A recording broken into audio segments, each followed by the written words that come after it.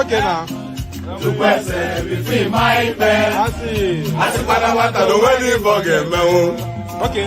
I want you to look at you. I'm not getting I'm not saying I want to go. I got no one to lumba. Oh, where would he get? I got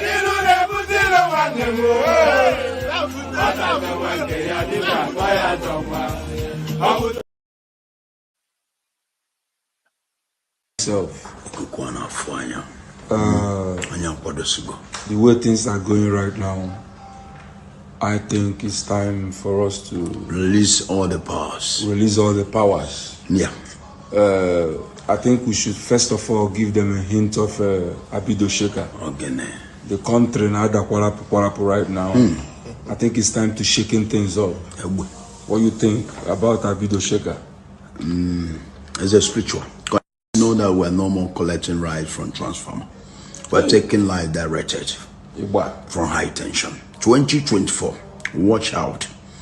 And I will let you know and declare you what we're going to use to end all this mess. I'm a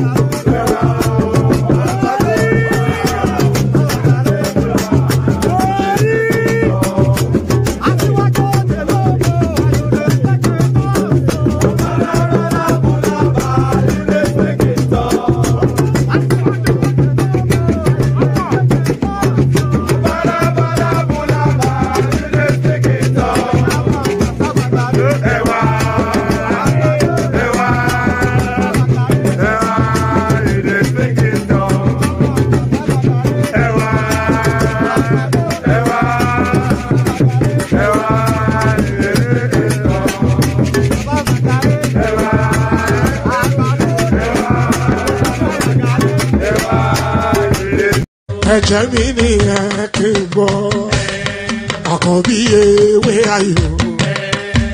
Where to meje? Ituloni or to eshe? If I don't come find mora, I didn't go atare. Gogo meji oka baba, gogo meta oka wase. Ori lo tumo edu, gogo ono ni tumo ese. Akọni ìmọ̀ tú ìmọ̀ jọ ìmọ̀ èmi ni wọn kì í dalẹ̀ bọ́bá lọ mẹ́lẹ́mọ́ wá fi jóye ẹlẹ́mọ́ akọni wọ́n bá lọ gbé fèrè wá fi jóye ẹlòkó bọ́wọ́ wọn bá tẹ̀lé wá fi jóye aláre àwọn mẹ́tẹ̀ẹ̀ta parapọ̀. Wọ́n wá jọ ń pẹ́ mọ́ ẹ̀mọ́ olóko jẹ wọ́n pa Akíntọ́lá ọmọ Ògún wọ́n pàdé Ìyọ̀dà ọmọ Àtàlàbọ̀bà Àkànbí wọ́n pàdé Ṣàgbàdàdẹ ọmọ ọba Ìjẹ̀bú Mèrè Aṣíwájú Odògbólùkẹrẹ Ajagun lólòdì ọ̀run. Tó bá ṣe pé tìyẹ tó bá ṣe pé tìyẹ lọ bá ń darí jọ wí àgbèrò mi kún gbọ́wọ́ ọ̀gọ́ ti ṣìgìdì máa gbé àgẹ́tì ló máa ń gbé yan ti ìlàyàn ewúrẹ́ ọlọ́run dákun má padà lẹ́yìn ẹ kó má gbàgbé ọ̀rọ̀ tẹ́ aṣíwájú ọlọ́run dákun má padà lẹ́yìn ẹ kó má gbàgbé ọ̀rọ̀ tẹ́ Àkànbí ọlọ́run dákun má padà lẹ́yìn ẹ. Ayandaba, ayandaba, ayandaba, ayandaba. Ayandaba, ayandaba, ayandaba, ayandaba. Ayandaba, ayandaba, ayandaba, ayandaba.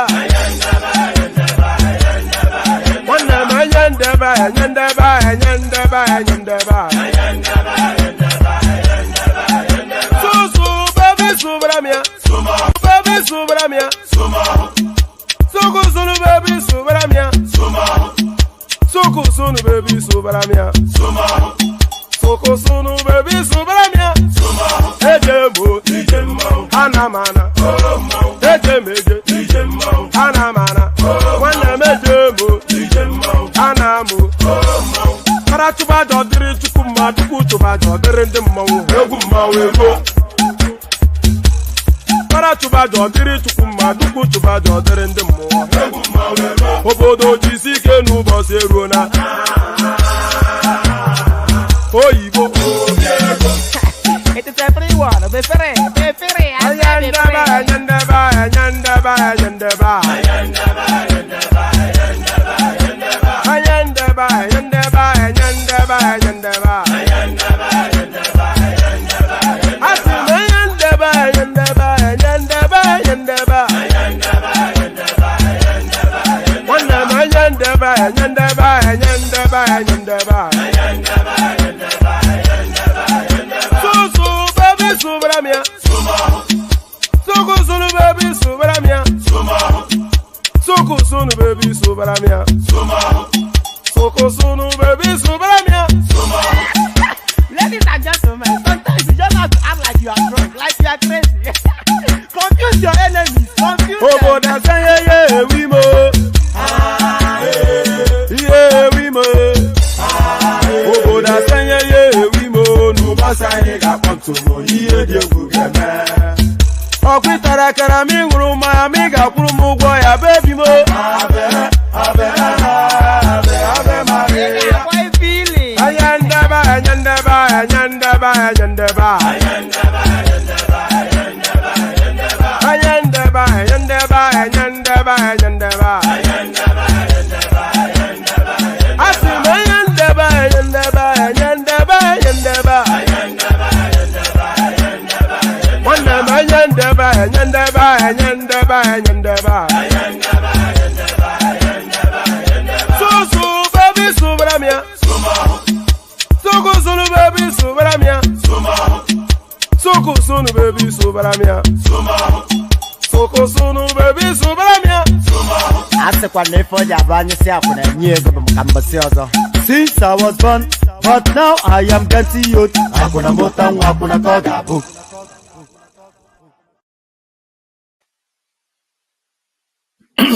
And there it is right there. So there it is right there. Let me remove that.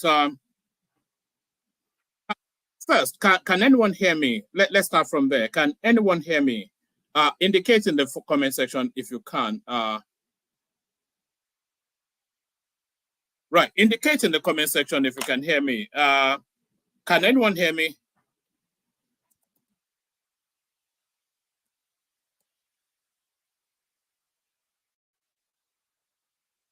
All right, brilliant. So that's a kickoff then.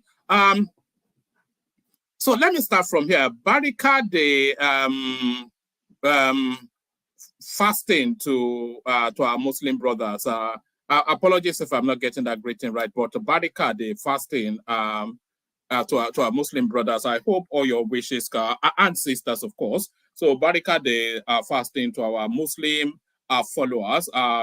I hope all that you wish and pray for come to pass in the course of this holy season. So greetings to our Muslim followership. Keep it up. So I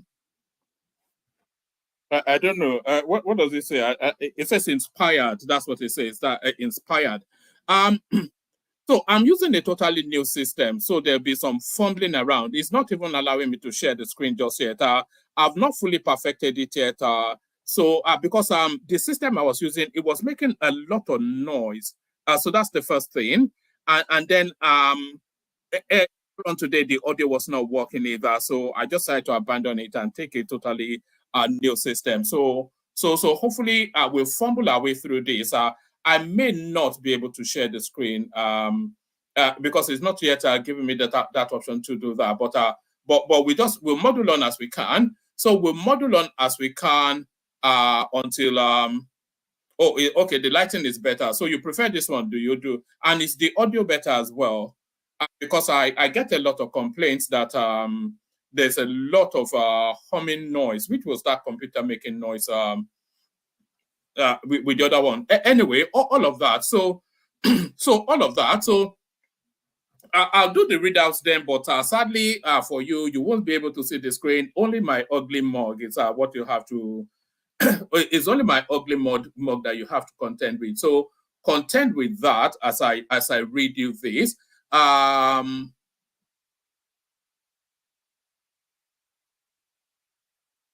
hold on. This might well not work out the way I'd intended. I may have to revert to the old system. Let me try something.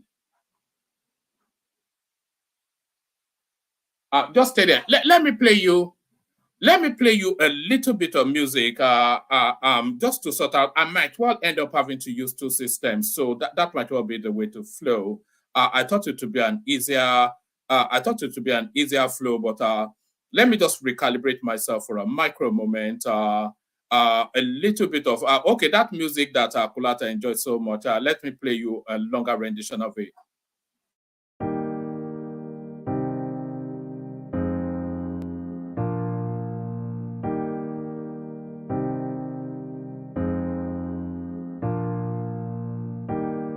Ọbụnụ gịnị ka m na-achọzụnụ ịmana Chukwu akọzi iwomo o nyere m iwu nyelu ya ume.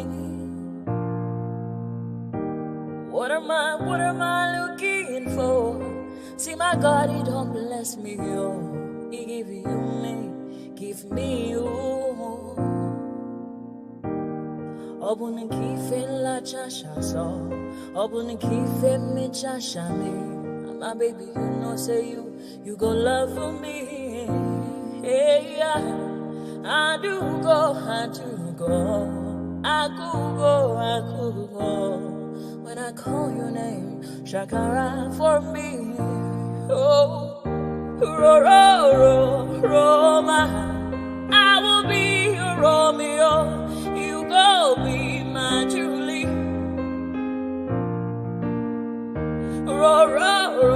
Roma, I will be your Romeo.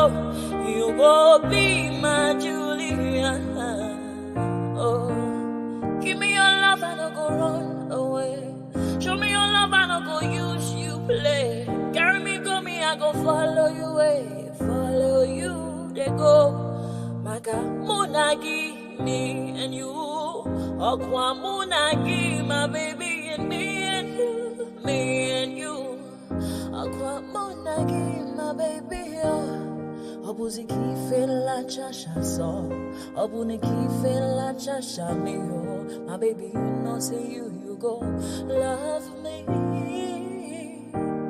I do go. I could go. When I call your name, Shakara for me. Oh, Roma, I will be your Romeo. You go be my Julie. Yeah, Roma, I will be your Romeo. You will be my Julia. Oh, Roma, I will be your Romeo. You will be my Juliet.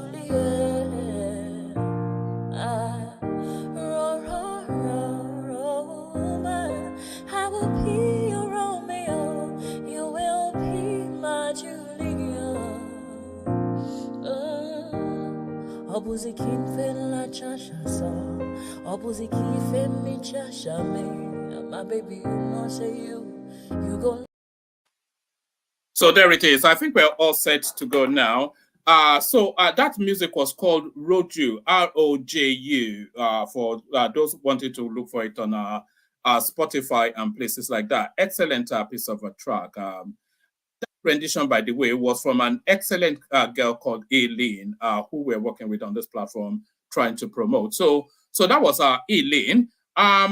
So now, yes, let's go with... Yes, so we go with that. Hold on a second.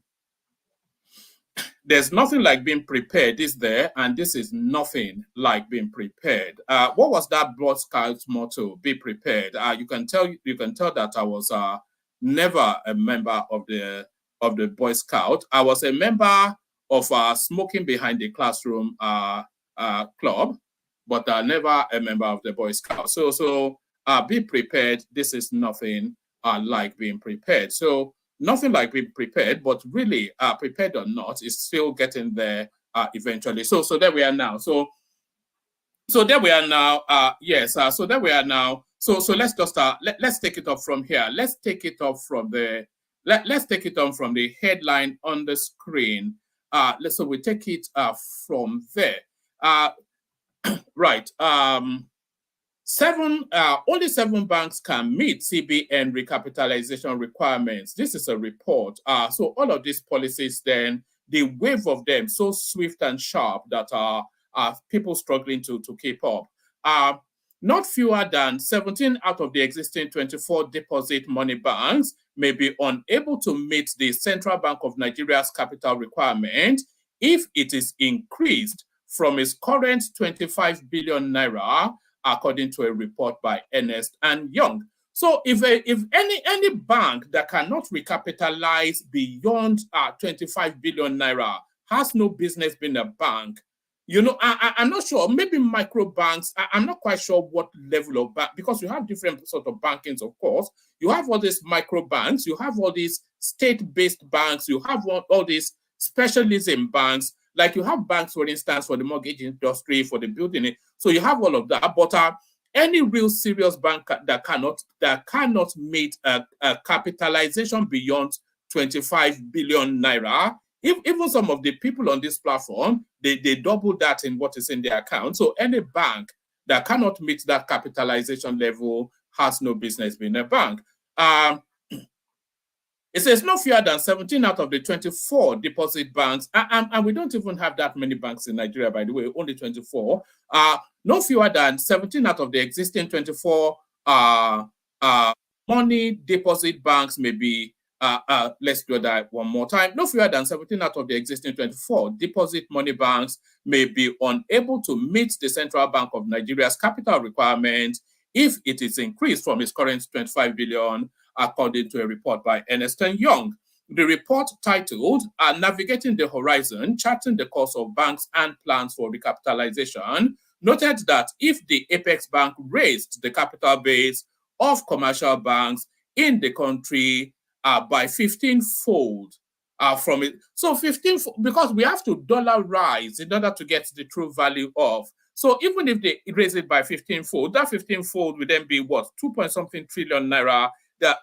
So those of you good at mathematics can correct me on that. Even if they raised it by 15-fold, there's still no reason that any bank that purports or vaunts themselves to be as being a bank will struggle to meet that capitalization level. The new report, titled Navigating the Horizon, Charting the Course of Banks amidst plan for recapitalization, noted that if the Apex Bank raised the capital base of commercial banks in the country by 15-fold from the current 25 billion, only 7 banks may survive. So if that is going to be our base level, then let that be our base level. If we start off with those, I would rather we have 7 solid juggernaut international standard banks than a lot of these 419 micro spaces.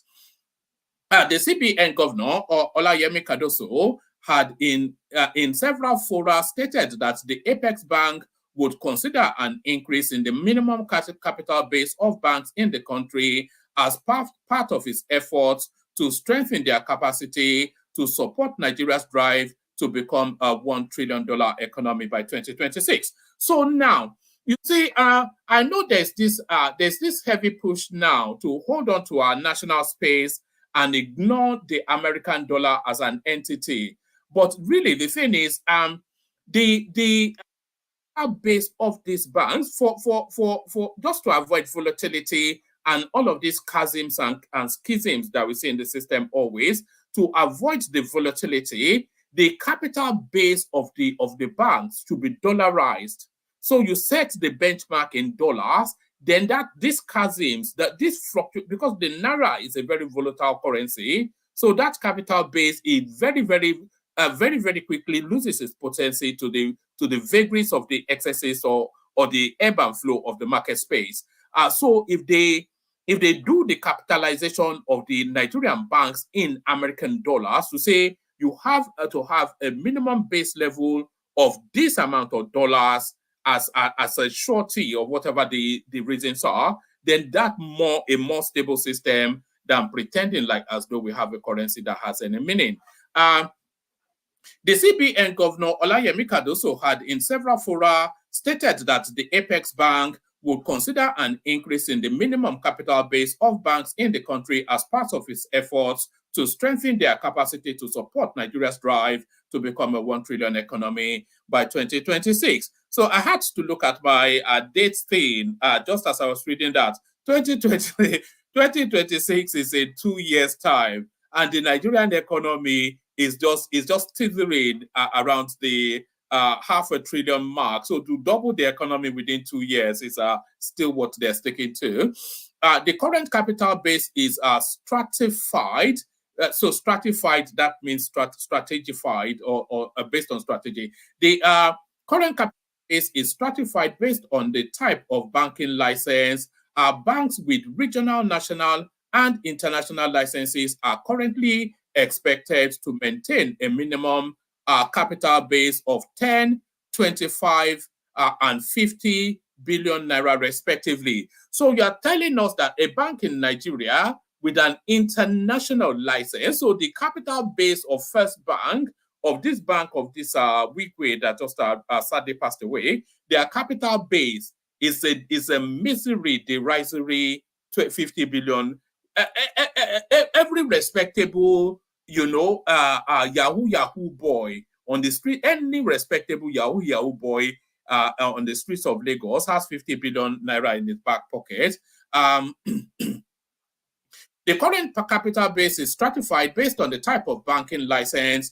Banks with regional, national, and international licenses are currently expected to maintain a minimum capital base of 10, 25, and 50 billion naira respectively. The proposed increase in the capital base is coming nearly 2 decades after the CBN 2004 banking reform, which led to an increase of the then prevailing capital base from 2 billion naira to 25 billion naira. So that was even during the Sanusi era that, so a lot of inflation, a lot of movement in the economy since, and they should be reviewing this thing annually. Yeah, of course, they should be reviewing it annually, or at least at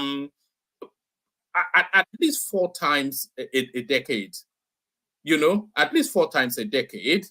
With so much chasm and schisms within the economy.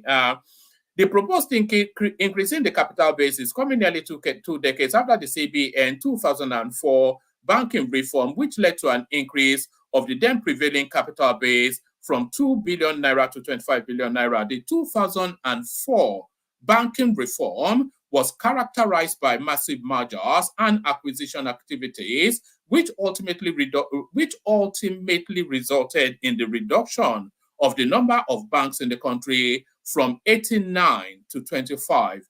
Our correspondents in an exclusive report last year indicated that chief executive officers and top executives of deposit money banks had begun moves to raise fresh capital to bolster their respective institutions' capital base through preliminary merger and acquisition talks. So a lot of our banks will solo up each other. That's just what it's going to still prune down from still that how many did they say it was? It's still going to reduce in numbers, and rightly so.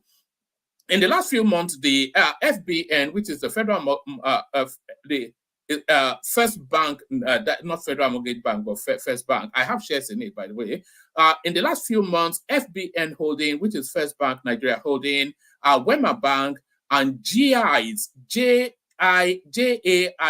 So that sounds like a foreign entity right there, Japanese, Chinese, or South African, had proposed rights issues, whilst Fidelity Bank announced plans to raise additional capital via the issuance of 13 billion ordinary shares via public offer and rights issues. Ernst & Young, a global financial services company, said in the report that some banks may depend on different recapitalization options, which include mergers and acquisition, initial public offerings, placements, and or rights issues, and on distributed profits, despite financial soundness indicators show that, so on and on it goes. So essentially what's being told us there is that the Nigerian banking system set to undergo another raft of reforms. So the Nigerian banking system set to undergo another raft of reforms. So let's go on very quickly from there to this one. Let's go on very quickly from there to this one. All right. So yes. So this is now ongoing. So I fear for the people of this community more so with this now directive from the president.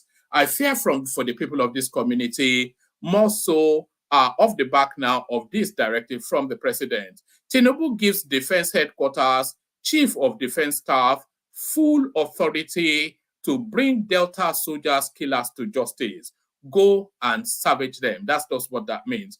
So go and savage them is what that means.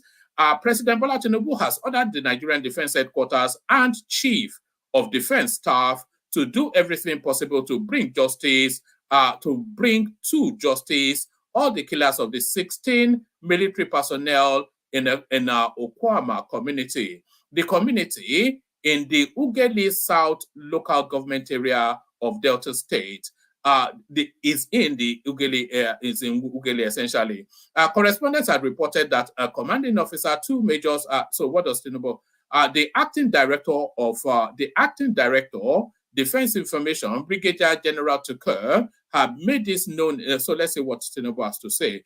Reacting to the incident on Sunday, President Tinubu, in a statement he signed, said the incident demonstrates the dangers faced by the Nigerian servicemen and women in the line of duty. The president said that any attack on security personnel is a direct attack on the nation and the leadership of the country, and the leadership of the country will not accept such wicked acts. The statement reads, on Saturday morning, the Nigerian people and I woke up to the dreadful news of the unprovoked killing of our brave military personnel during a rescue mission in Okwama Community, Ughelli South local government area of Delta State. The incident occurred on Thursday, March the 14th, 2024, when our troops, responding to a crisis between Okwama and Okoloba communities in Delta State, were ambushed. A commanding officer, two majors, one captain, and 12 soldiers sadly lost their lives. One civilian was also killed. As the commander-in-chief, I join all well-meaning Nigerians and the men and women of our armed forces to mourn and express our profound grief over the needless death of our gallant soldiers. I extend my I need some water.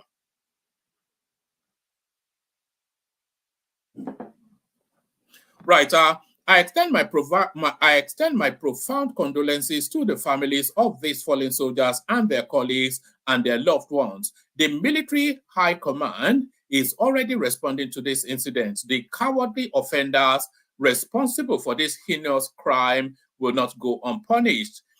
This incident, once again, demonstrates the danger faced by our servicemen and women in the line of duty. I salute their heroism courage and uncommon grit and patriotism. As a nation, we must constantly remember and honor all those who have paid the ultimate price to keep our country safe, strong, and united. The officers and men who died in the Ukwama community have joined the pantheon of great men and women who gave their all with honor in the service of our fatherland. Okay, yes, let me just carry on. Members of our armed forces are at the heart and the core of our nationhood. Any attack on them is a direct attack on our nation, and we will not accept this act of wickedness. The Defense Headquarters and Chief of Defense Staff have been granted full authority to bring justice to anybody found to have been responsible for this unconscionable crime against the Nigerian people. My government will not relent until we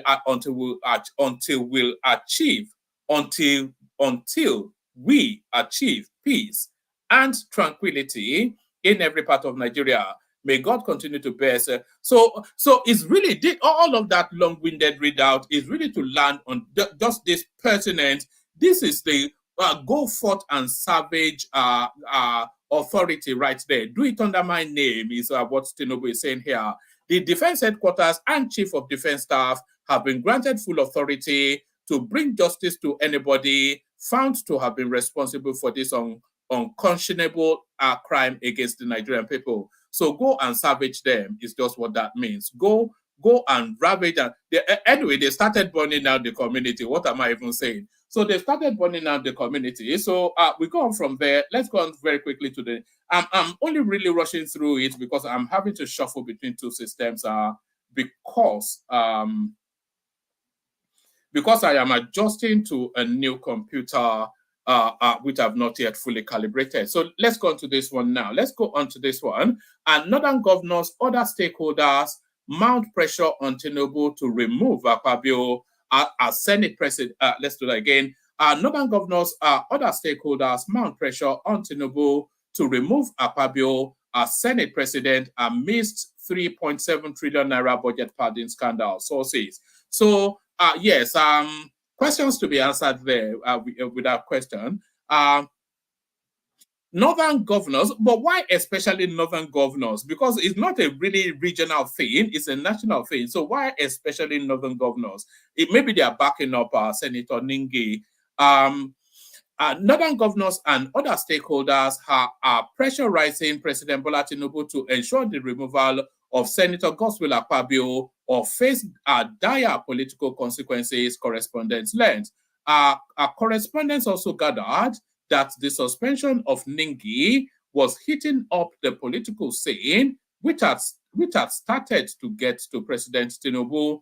Top sources in the National Assembly told correspondents that the heat generated by the budget padding controversy has gone beyond what was anticipated by Senate President Akpabio. The suspension of Senator Ningi is heating up the Nigerian political scene beyond what Akpabio anticipated. The heat is getting to President Tinubu. President Tinubu is unhappy about what Akpabio and his group did in the National Assembly. Northern governors are pressuring Tinubu to remove Akpabio or face a civil war. Senator Ningi, representing Bauchi's Central Senatorial District on the platform of the PDP, recently alleged that the 2024 budget had been padded up to the tune of 3.7 trillion naira. I think that's sufficient enough of that to be going with. I think we get the thrust of that. So let me just bring you the next one. And by the way, plenty of room in the studio. Anybody that wants to pop on. Let me send the link. I think we've only got 2 people there so far. So anybody that wants to pop on. Let me bring you this one now. I'll only bring you maybe a couple as just headlines. I'll bring you this as a headline. Edo 2024 APC to unveil Idahosa as Okpobolo's running mate on Monday. So Idahosa was actually one of the contenders for that position. So he's now surrendered. is not considered to a running mate position. So there it is. It looks as though his running mate may well have been picked for him. So what are we making of that? You tell me. Let me take you to this one. I'll probably read this one now. So let me take you to this one. Yes, let me take you to this one. That's the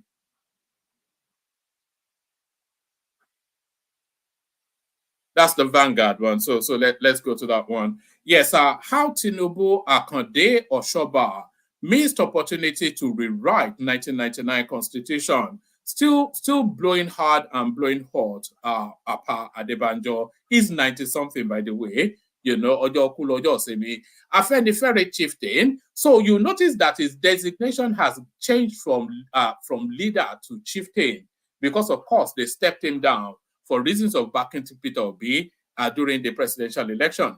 Afenifere chieftain Pa Ayo Adebanjo said President Bola Tinubu and his Southwest counterpart governors missed the opportunity to rewrite the nation's constitution when Nigeria returned to democracy in 1999. Adebanjo stated this in an interview on Channels Television on Friday. According to him, the former governors failed Nigerians because they were too frightened to insist on a people's constitution when they had the opportunity. Recall that Tinubu served as Lagos State Governor from 1999 to 2007. Adebanjo noted that Tinubu was amongst the six governors of the Southwest who chickened out from demanding a sovereign national council from the then military head of state, Abdul Salami Abubakar. After the then military head of state, Abdul Salami Abubakar, decided to return the country to democracy after the death of ex-military dictator Sani Abacha. Adebanjo, however, said Tinubu now has the opportunity to rewrite the 1999 constitution now that he's in office as the president of Nigeria. So I'm not quite sure if he has that unilateral authority to rewrite the constitution. He has a heavy influence as the president to push it, but I don't think he has a fiat to insist on it. The elder statesman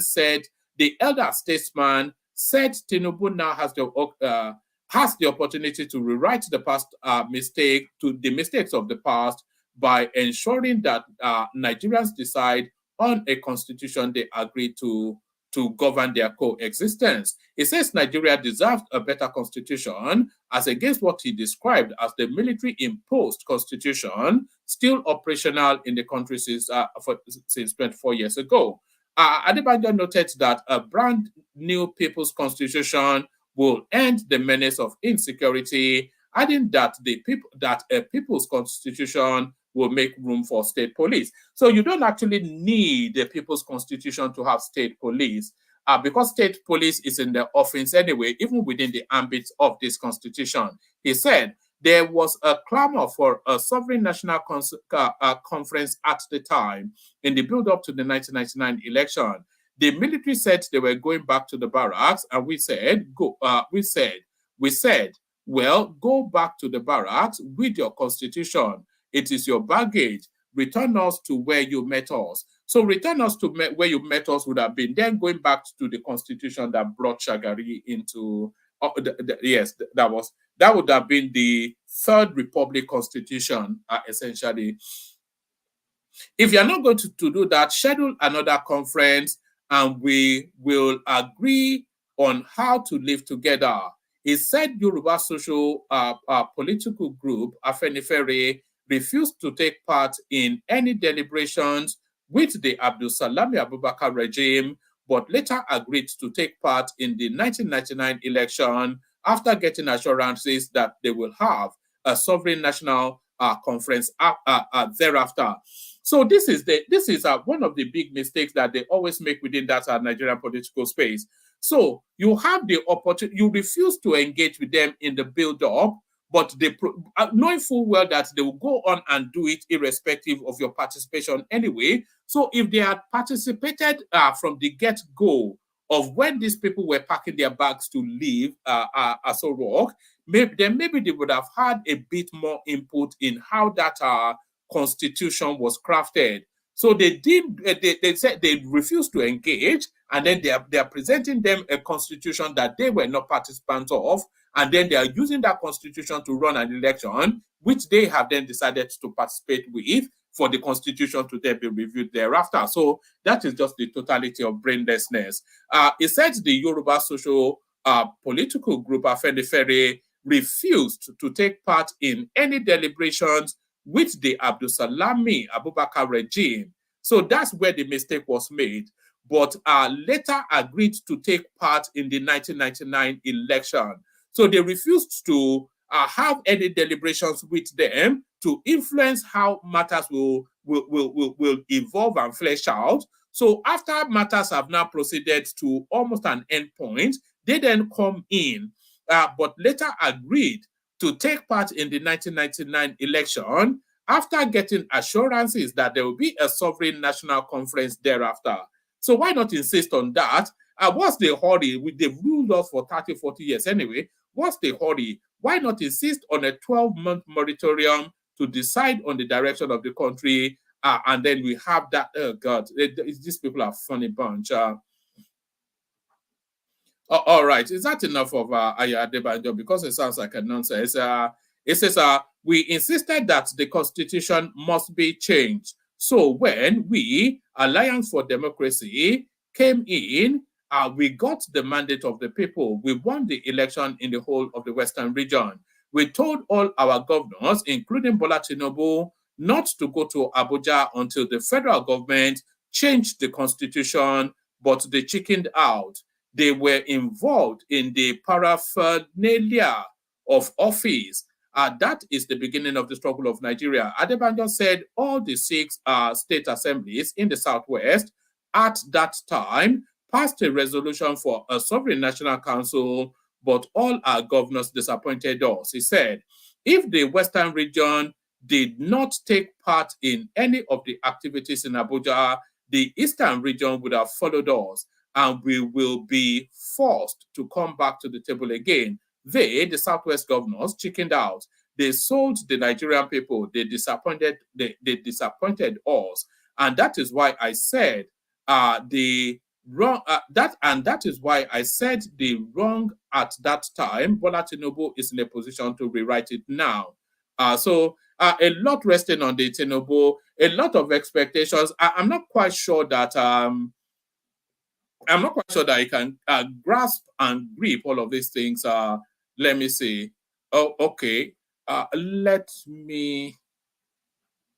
All right. Let me play you this. I'll play you this clip now. This is a clip of so I'm shuffling between 2 computers, by the way. That's why you're seeing me lean over. So let me play you this. This clip that I'm about to play you. It has to be seen to be believed. It has to be seen to be believed. So watch this. These are coaches of the Nigerian Railway Corporation, loaded and about to be evacuated to only God knows where before they were intercepted and parked here at the railway terminus in Maiduguri. There are a lot of questions begging for answer in respect to this attempted evacuation of these coaches. Such information are not readily available at press time, but we are going ahead to find out from the authorities concerned. Here at the Bondo State Police Command, the commissioner in charge has confirmed to NTA News that 6 persons are currently under police custody in connection with that theft attempt, which followed a tip-off by Good Samaritans from around the area where the incident happened. He further confirmed to us that the arrest rhymes with the executive order signed by the Borno State governor prohibiting all metal scavenging in Borno State. There was a distress call received from railway quarters. Loader trailers were sighted at railway terminus in Maiduguri, evacuating and loading properties belonging to Nigerian Railway Corporation. The properties include 3 coaches. On the receipt of that information, the divisional police officer, ITE, mobilized his men to behind railway quarters. And there and then, one Aliu Menasara was arrested. The said Aliu Menasara claimed that he is the director Northeast District, headquartered in Bauchi, that he has been assigned by the MD of Nigerian Railway Corporation to come and evacuate the coaches to Plateau State, where, according to him, from his claim, that the Railway Corporation wanted to hand it over to Plateau State government to initiate intra-railway transport within Jos Metropolis. But the suspect has no identity to certify his claim that is actually the district manager of Northeast District, Bauchi. The police commissioner further confirmed that the principal suspect is currently at large and applauded the proactive response of the residents and pleaded for more vigilance to ease and enhance security in the state. In Maiduguri, Maijama Adamu, NTN News. These are coaches of the Nigerian Railway Corporation, loaded and about to be evacuated to only God knows where before they were intercepted and parked here. So you heard it there first. It's one of those things. It has to be seen to be believed. Yes, you did hear it. They actually loaded trains on lorries to steal them. They wanted to steal trains, and then they loaded it on. Only in Nigeria. Have you ever heard of such a thing? They wanted to. They loaded trains on tippers to steal them. So only in Nigeria, nowhere else. The audacity and it's just we're a peculiar bunch. They loaded trains on lorries to steal them. So there it is. Now I'm going to play you two more clips, and then we'll get into the ebb and flow of it. These now next two clips, they are targeted. I'm playing it only for the viewing of one person alone. And by the way, I'm not seeing the comment section light up in multicolors of super chart. So that $sign at the bottom of the comment section, I'll use it to light up the comment section in multicolor super chart. But these next two clips, so the $sign at the bottom of the screen, yes. But these next two clips is for the viewing, maybe not pleasure, maybe the viewing displeasure of one person and one person only. So the rest of you are not allowed to watch it or listen to it. These next two clips is the feedback to Ekene. So Ekene, I hope you are watching or listening wherever you are. You come here and say all manners of invectives, but are people that are actually in situation in that space. They have a different report. So now you cast your mind back to all of the things that we're talking about Charles Soludo. So cast your mind back to all of the things that Ekene has said about Charles Soludo. Then listen to now these next two clips, and then go to the recesses of your mind and consider then which one you find more believable. What Ekene told us, or all this rundown that the guys, all of the things he said, or what these two characters that you're about to hear from, what they have to say. So listen to this, contrast it against what Ekene has been telling us over the while, and then see which one you find more believable. So we kick it off with this one. Well, we are here at the invitation of the government. There is a midterm podcast. And for those of us who play football, soccer, it's always a halftime. So, and much more importantly, we have seen some of these projects. We have also heard about them. And they are all on ground. One more thing.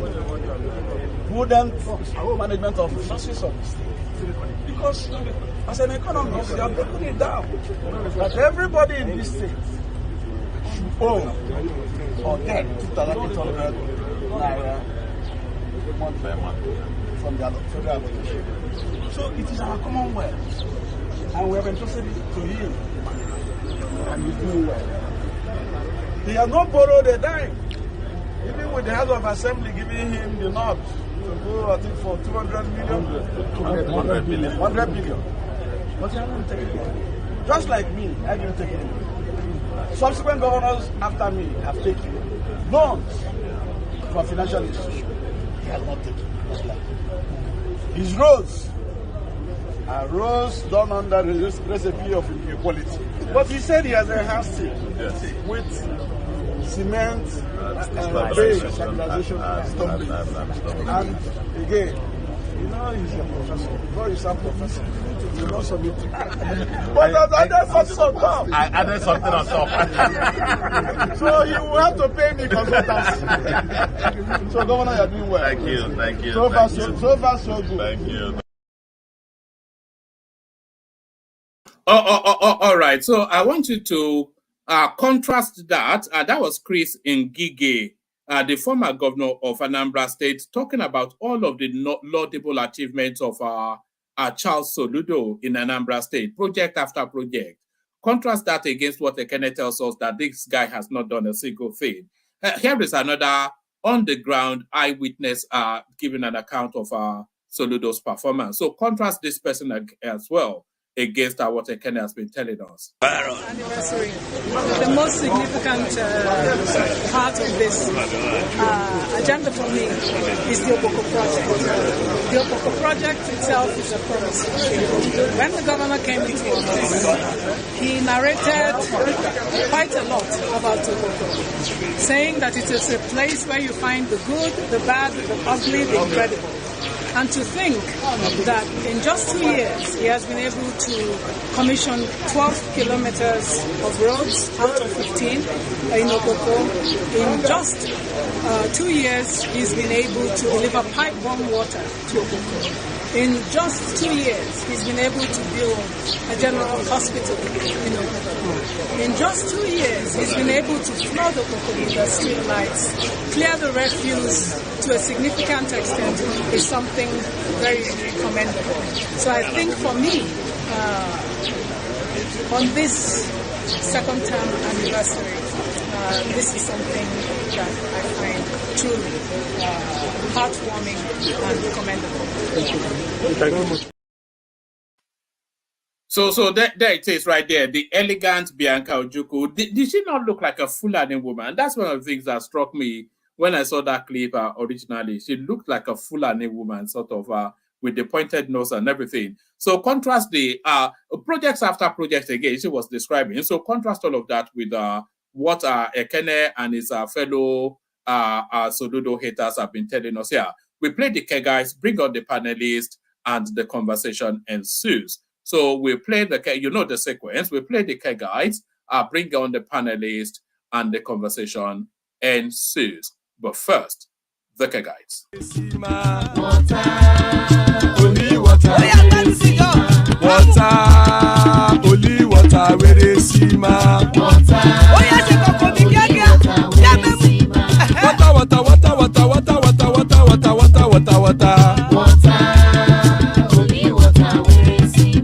Hapa o naido. Hapa o naido. Hapa you don't come o.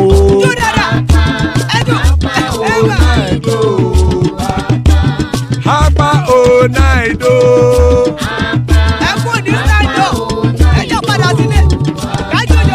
Oro keke elemu ye o. Ibe shodi ya kekere elemu re o. Bobby master kekere elemu re o. Chifu Waila ti kekere elemu re o. Eruku lele elemu de. Eruku lele egbe elemu dodo jare o. Eruku lele gana ti de egbe body o. Ọmọ ẹlẹ́yẹ ẹ̀yẹ o ó dilé o. Odúyẹ̀lá ẹ̀yẹ o ó dilé o. Petrosonama ẹ̀yẹ o ó dilé o. Petrosodúnkẹ́ ẹ̀yẹ rẹ̀ ó dilé o. Ẹlẹ́kọ̀ ọ̀run mú ìní o.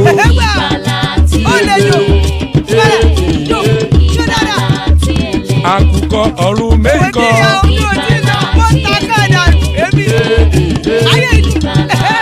Ikú kò ní ríwà gbéṣe o.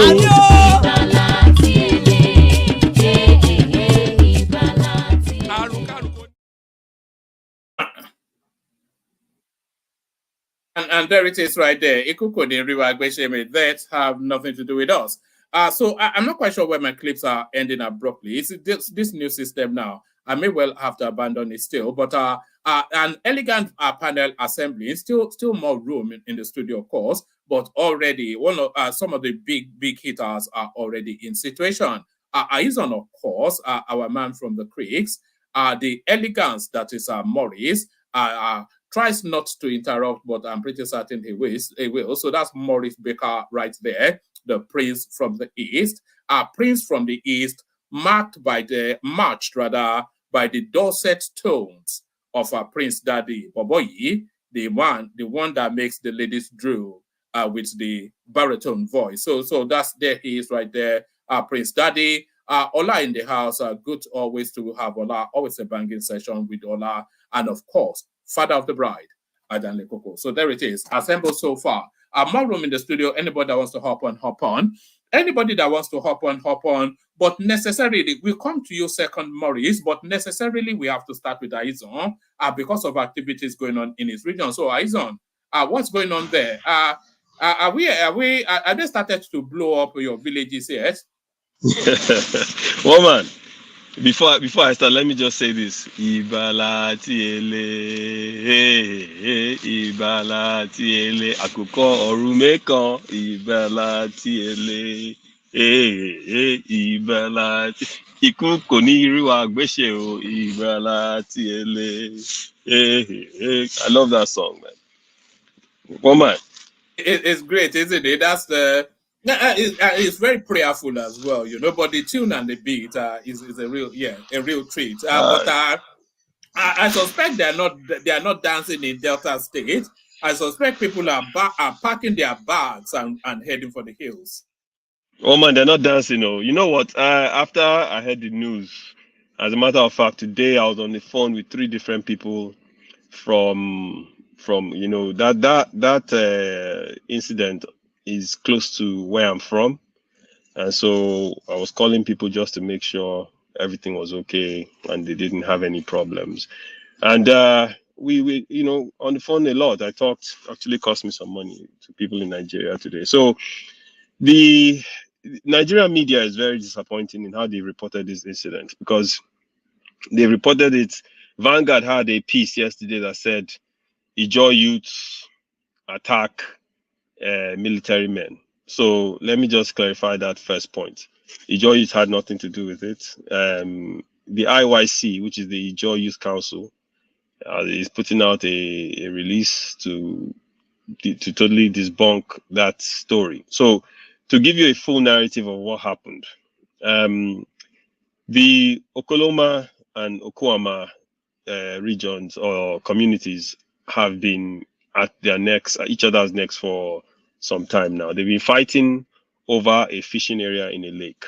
Most of these communities in that part of Southern Delta, they are all located off the Forcados River. For those people that don't know, the Forcados River is a river that joins the River Niger and empties out into the Atlantic Ocean in Burutu local government. So these 2 communities have been fighting over this region. The Okoloma community is in Bomadi local government, which is a 100% Ijaw community. The Okwama community, on the other hand, is in Ugeli South. Ugeli South is a predominant Urobo community. So these guys have been going back and forth. The people in the Okwama community kidnapped a son of one of the high chiefs of the Okoloma community. So the Bomadi local government area in Delta States, where this boy was kidnapped, is the location of JTF, the Joint Task Force of the Nigerian military. So these military officers and people are located in Bomadi local government, in this Ijaw community. And for years, they have built a very good relationship with the people of that community. They know each other personally. They've gotten along well. There have been no problems. And so when they kidnapped this boy, the people in this in Okoloma community went to the JTF and asked for their help and said, look, help us get this boy back. They have kidnapped this young boy. So the military officers agreed to help them because of the relationship they have. And so they went to Okuoma to go and engage the people there to say, hey, release the boy. There's no need for all of this. They asked those people in Okuoma refused to release the boy that they had kidnapped. So the military officer said, okay, fine. You're not going to release the boy. We'll go back to Okoloma. On their way back, these people from Okuoma ambushed them and buried all the soldiers. All of them. And not only did they do that, the boy they kidnapped, they found the boy's body in one of the rivers. They also buried the boy in the most gruesome and despicable way you can ever imagine. I don't even want to talk about it because of YouTube. But they did this to those two people. So to the boy and to the military officers. Sorry, Aizon. What emboldened them to buy military? I mean, even a child born today in Nigeria, they know the rules. Don't mess with these people because we know what emboldened them to do that. What led them to do that, knowing the repercussions that is likely to come? That is a very good question. I have no idea. The incident with OD that happened back in the day. OD is an Ijaw community. It's actually in Bayelsa, but it's bordering it's on the border between Bayelsa and Delta. OD is right next to where I'm from. So that led to a whole bunch of incidents, as we all are aware. And so since then, after the conflict, after the amnesty program, after all the different things, the people there, the military there, have actually formed a very good relationship with the Jaw communities there. As you are well aware, Tompolo and those guys from Burutu are working with them regarding oil bunkering and all the other things. So those people actually know that this is not the kind of incident. And those Jaw communities there, they understand that, look, at the end of the day, we are working with these people. We have no reason to get into conflict with them unless they assault and attack any of our communities like what had happened back in OD. So it's been relatively peaceful. This one communal clash has been between those two particular communities. And so at the end of it, they actually asked the military to intervene. If you look at most of the newspapers, what they've been reporting is that, the military was deployed to go in there and quell well, no, that's not what happened. They asked the military to intervene to help them because they had now kidnapped one of their sons. So that's what is going on in that Oklahoma. I'm not exactly sure why they would go ahead and do something like this. And the sad part about it is we saw images of communities being burned as early as yesterday. Yeah. Can you report that is true? Is that true? It is true. It is true. They raised the Oklahoma. Is the attribution to the military? Well, the claim is that the military raised the Oklahoma community. And it doesn't surprise me that what you posted yesterday with Ibori sharing that image, it doesn't surprise me because Ibori is obviously an Urobo man. So him showing that is to say, hey, look, they're already burning the communities. Now, look, even with what they did, and they killed a young boy from an Ijaw community, even with that, the attack on that community is not the way to go about it, because obviously you have young people all across the board, old people that had nothing to do with whomever these men are. They have nothing to do with it. Now they've raised the community. People in the community have fled to the main Ugeli town. They've left the place. And the people that you need their help to help apprehend these people have left. So by raising the community, they've just made their jobs a lot harder to find them. But I don't think these boys are going to be able to escape this, because not only have they pissed off the military by taking the life of that young boy, they've also enraged the Ijaw communities in that area. And the Ijaw communities in that area, everywhere from Warri South to parts of Ugeli North, to parts of Patani local government, Bomadi local government, Burutu local government, that whole area, including the main Warri town, are filled with a lot of Ijaws. Millions of Ijaws live there. So with this dastardly act, they've managed to piss off two key elements in that area. So I don't foresee them staying too long in So they those boys will be long gone. They'll oh probably yeah. they'll be in Abuja, Lagos, Ghana, Benin, wherever they are long. Forget them. They're probably outside of the country already One because of man, the hustle there. they can't go through the Atlantic to go anywhere, because to do that you have to go through Ijaw communities. So if you want to go to the Atlantic, Are you breaking up or is it me? the Ijaw communities in River State, that's no Delta, because all those areas that meet the Atlantic Ocean are all Ijaw communities. So they will fish them out if they even try. Their best option is to go north. You know, go through Agbo and those areas, or maybe go east or try to escape that route. But even at that, they will find them. Because at the end of the day, what has happened in the past in these areas is sometimes they have threatened the traditional leaders in those areas. And the traditional leaders know the families. So it's only a matter of time before they find them. It was a stupid act to go ahead and try to take, take the lives of these military officers who are stationed in a place that's this area. So Ugeli South to Bomadi to Patani and all these areas is not even up to 30-minute drive with Nigerian bad roads. So to do this kind of thing, you've isolated yourself, and it's just a matter of time. The only thing I don't support is them raising the community, because you need the community to help you find these people. You know, and at the end of the day, when you raise the community, everyone in the community has now fled. So they've left, the place is deserted, they've left the community. So now they've made their jobs harder in trying to locate these boys. But I think they'll find them. You want to run to Abuja, it's just a matter of time. They will find them. You don't do this kind of act and just walk away free. So that's what's going on. It's a very, very sad situation, because you know, we in Delta State had thought that we were past this, where we will have intercommunal clashes and those sort of things. And then now It doesn't look as though it's stopping anytime soon, because the expectation will be there will be some form of reprisal down the line, and then the cycle continues. So here's the even crazy thing: the what they were fighting for with the Okoloma, which is the Ijaw community, is they would have lost that already, because now by taking this act, they've isolated themselves. That fishing area that they were fighting over is done. Okoloma will just take over that area. On top of that, you've now made your area militarized.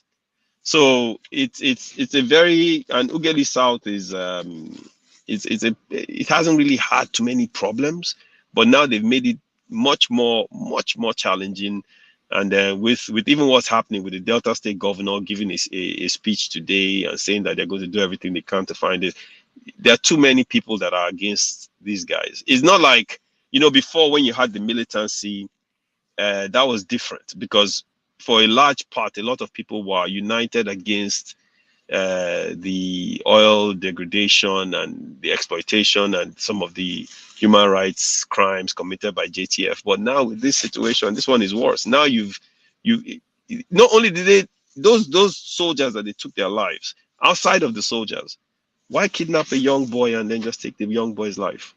Which is the reason why the soldiers were there in the first place, to say release the young boy. You have no reason to kidnap someone.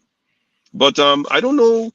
It's very, very bizarre, the level of brutality that that these people exhibited was very, which is part of the reason why I called, because I called to ask that this is not something that, you know, at least the people I know in that region would do. You know, it's not their way. And they said, no, this has nothing to do with us. You know, the Ijaw Council, which is essentially for all Ijaw youth, all the way from Ondo, all the way down to Akwa Ibom, they all are under that umbrella, them and the Ijaw National Congress.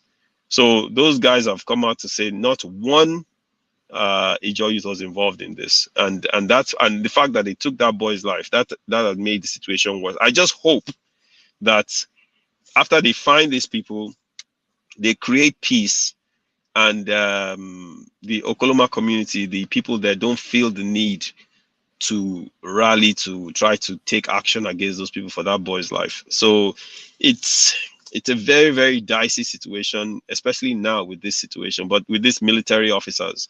And they're not getting away, one man. So I don't think there's any way these guys will get away. They'll find them. Well, They'll definitely find them. what are you making of this? Because this paragraph for both dark tidings for that region. It says the defense headquarters and chief of defense staff has been granted full authority to bring justice to anybody found to have been responsible for this unconscionable crime against the Nigerian people. So, what do you think Tinubu is signaling there? That sounds to me. Go and savage them. Yeah, that is giving them the green light to bring them in by any means necessary. But the way, at least the way I believe it's going to work, is because it's centered around Okuama. So what's going to happen is that whole Ugeli area, they're going to go in full force and identify anyone that's associated with those boys, anyone that has relations with them, their families, the traditional leaders there. They're going to squeeze everyone to find them. And they were going to hold those people responsible if those boys do not return. And that's why I believe they will definitely find them. Because at the end of the day, you can run to Abuja, you can run to any state you want. But when you know that your whole town and people in your town are being held hostage until you show up, they're going to come back. They're going to find them. There's no way they can run at this point. They can't go towards the Atlantic, like I mentioned, because typically that would be the easier way to run away. You know, in the past, there have been situations where, at least from what I've heard, that JTF was looking for certain people, and through the Atlantic, they were able to run to Equatorial Guinea or Gabon, you know, or even Sao Tome.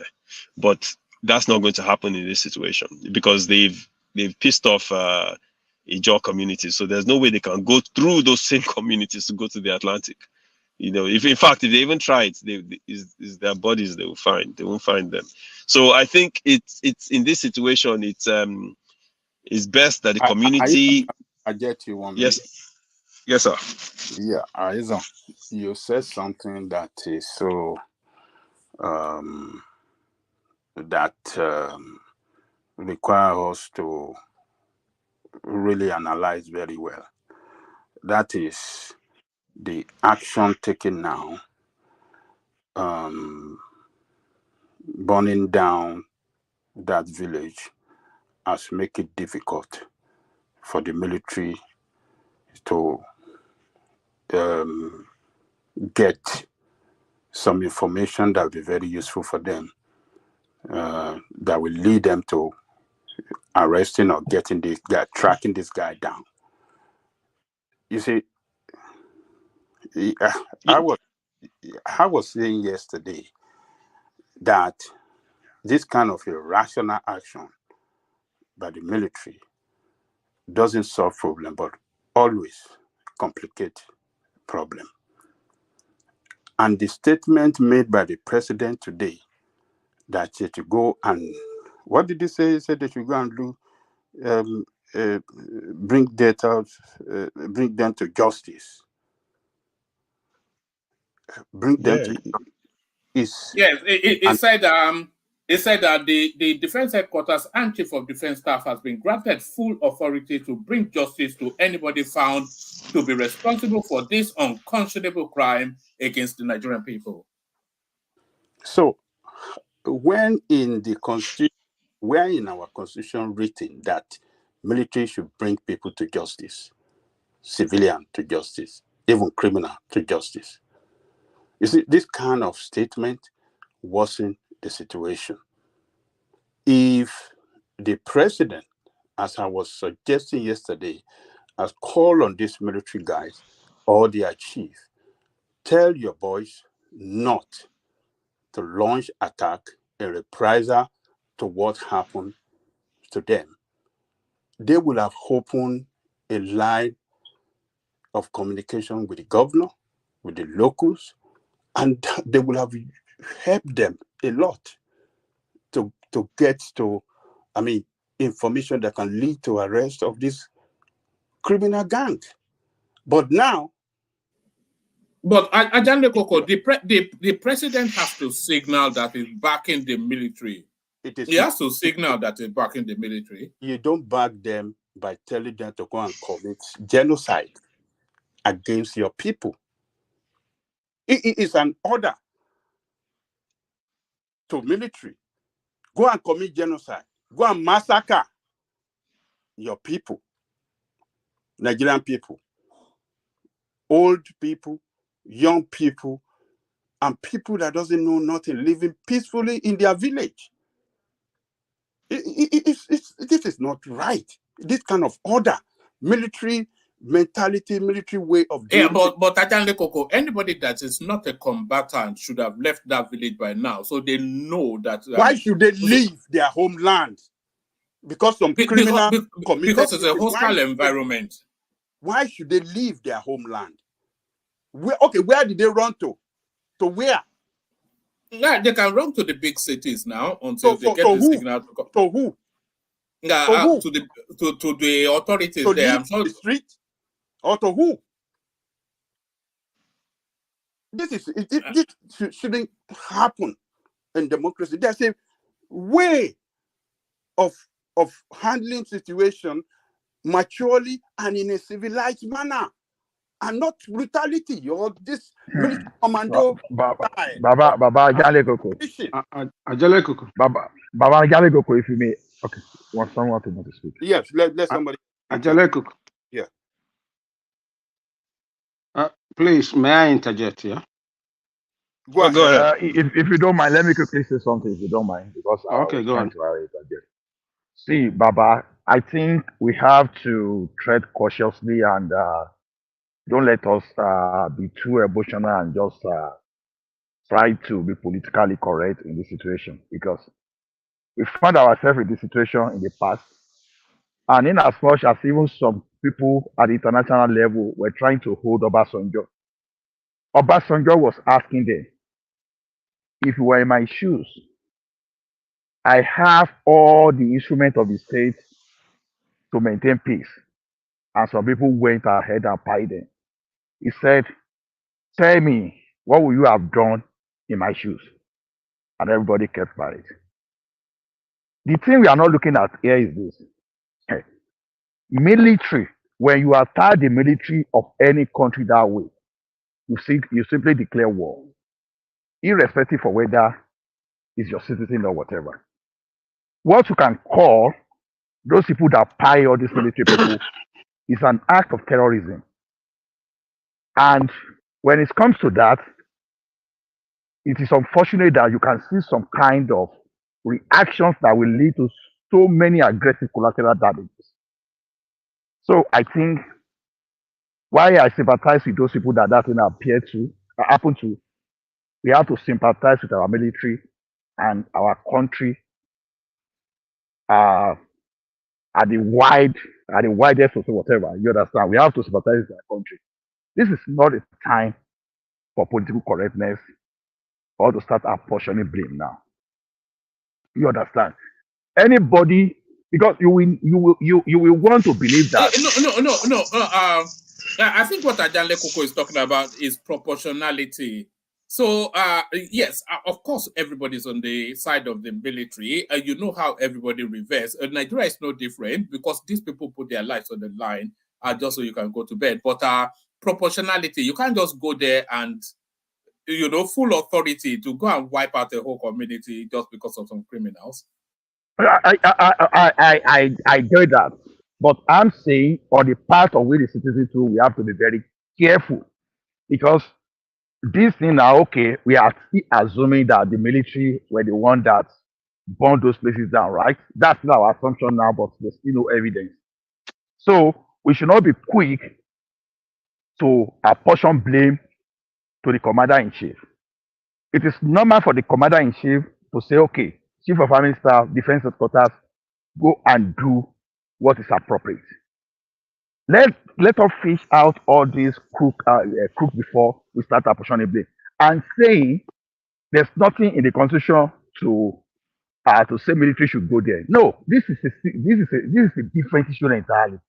You pay Nigerian military with Nigeria Regalian Army, you declare war against your country. You don't declare war But against your bros, I country. want to ask you a question. You that is talking now, please. I want to ask you a question. Okay. Do you remember when those military, their jets, they were bombed and killed? Also, a lot of them. Is it in Niger State or something, right? Yeah, Niger State, it happened, yes. Good. Would you please tell me what happened to that village or the people from that community? Was the community razed down by the military, or they just negotiated and? Yes. What happened to the community? What you just said. They were raised down. Yes. See, no, you are talking of the territory. See, bro, when you don't have the facts, don't let us politicize this thing, because this is what I'm trying to question again. I'm asking you a question. That region was already militarized already. We are talking of the situation whereby they were even doing air raid, everything. So what are we talking about here? Listen, this is not something to raise voice of. I simply ask you a question. I'm not raising. What happened to that bill? What happened? Do you have a fact? What happened to that community in Niger State? What you just said. But it was not raised. That's not true. Can I say something here? Let me jump in. They didn't go in. They didn't go in burning the whole community. They never did that. That's a fact. Yeah, it has happened. It has happened in several. This Go ahead. situation, this situation you have today now happened during Obasanjo, and I was opportune to work in that village after the village came back. The village was Ayakurumo. They were looking for John Togo during the Bonkri issue. They raised down the entire village. They rendered people. No, that's not what I'm saying. My question is the one in Niger State. And I said yes. It was not raised. And I said, no, it's not. Anybody that tell you the community was raised down, that's a lie. Wait, just hold on. I worked in that community and I got the first-hand story of what happened then. This has happened again. An average military man in Delta State is from the north. I have opportunity to walk into the barrack one time. They wanted me, I'm an architect, so they told me to come and do something there. And I found out the majority of the senior officers are from the north. Now, this has happened. It was so fast for you to go and attack that village. In the north, we have crisis. They are not fast enough to hold on to the Boko Haram people. Nigerian military is already politics. I can say it anyway. Nigerian military is all politics. Majority of the northern officers are in the south. They are not in the north. So if they buy our brothers over there, who is complaining and shouting that they must be found out, that they must catch Boko Haram?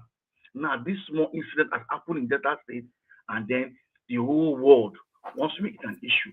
They are still having but hold on. They can't bring them out. Hold on. You're widening the conversation beyond the topic, the subject matter. No, it's not an. Hold on. Wait. Let me just make the point. You know this. I'm giving you this one. Just wait now. Wait. It's not a north-south thing.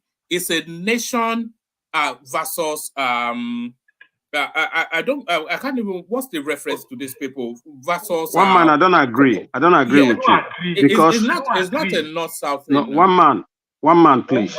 One man. This thing happened in Delta State. The majority, I just said just now, majority of the officers in South are northerners.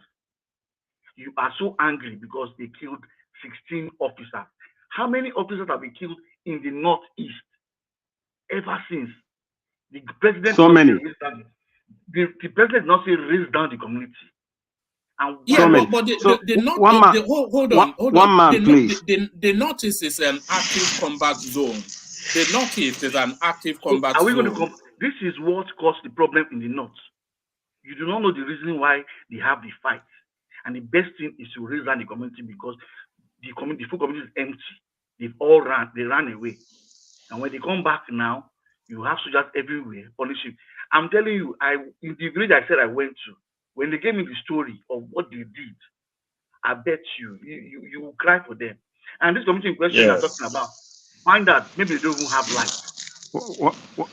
One man, let me All right. One man, Let one man. I would like to no, say no. something, please. Hold on, everybody, hold on. Let's do it this way. Let Maurice have his interjection. Zita wants to have a word, and then I will bring that space home. So, Maurice, you wanted to say? No, I don't want to have interjection. I want to take my turn and speak. Not All right, interjection, please. all right. Let Zita have an interjection. Then Aizon brings it home, and then after Aizon, we do 8 minutes just so that people are not held for too long. Richard, I see you there, but the studio is full. I'll shuffle in a moment. Yeah. Why would you want an interjection? I want to speak. All right. So Aizon, bring it home. They're going on in the I can't even call them sapele water because the situation doesn't even call for that anymore. But you know, Yeah. my heart is heavy for just in anticipation of. But we'll see how Tinubu handles this. You know, is it going to go through the traditional route of just, you know, because people like to give the military fiat because the sitting government is always in fear of the military. So they would rather that the military go and wipe out the whole community than come and unseat them from their dollar looting. And Tinubu now, it seems to have given them an open ticket, full authority. That is to say, savage them in my name. But Aizon, well, it's your community, but you know, there it is. Yeah, well, yeah, it's close. It's very, very close to my community. So what I would say is this: the guy that was sorry, I forgot your name, but the guy was talking about the other community that got raised. You have to understand, if I put it in historical context, after the OD massacre, which happened, and just to give a narrative of what really happened there, if you remember, after the incident, Alameseya went to see Obasanjo. Obasanjo told him, I need you to fish out those people that committed those acts. Alameseya agreed. He went back to Bayelsa before he could even turn around to do anything. The gun helicopters had been unleashed. They raised the community and a lot of civilians. I'm talking about people That's not true. That's not true. Wait. That is very true. Trust me about it. And let me give you the historical context, madam, please. So they raised the community and a lot of civilians were killed. I remember very clearly, a very close relative of mine was president of IYC at the time. They came up with Kayama Declaration. And from that point in time, it led down a spiral of domino effects, and it came up, and that's when the agitation started, and a lot of different things happened after that. Okay, Obasanjo tried to appease the community, and that's why part of the reason he selected Goodluck Jonathan when it became time to get the vice president nomination. But let me say this, okay? Even what these guys have done is dastardly, and keep in mind, there was a young boy nobody is talking about that lost his life for no reason in this situation, right? Even with that, you cannot support the raising of a community because there are hundreds of people in that community that have nothing to do with this. And the army just made their job more difficult, even though we don't have evidence. But of course, let's use our common sense. Today, army gets killed, barely 48 hours later, the village gets raised. Who would be responsible for that? So at the end of the day, raising that community, having all those people run away, and they're not going to come back anytime soon. You just made your job a lot more difficult in finding the culprits. If the place is empty, who are you going to squeeze to get these people back? Now you have to start running around all over Delta State to find them. They are not going to hide in Ijaw communities because they killed an Ijaw son, so they have to go up north. But how are you going to find them? You just made your job more difficult. If they had worked with that community and worked very closely with them, they would have identified the boys, they would have brought them back home, and they would have arrested them. Or at least you get the IG involved, the IG comes down, and they go ahead and do investigative work, and they find the culprits. But raising the community and this broad brush punishment system, it doesn't help the situation. Okay, it doesn't help the situation at all. If anything, it turns that community against you. The only thing I would say that can work in the military's favor is because another civilian that had nothing to do with the military was also taken. So they're not going to get the support. That community is not going to get the support of different communities that are close by in Delta States because of that. They're not going to get that support. Being specific in how it should be handled, not a good thing, because you are going to take lives of people. When the military starts, and for those people that don't know, I have been to the South during the time where JTF presence was very heavy, where there were checkpoints every 5 kilometers, okay? And it was not pleasant, the kind of things these people were doing. So when you know what's coming. Well, I know what's coming, but it's going to be focused. One man, this is different. You see, that the militancy time was different, because the militancy time, the communities were heavily, I'm talking about tons of communities were heavily in support of MEND. I don't know if you remember MEND, Movement for the Emancipation of Niger Delta. That was the main organization at the time. They were heavily in support of them. So that was different. In this situation here, we're talking specifically about Okwama, which is a community in Ughelli South. That is where they attack these people. So, but the downside, one man, is by raising the community and having people flee. They said people have run out. There were even stories, at least people I talked to, they said they were the people in that community that the gunboats came and they were shooting, and people ran. They were jumping into the river from that community, escaping, getting away. So by doing that, what have you accomplished? You have accomplished nothing, because the people's help you need to bring the perpetrators to justice just ran away. So how are you now going to find them?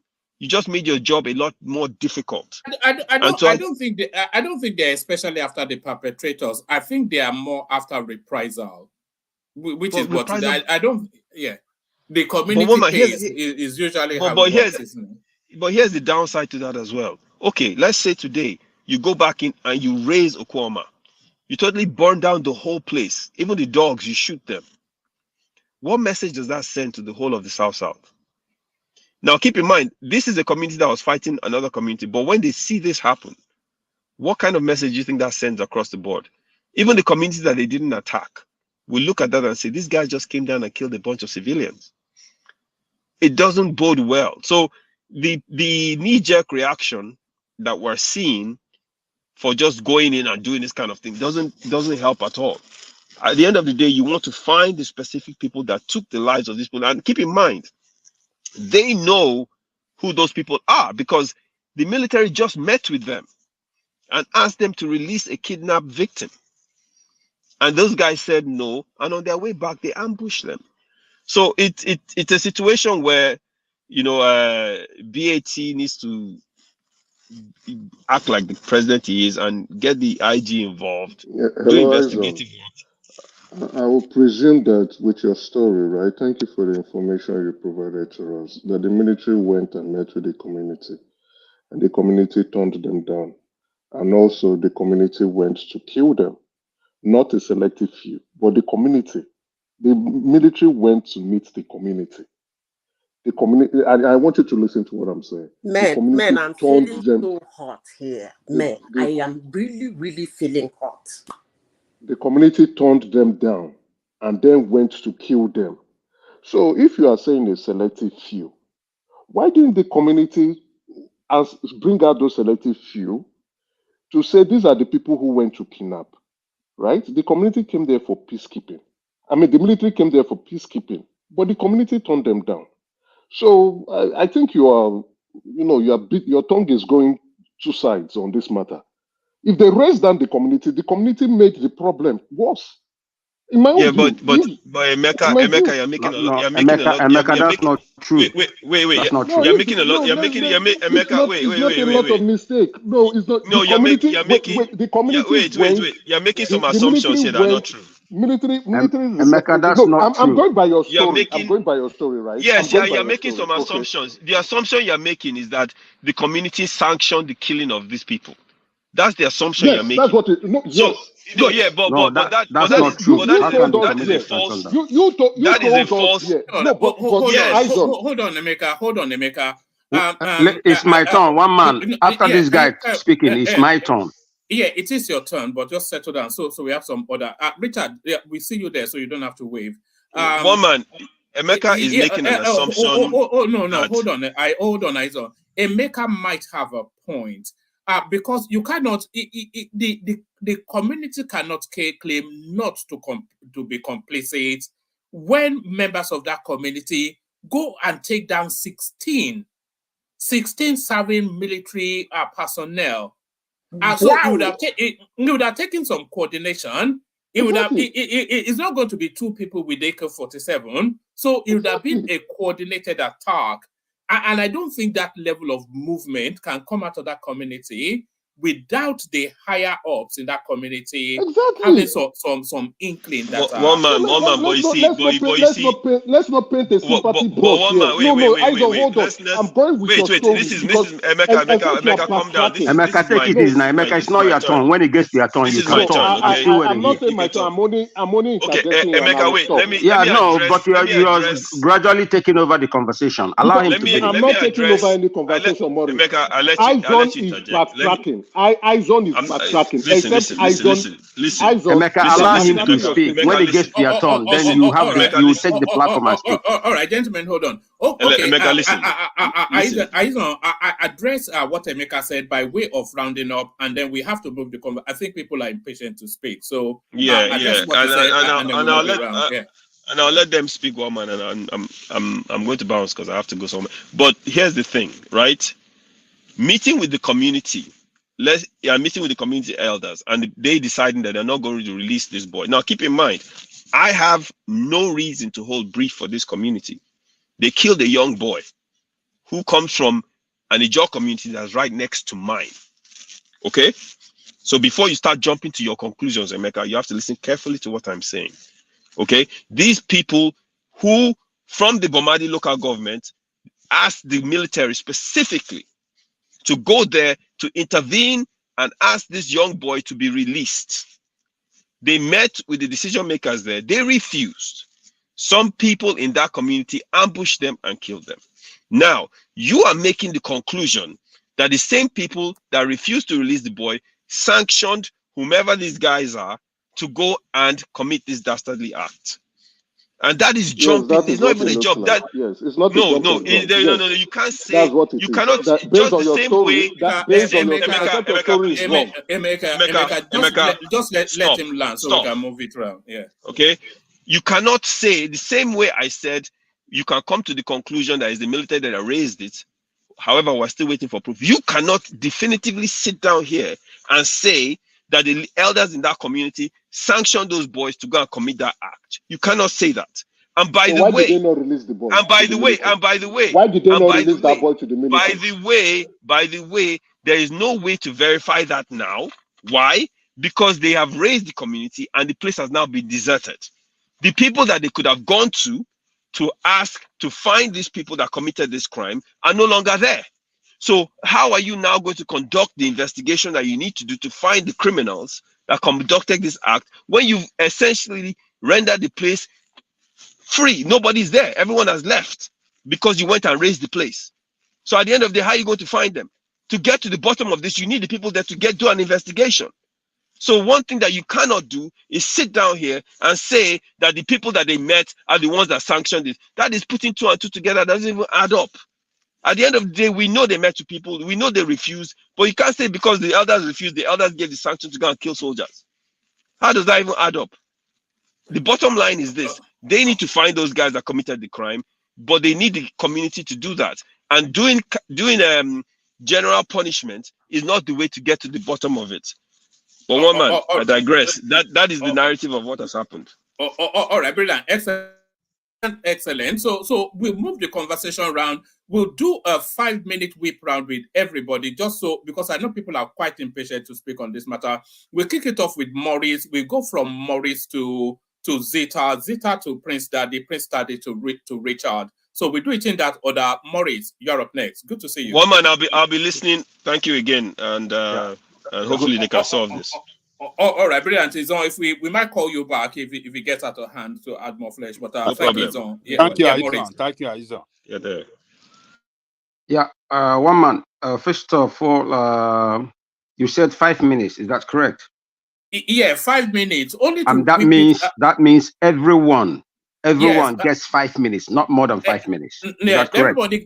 everybody gets 5 minutes, no more than 5 minutes. But then this is just a first round. I think people are quite I keen to have a understand, stake. but in this round, everyone gets 5 minutes. Not like yes, somebody will come up and use 20 yes. minutes. Okay, No, good. no. Everybody gets 5 minutes. That's one. And then the second thing is we limit the interjection to only if you feel it's really important. So don't just interject for reasons of. So the floor is yours. Okay. Let me. And you don't have to speak to this topic, or you can speak to whatever it is that you want. No, I want to. I'm always going straight to the point. I don't like long speeches. Now, look. My condolence goes to the family of the soldiers and the young man that was killed. It's not good. It's never good to kill a human being, especially people they claimed they came to make peace. We don't actually have the full story. And then on their way going back, and then they ambush them and kill them. It's not good. It's evil. But you do not correct. You don't correct a mistake with another mistake. For instance, the military has a habit of raising down villages or communities. I know in Imo State, even in Anambra State, maybe a military man was ambushed on the highway and killed. Instead of looking for the person that committed the act, they will go into that whole village and burn down all the houses there. How do you justify this? That is number one. Number two, the problem is that just like if you watch the day they were discussing on the Senate, the majority leader, that's Yoruba man, he said that the Northerners always know that the Southerners will play ball and will fall in line. The Southerners are always quick to, it's like the southern part of the country, like southwest, southeast, and south, that the Southerners are more than willing to please the Northerners.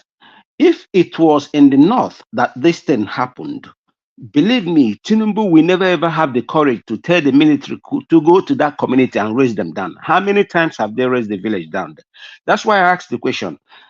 Zita was saying, the community in Niger State or something was raised, and that's a lie.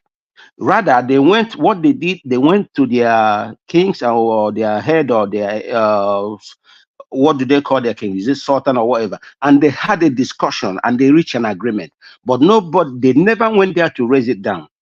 But when it comes to South, it's always an easy target, because I don't know, it's cowardice or what. But I'm not justifying what happened. But how are you going to, some people ambushed them, and you're telling me when you say whole, all means 100%. I don't believe that the whole community just agreed within a few minutes, let's go and kill these people. Go after the people that committed that act. But they went and raised down the whole village. How do you justify that? And Tinubu's telling them to go free for all, have a free for all. That is not good, because the same Tinubu will never ever have that courage. If this thing happened, maybe in Castina or something, tell them to go and raise that. You cannot. Even the man that threatened that his wife will be beheaded, is the man arrested today? Nothing. What did they say? Oh, he apologized. But if it was someone from South, or an Igbo person, or Yoruba person, or this and that, he would have been in jail and DSS. Then you know that DSS works. So the cowardice, and the cowardness in the people from the South, that is why it's happening. All these things is happening. So he's eager, just like you said, he wants to please them. Who are most people in the military? Are the Northerners.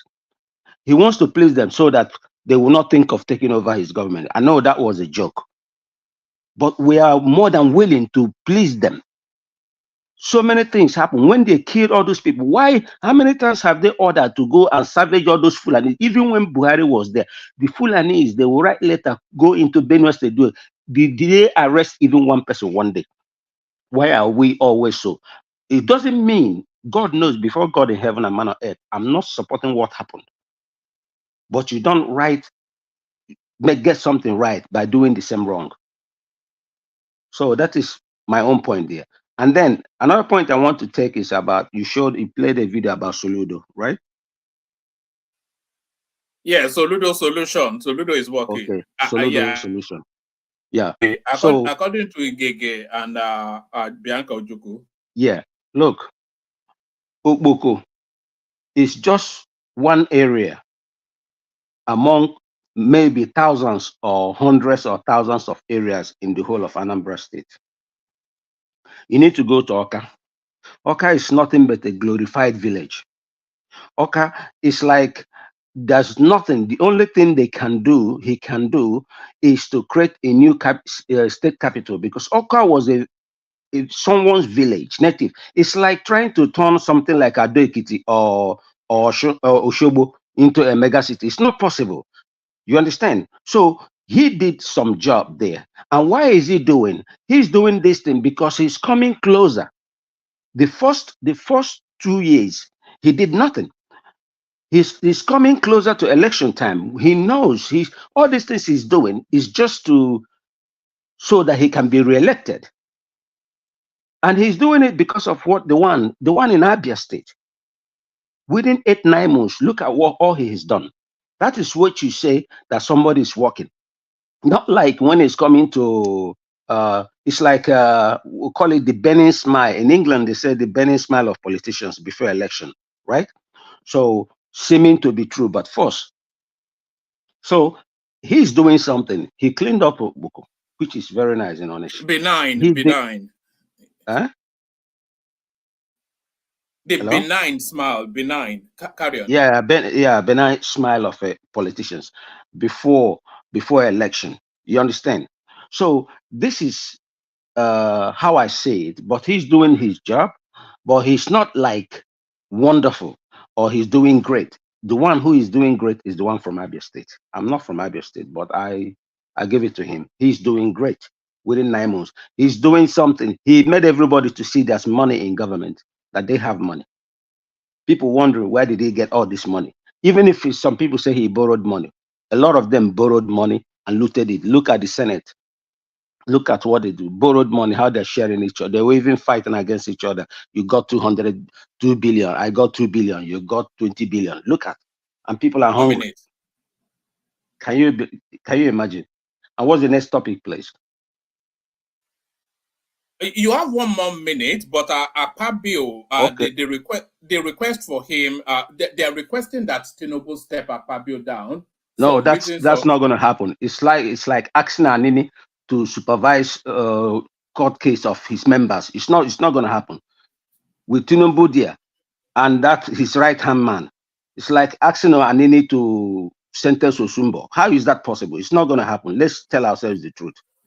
Tinubu himself is a criminal, and then you're telling him to remove another thief.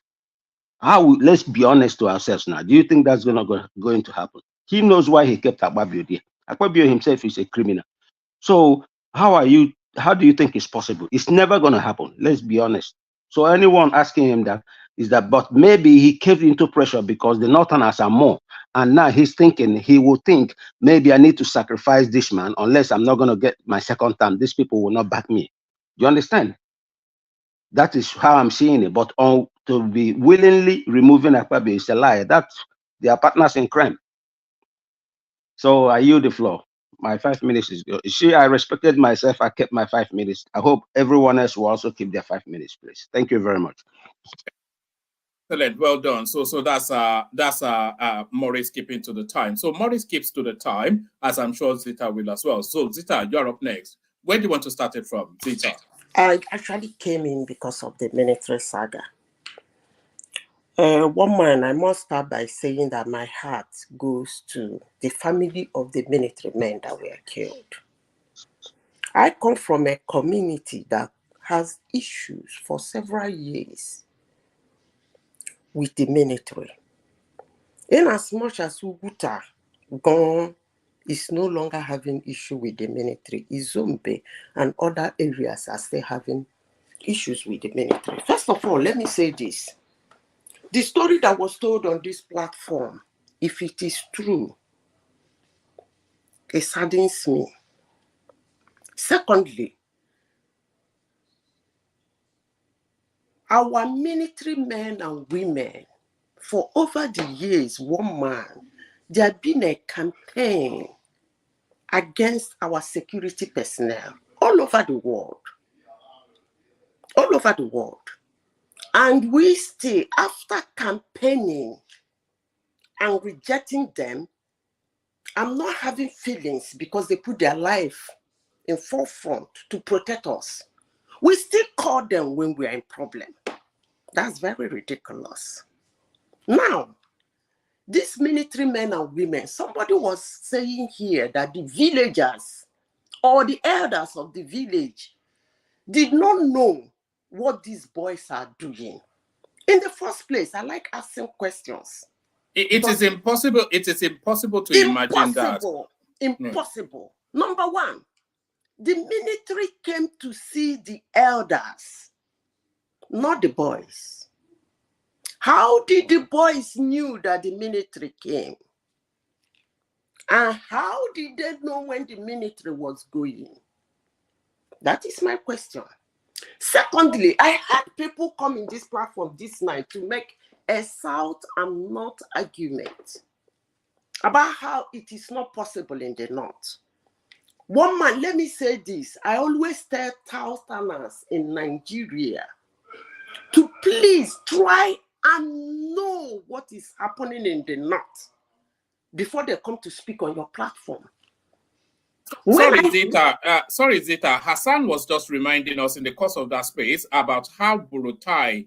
Do you remember when they savaged close to 300 in Zaria? I am telling you, even as I speak to you, if you see what the military is doing in the North, woman, you will not believe it.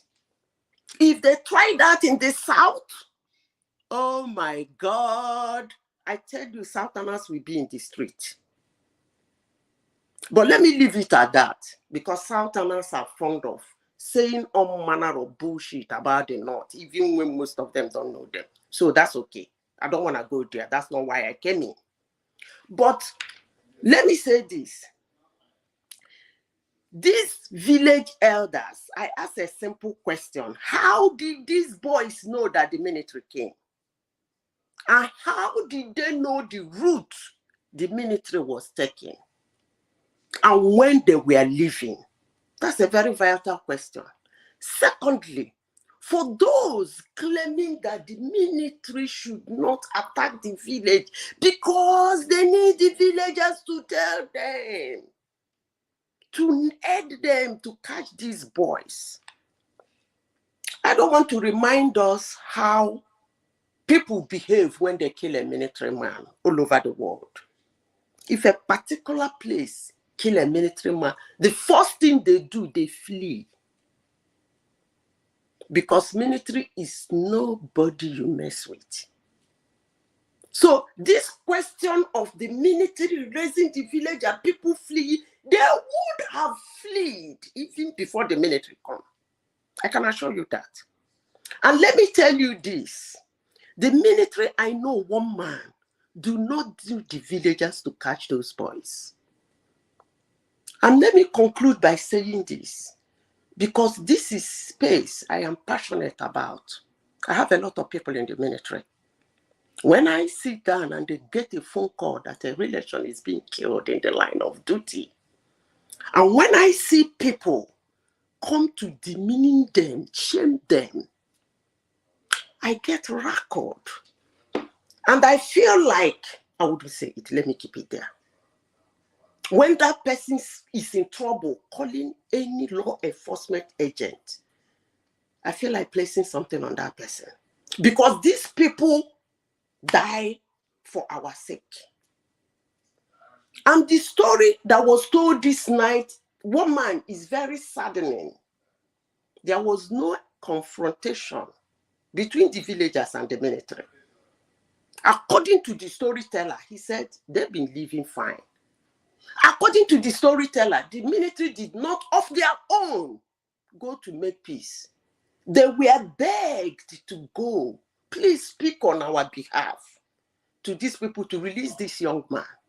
And somebody in your platform this night is saying that the villagers do not know that a young man was kidnapped. That's what people are saying in this platform.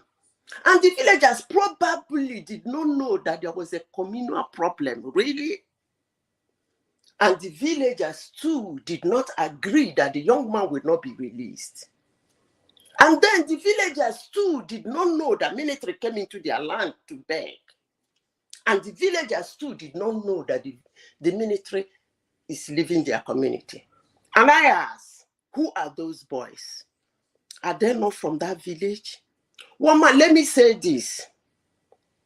If you know very well what happened in OD and what happened in my community, I will say Tinubu did not even enforce anything. For me, that village should no longer exist. I rest my case. Should they send it to Kano Jets? Is that what you're saying? But let me take it. Let me say this. Zita, I wonder if military will erase the whole Tromso. If one person was killed, one soldier was killed, are they going to erase the whole Tromso where you live? Let me tell you, that person asking me that question, let me answer you this night. And next time, answer me. Hold on. Next time, don't ask me such question. No human in this place will lay 16 soldiers that I say if it happens there, will they erase the whole Tromso? Zita, answer me that question. Let me finish. Morris, we said no interjection. Nobody interjected you. Carry on, Zita. Yeah, but what she's saying doesn't make sense. That's why I said it. Let me finish. No human in this place will lay military men that came to make peace, according to the storyteller, did not shoot anybody, did not kill anybody, did not cause fracas. You said no, they left. They did not make trouble, according to the storyteller. They did not make trouble. They came to plead with you, and you said no, and they left. Even with their gun, with their armored vehicle, they did not make any trouble. And on their way, you are telling me here that I'm seated, that some group of rodents will lay them and kill all of them. Is that what you're telling me? You do not make... No one is supporting that. I ask you a simple question. In Tromso, if it happens, are they coming to raise the whole Tromso where you live? All right, settle down. Tromso is not Nigeria. No, they are human beings. They are not animals. Are we animals then? Are we not? Are we not? Not in the military that came to make peace, that did not shoot anybody. That's the point I'm trying to put to you. Yes, so it would not occur. Okay, all right. One man, let me say this. The Borno state, when Boko Haram started, I wouldn't say what Buhari did in Borno state, but I know that some people who live in Borno can attest to it. If Buhari has done that in the southeast, I know what some people will be saying here. But let me repeat myself again. That village should no longer exist. I rest my case. All right, brilliant. Zita, give us a literal 1 minute on the endorsement of Soludo by Ngigi and Bianca Ojukwu. Do you agree with them? Because it runs contrary to a lot of the things, but just make it very short. And then we go on to yeah. Let me say this. I am happy that some people, one person made a comment this night. It gladdens my saddened heart. He said, Oka is a glorified village. I don't know if one mind, if that makes sense to you. Oka is a glorified village. Yeah, so that's a fact. So what have we been talking? In spite of their prominent son, in spite of their superstar son. You see, I always tell people, mother will act. Mother will act. And mother is acting. So now Oka is a glorified village where somebody did marvelously well. And now it's still a glorified village. As for Soludo, let me tell you one thing, Roman. The bitterness about Soludo is not because he's not performing. That guy is a first-class product. He's a brilliant sharp. He's a performer. He's a deliverer. He was one-time CBN governor. This bank merger and all these things you people are talking about, it was his policies. So the bitterness on Soludo is not because he's not performing. It's because he said the truth. Same bitterness on me, although some people will come up to you, woman, and say, I don't like the way she talks about her people. I am not changing what I said about my people. So most of my people, I will never change that. But their bitterness on me is not because of that. But if it is, I don't care. But I will continue saying what I'm saying about some of my people. But I believe their bitterness is because I did not support their man. So Soludo is performing in his own capacity. And I can assure you the bitterness about him, all those lies and hatred on him is not because he's not performing. Please believe that he's performing. Thank you.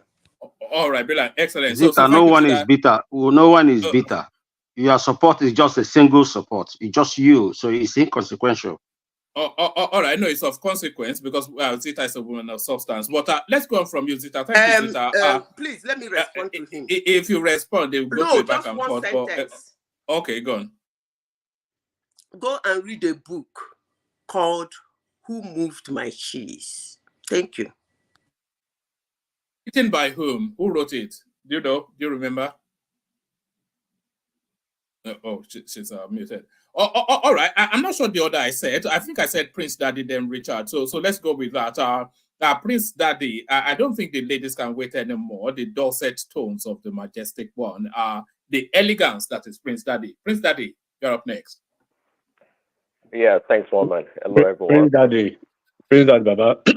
I beg, just let me crave your indulgence real quick. Yeah, go ahead. Yeah, mo can rush wọlé ní kó ló di pé mo lọ kí tarawih fún Ramadan. If we can just let me swap. I mean, if we can swap our position. Okay. Okay. Well, Woman, let anybody go first. Yeah. All right, brilliant. Right, so that they did not just say what I said, the elegance of the man. So that's the quality of him. But then of course, another fan's favorite, Enigmatic on this. So Enigmatic, what's the greeting first for this period? What is it? Barika Day.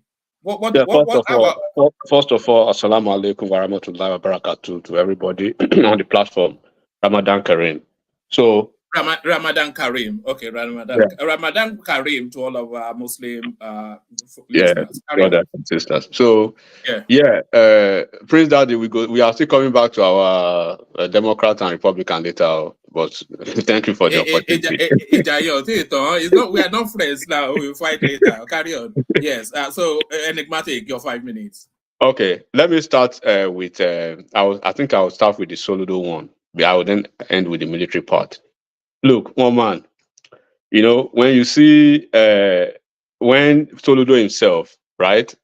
When Soludo himself termed some people that they do Eyin by Eyin and Zobu politics, he wasn't mincing words. And then when the emeritus professor refer to some people as nurturing nitwits, you know, bunch of headless mobs, right? And then lately he called them barbarians. He wasn't mincing words. So we all know the qualities of, Prof. Charles Soludo.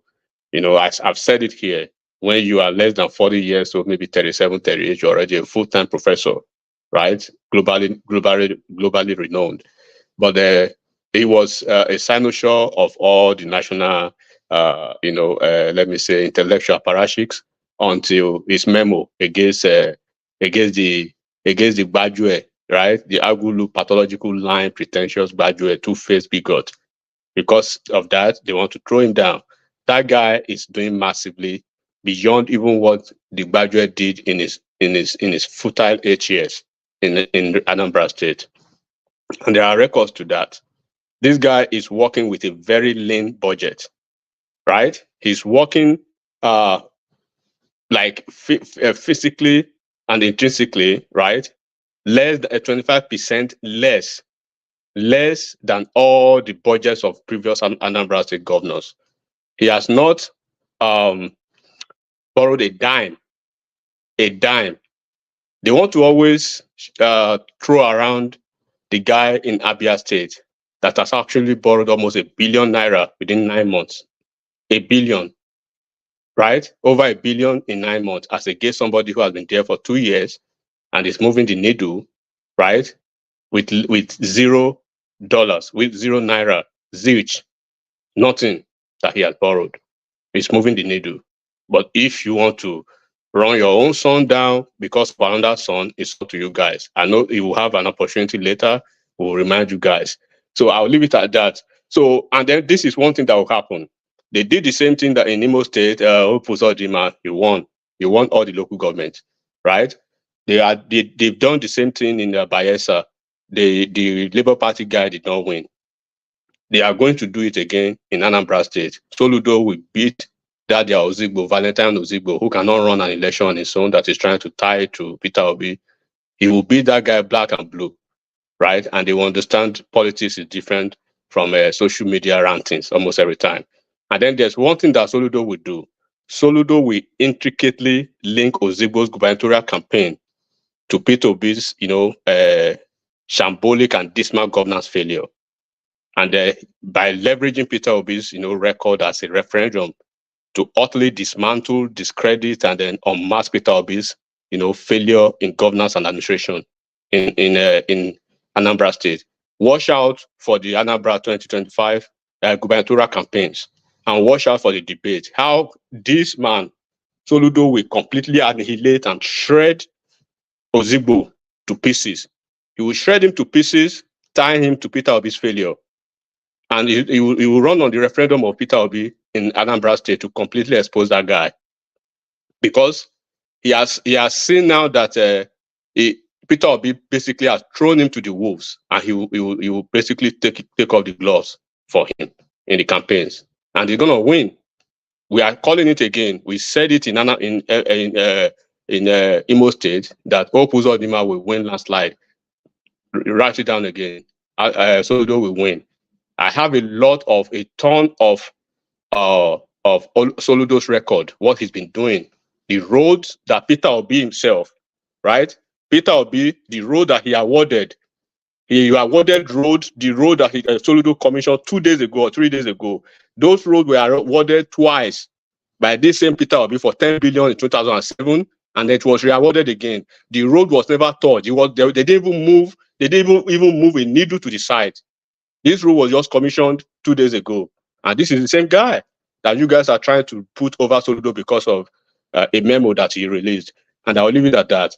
So on the issue of the military, I would say Ashwaju hasn't been, he's not been ruthless enough.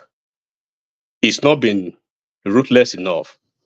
I expect by now that if every cat and rat and birds and needle in that village should have been grounded by now. Should they send it to Kano Jets? Should they send it to Kano Jets to this If community? if they can even come to the US and get the mass, anything that they need to raise that place to the ground. Do you know what it means? They did not just kill these people, one man. Sorry, they did not just spy them, right? It was a precision execution that they did to them.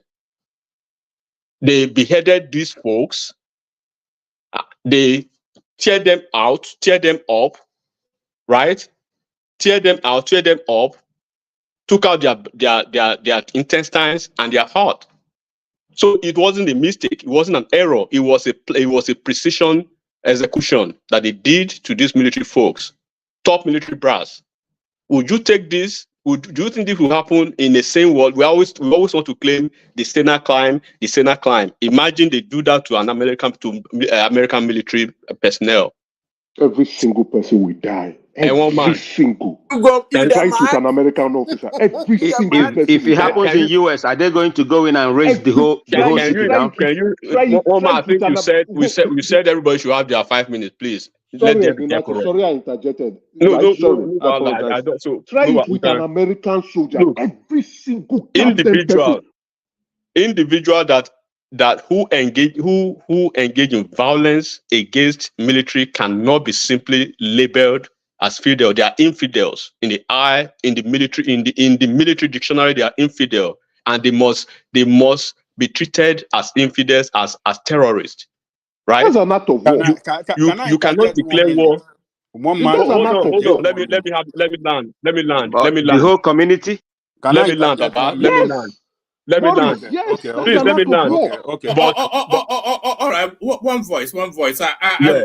Enigmatic. Do you want to take Ajanle Koko's interjection? I should bring it to a conclusion. let me just let's do one man like this because Mufelo came with my. But let me just land this.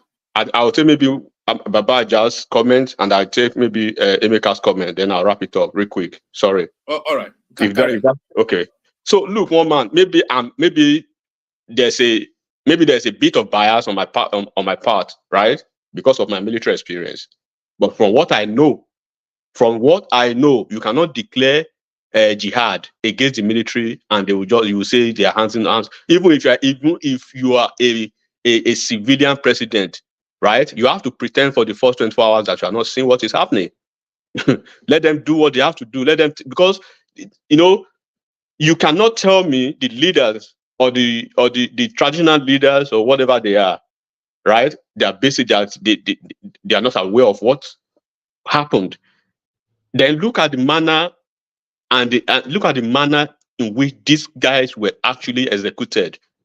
If you shot them, or probably that could be, but it means you guys actually captured them, right? In a hostage situation, put their neck down, beheaded all of them, rip out their intestine and their heart, and then you want the military to laugh. I would say, okay, they should take caution, right, for minimal collateral damage, but they need to raise that place to the ground. Look, one man, unequivocally, they should be deemed, a bunch of terrorists, necessitating a response from the military that will commensurate, the same measure that we deployed and employed against terrorists in a global scale. One man is 7 minutes now, eh? Is it 7 minutes already? Guy, calm down now. Make before I go, just relax your mind, Maurice. Okay? And I'll conclude like this. People who want to play the ethnic card, what is happening in the West or what is happening in the North, I care less about that. Right? But I will say that Asiwaju hasn't been ruthless enough. If the governor does not cooperate, right? If the governor is not showing no cooperation, then as the CNC declare a state of emergency in Delta State, appoint a military administrator who has a combat background, right? And then let them play the game as they want to play it. And I'll leave it at that. But you cannot kill military men. I think they will sing Hosanna and Hallelujah for you. Where? All right. Take Ajanle Koko's interjection. A very brief response to that. We go on to Richard, and then Richard, you have to settle down. We do these things in order. So take Ajanle Koko's interjection, respond, and then we get to Richard, who I think is impatient to speak. You see,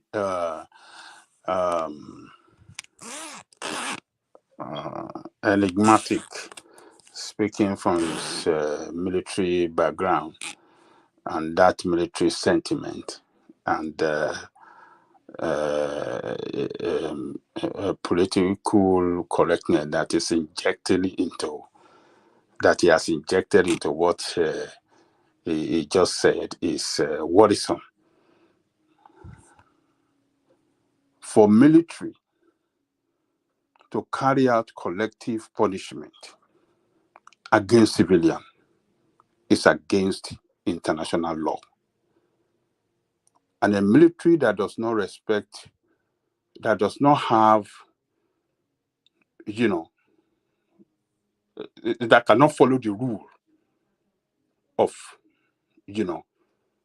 international engagement or international rule, international law, is not a military that is capable of defending a country or the territorial integrity of, or it's not a military that is capable of defending its own people. We are talking about Nigerian people.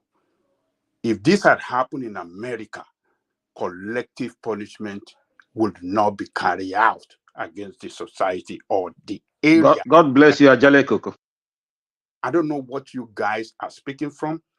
Even in Iraq, where this was done, was carried out. Hold on, Ajale Koko. If it had happened in Israel, would there have been collective punishment? Israel is a lawless military. Israeli military is a lawless military that respects no international law, knows civility in the way that they carry out their engagement. And you see what has happened to them in an international court of justice. See, look, a military that is meant to defend their own people should not engage in killing their people with no caution. It should not even kill their people in the first place at all. But their people can kill them. American military. No, Baba Ajale Koko, I have a lot of respect for you, sir. I do have a lot of respect for you. Sorry, But Ajale Koko, hold on, Emeka. Ajale Koko, is it an interjection for Enigmatic to respond to? Just so we can continue to move it around. So are you interjecting for? So I am directing a question to him. Right. Is it in line with international law and the military engagement, military, rules and, military rules to kill their own people, particularly civilians, if at all anything like this happen to them? Do they have the right, by their rules of engagement, to carry out this attack against their own people? Tell me. All right. Very brief response to that. I want to keep it ticking. Yes, Enigmatic. Okay. Woman, I will be very brief. Those who espouse, condone, or endorse such acts must undergo scrutiny and surveillance as potential threats to national security. Everything I've said today, it aligns with customary protocol for managing and mitigating the proliferation of terrorism internationally. What you have done, I said it's like they declared a jihad, right? What I've just said earlier, there are so many areas that you can actually function in the military. We have military intelligence, those who does their cyber security and stuff like that, and we have the JAG, those people who are the lawyers, the justice advocates within the military. And I've had the opportunity to see a couple of stuff, right, where cases like that were handled. And like I'm telling you, we may not really say too much, right, on national space like this. But what just happened tonight, if you ambush American military, right, you may not see it on the pages of newspaper. That's why they say for you to get into the U.S. military, you must have the classified. You must be sanctioned to have that class, to be able to handle classified information. So we may not be able to say much, but like I said, the summary of what I'm saying, and I believe what I just said answered that, right? They've not been ruthless enough. Ashwaju has not been ruthless enough, and people want to tie politics to it. Or probably you are saying because I don't know what you said about Jai. You are saying politics. I'm not even thinking about politics. I'm thinking about the international protocols now, right? Even in the U.S., in the U.S., right, under U.S. Code 1389, prohibition on attacks on United States servicemen, right, on anyone at all. You'll be fined. You'll be fined 2,500, or probably you go 10 years. That is after certain things has happened. So without actually going too far. That's what I just want to tell you. You cannot tell me. Enigmatic, what has that got to wiping out the whole village? Hold on. Please let him just land. I want to go to Richard. Yeah, you cannot. Enigmatic, a minute more. Yeah, because there was not. I don't know. There was nothing that has actually indicated right? One man, that place, you can't compare what is happening in Sambisa forest, right? Or in areas where it has been declared to be a hostile environment as against that. It was just a peaceful environment that the military men came to do a normal military job. And then what did you do? You ambush them. You not just only fire them from far or probably send but what you did was capture them in a hostage situation, beheaded them, rip out their intestine and their heart, and you say that place you stay. So with a clear minimal, attendance to collateral damage, that place must be down. And if the governor is not cooperating, appoint a military administrator with a combat experience, and then shut the whole place down. That you just have to send the signal. You cannot be rubbishing Nigeria's military and think you'll go forth with it. It doesn't happen like that. All right, brilliant, excellent. So that's the majestic Enigmatic on D, one of your favorite voices and one of mine as well. So thank you, Enigmatic. From Enigmatic, we go on to Richard. Richard, do you want to still stay in this conversational space, or do you want me to move you somewhere else? Good to see you. No. I'm coming. I want to speak now. I've been waiting. Hello? Yes, you are next. Yes. Please, Mr. Martins, please don't go yet. Don't go. I want everybody to enjoy this. I greet everybody, my dear brothers and sisters, and I'm assuring you, I'm promising you, I'm going to speak very slowly, very clearly, and I'm not going to miss my word. I've thought very well over it. I remove emotion from what I'm speaking or what I'm going to say. Please give me the first 2 minutes, no interjection. And I promise you, this might be the only subject that I will talk or speak on. Now, this is the deal. Baba Jale Koko, I want you to please hear me. I want you to hear me. This is the deal. We all agree that when you attack any country's military in uniform, that's an act of war. There's no other name you can call that. That's an act of war. The community, in particular, has invited the Nigerian state. They have challenged the Nigerian state to a war. That is just what it is. This is the deal. The military went there to make peace. I do not think they were harmed. I think they just went there that, okay, let's just talk to them. If they were harmed, we would have heard that maybe they shot at those community people. Maybe one or two of them was also banned. But that didn't happen. I think they were not harmed. Now, what happened? You killed them and you fight them and you did what you did to their bodies. You crossed the red line. Now, there's a reason why they call the president the commander-in-chief. This is what we have to agree on. The morale of every military man in Nigeria right now is very low. If Bola Tinubu had not spoken today or issued a statement that have given the chief of defense staff and every other person 100% support to do what they have to do, trust me, he will lose the military. He will not be fit to be the commander-in-chief. Think of it, Baba Jale Koko. Let's say you are the manager of Manchester United. If you lose the support of your boys, the boys in the locker room, you'll be fired as the manager. So also, if Bola Tinubu had not spoken and given them the go-ahead, he will lose the military. That means he's not fit to be the commander-in-chief. It's not fit. The military got to go there and do what they have to do. Even if the governor of Delta tries to shield those people, the military will not care to fire him. That is the way it is. Now, let me give you an example. I'm happy you live in America. And the two of us have been here for years. This happened in America I think 10, 11 years ago. Now, 9/11 happened. We all remember how it happened. This guy came here with student visa, and then from there, they did what they hijacked the plane. Now, all the Western countries, America and so, they now restricted their visa to anybody coming from that part of the country, or that part of the world. especially if you have the Arab accent.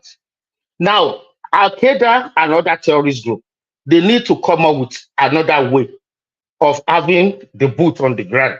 So they started recruiting those who are already in those countries, maybe in the UK, in America, or anywhere. And they needed people who can help them to recruit young men.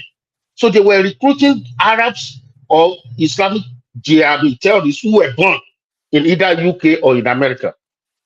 There was a guy who was born in Phoenix, Arizona, America. I think his name is Awali or something like that. He was a young guy, about 38 years old. So he left America. He was making YouTube videos. And he was, because he was born here and raised here, he has American accent. So he was helping them to recruit internationally. As he was born in America, American citizen. Because he was young, he has American accent. He was young, he could help them to recruit Europeans because he has the accent, he knows how to talk to the young people. Now, it is clearly written in the American Constitution that the president of America does not have the power to use the American army against an American citizen. That if any president does that, 2 more minutes. 2 more minutes. Okay. Yeah, that if the president does that, it's an impeachable offense. And guess the president that did it? A professor of constitutional law, a liberal president, Barack Hussein Obama. Somebody who taught constitutional law. He ordered the military to drop the bomb on that guy, and they killed him. Now, the members of the civil rights society, they gathered together. Because Obama was one of them, a liberal-minded guy. And some the Democratic senators, this is impeachable. Guess what? Obama just kept quiet. But White House spokesperson, guess what he said? He said Obama has access to intelligence that they don't have access to. They all shut their mouths up. The president has the right, attempt to violate the Constitution, where if that thing threatens the security of the country. So for Baba Jaleko to say the president doesn't have that is wrong. Barack Obama, a professor of constitutional law, did it. It's clearly written in the American Constitution that a president cannot use American army against an American citizen. Obama did it because that guy was a threat to the country. So these people have crossed the red line. And if Bola Tinubu had not issued that statement today, he will lose the military. Guess what? Baba Obasanjo must have called him that, hey, I served in the military and I was opportune to head the country also as a civilian. If you don't act, you will lose the respect and the control of the army. I rest my case. All right, brilliant, excellent, well put, and on time as well. So brilliant all the way through from the excellent Richard. So that's the mighty Richard right there. But then of course the voice that you are all been waiting for, it comes from Royal Stock, Emeka Mekus. Yeah, first and foremost, good evening, everyone. Let me thank Izon for bringing deeper insight into the story. There were things he said that, respectfully, not I'm trying to go against him, that I didn't like. He was paying more attention to the little boy than the 16 soldiers that lost their life. And I think that is quite unfair. And let me let Izon know the people who died. There were 4 military officers and 14 soldiers that died, right? 2 majors, 1 captain, 1 colonel, a colonel. Let me repeat again, a colonel. If those who don't understand what it is to be a colonel. Sorry, Emeka, I did say no interjections, but when I'm going through that list, I'm just and this might be somewhat cold of me. I'm thinking of the expense of actually training that guy. That's a lot of money. That's a lot of money wasted right there. Yeah. That's why I say respectfully, right? Aizo was just hitting on that boy alone. He was hitting on the boy. I'm not talking about a colonel who decided to come and make peace with 2 majors, 1 captain, and 14 soldiers, right? It is not a complete platoon, but just to come into the community, and you want to tell me that a community will look at a colonel and tell the colonel to go fuck himself and and not only go fuck himself, they will kill the colonel. That, like everybody has said, that is an act of war. Language. Yes, I'm a bit emotional. That is an act of war. Go and study the Nigerian military rules of engagement. It is an insult to the state. It is an insult to the security apparatus of the country. It is an insult to Nigeria as a whole. To go now, we are always in the room or always in trying to justify and compare the United States. Let a United States citizen or resident try to kill a military man. I think what's his name? Richard just said it. They will kill you straight, and even the population will be happy that you are dead. Let 20 United States citizens go and kill a military man. Those 20 citizens will die. They will take their properties. Let a community kill a military United States officer, or if you kill a colonel, let them hear it. But because the United States, they appreciate, they love, they respect their military. But in Nigeria, we insult, we disparage, we ignore, and now we will start killing our military. We are wicked people. I keep saying it. We are very wicked people. So, Baba Jali Koko, I respect you a lot, but what you have said tonight, I do not agree. That community, even the people living under the water, they should kill all of them. Everybody. Kill everybody. Close that place. Close the shop. Emeka, please watch your blood pressure, eh? Maurice, please don't interject me this night. Please don't let me insult you. Don't interject me. Don't let me insult you. So we keep on insulting. You see, now going to the other news. Look at how Nigerians are going to steal train coach. Take train coach, steal it, and probably send it somewhere else. That is the wickedness of an hybrid Nigeria. That is the wickedness of an hybrid Nigeria. Let me repeat it again. That is the wickedness of an hybrid Nigeria. When that train coach is off, we will now start looking for who to blame. We will blame from A to B to Z to C to D to Z and then up to the president. We will blame all the military. We will blame the police. We will blame everybody. But we will not call out the wicked Nigerians who are perpetrating this act. I keep saying it. Nigerians are wicked to each other. Nigerians are wicked to each other, and we are wicked to our country. Now you go about, we are quick to justify or rationalize or compose and say things and say, oh, in America it cannot happen. Try it. Go and kill a military man and see whether it will happen. They will kill you, kill your father, kill your mother, and they will even cook up a story and give to the media to release. Try it. I dare anybody here to go and try it, or even in Canada here, or in the UK. Try it. They will cook up a story that the whole world will say it should kill their generation entirely. Finish them up. But we are here rationalizing stupidity, rationalizing ignorance, saying that they should kill everybody. Those people who refuse to run, everybody, zero them down. So that with this madness must stop. You can't continue to go and people came to talk to you. A colonel came to talk to you. So if a brigadier general had actually visited that place, they would have killed the brigadier general. Is that the level of madness we have gone through in this country, in Nigeria? Is that the level of madness that we have descended through? If a colonel can go, you use the word pie just for so you if don't. a colonel can go, they would have just finished that. They would have finished a brigadier general, and then you will not have people come here on this platform to come and rationalize what, and come and say what, communal clash over fish and water, and people are interceding. Okay, don't do this, and then you will not want to rationalize it. And we have eyes on here talking about a small boy and not the colonel. Not comparing not the call of you rising to be a colonel who represents the Nigerian state. One man, I'm done. I don't want to say much. Thank you. Do you want to speak a little bit on the Soludo solution, his achievements versus his critics? On Soludo, what you say, I don't think he needs the elite to promote his agenda, or I mean his election campaign. I'm a little bit tense. I'm a little bit tense.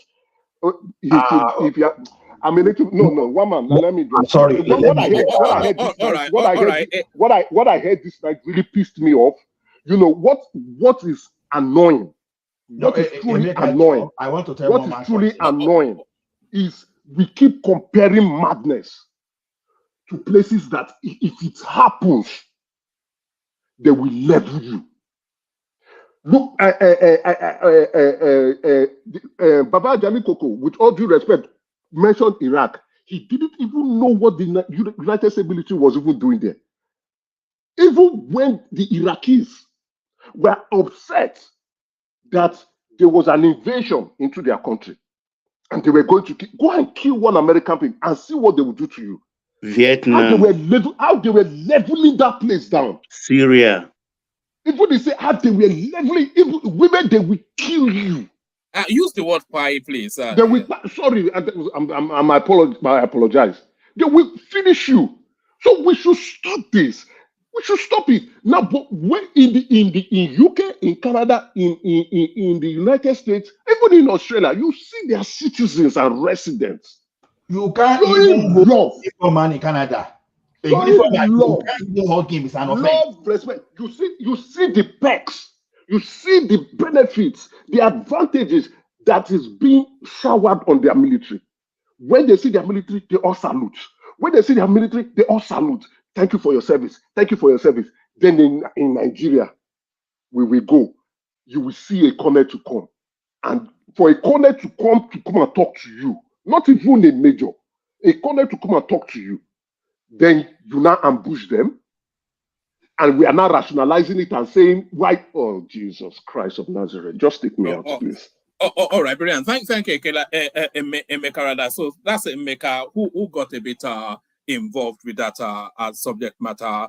So touch was he. But Prince Daddy yielded. So Prince Daddy up next now. So we go from Prince Daddy and then we go on from Prince Daddy to our new chap whose name I can't pronounce. So he'll tell us how to pronounce his name when we get to him. But of course, everybody knows how to pronounce Prince Daddy. But boy, are you ready? Yeah, hello, Mama. Hello, everyone. Yes, it's quite intense today. I didn't know quite that it would elicit this much emotions. I actually thought that Nigerians hated their military, but this is an eye-opener for me, Prince.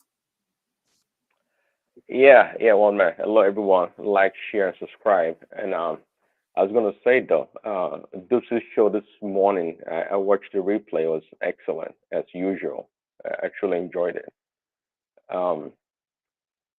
This issue of the military personnel being killed, I think I saw a Sam's comment earlier, and I agree with his comments, and I also agree with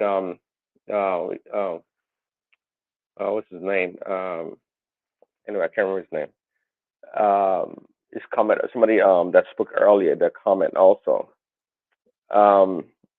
And also Angelico's comments, see the military, of course, the military is going to respond, and the fear, of course, as Angelico is trying to put forth, is the unequal response that may occur on civilians.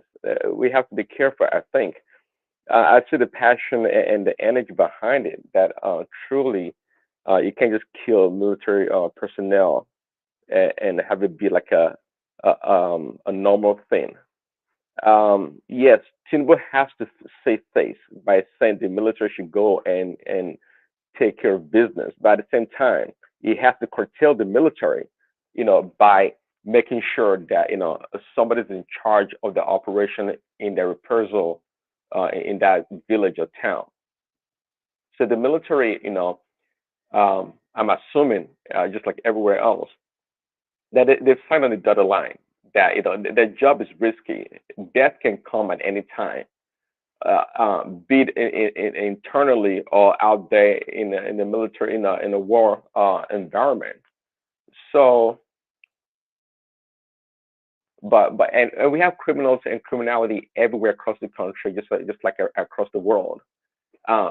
It is clear that the unscrupulous people that committed this crime should be brought to justice, no doubt about it. I don't think anyone's debating that. But I don't think the military should have a free range to just go to these villages or towns and pipe people. No, I don't think so. I don't think so. See, civilian response and military response should not be the same. That's why the civilians, they are quote unquote crude. And I heard, I think was Emeka's or the enigmatic description of what actually happened, if that actually occurred. That sounded like a really terrible, inhumane thing to have done. But nonetheless, the military are the professionals. That's why they have the intelligence, they have the resources, and wherewithal to respond in the right manner. So my conclusion to this matter is that, look, let the military do their job. The only thing Tinubu can guarantee them is well, it cannot be unlimited resources, but adequate resources to go after these people, no matter how long it takes, to make sure these people are brought to justice. Because not everyone, I would assume, was involved in the killings. So those people should be, apprehended and dealt with accordingly, according to what the law says. We can't give the military extrajudicial, free reign to go and do whatever they want to do because some of their personnel were killed. I don't agree. I don't agree with that. As sad as it may be, I do not agree at all. It was Morris I was referring to. Morris. It was Morris. I agree with Morris earlier and Hassan's comment. It is true that, not to be tribalistic in any way, but it is true that there's a lot of killings that goes on in the north, that the army are killed, but at the same time there's this perception, I believe, and that is real also, not just by a myth, that is true also, that they treat the northerners, because we know they dominate in the army, especially with like soft or kid gloves. No one in the South wants to agitate them. They want to be. They don't know. No one wants to do that. So they're always careful in their response. And I truly believe that if it had happened the other way around, I don't think Tinubu would have the impetus to tell them to go, pie anybody anyhow. It's not going to happen. All right. Let me take you to a different conversational space, Prince. Do you want to speak on the banks struggling to recapitalize to meet the new CBN directive? Just in the readout, I was quite shocked how low their capitalization requirement was. Do you want to speak on that? Or do you want to speak on the Northerners pressuring Tinubu to step down Akpabio for reasons of pocketing nearly 4 trillion naira, or both? Well, briefly, I don't know too much about the Northerners trying to pressure Tinubu to step down Akpabio. I'm not sure how that is possible. I mean, as in be found culpable of any crime, but that kind of raises the perception out there that the North did not get their way, therefore they're trying to undermine Tinubu's government. So I don't know how that is feasible. But anyways, with the recapitalization of the banks or their requirements, it seems kind of low, yeah. But what is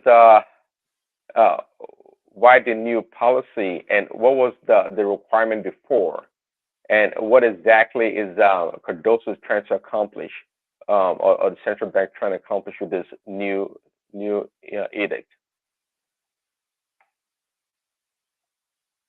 The threshold was quite low originally. I was quite shocked actually when I was doing the readout. The banks, the capitalization can be as low as 10 billion naira.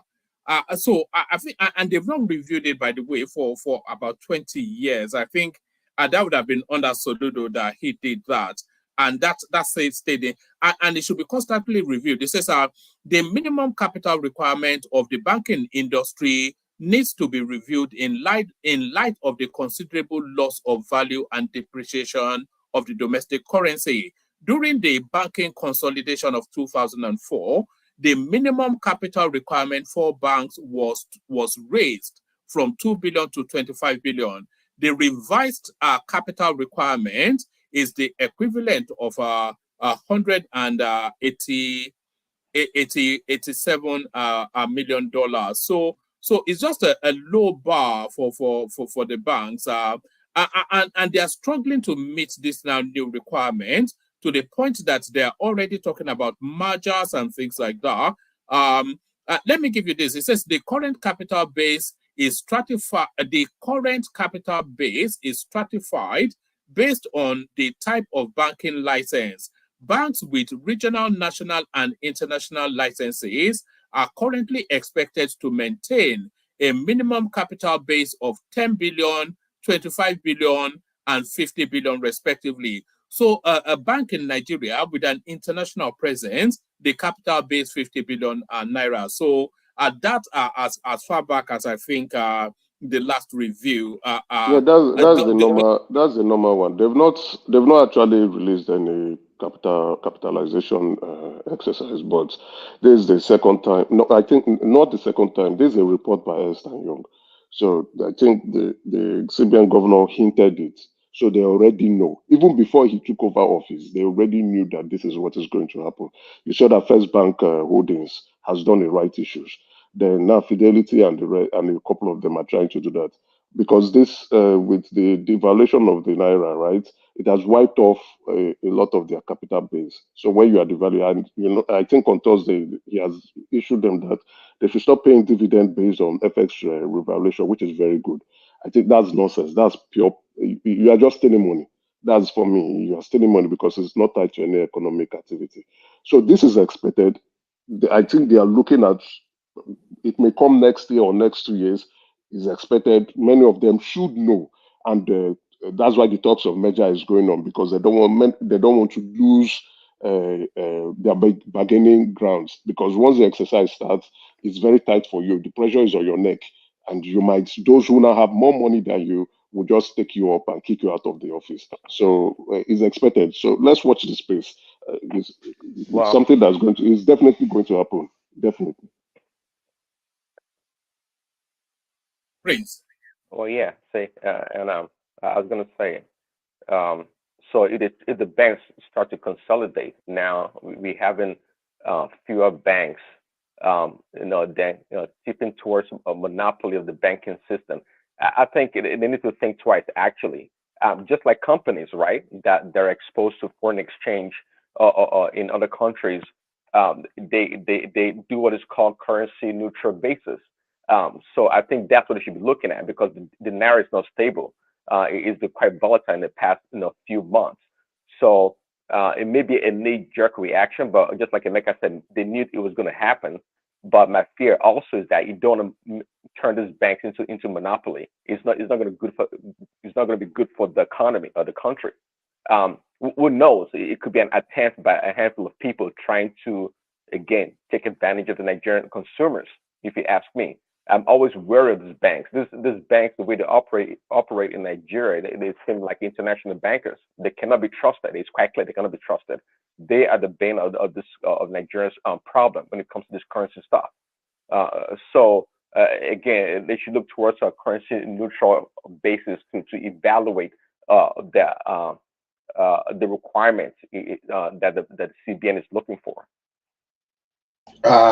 Prince Daddy, if I may contribute, you see, that idea of monopoly, I think, is far from it. For example, in the entire Canada now, even a regional economy, we have, I think, 35 banks, and there are 6 big banks.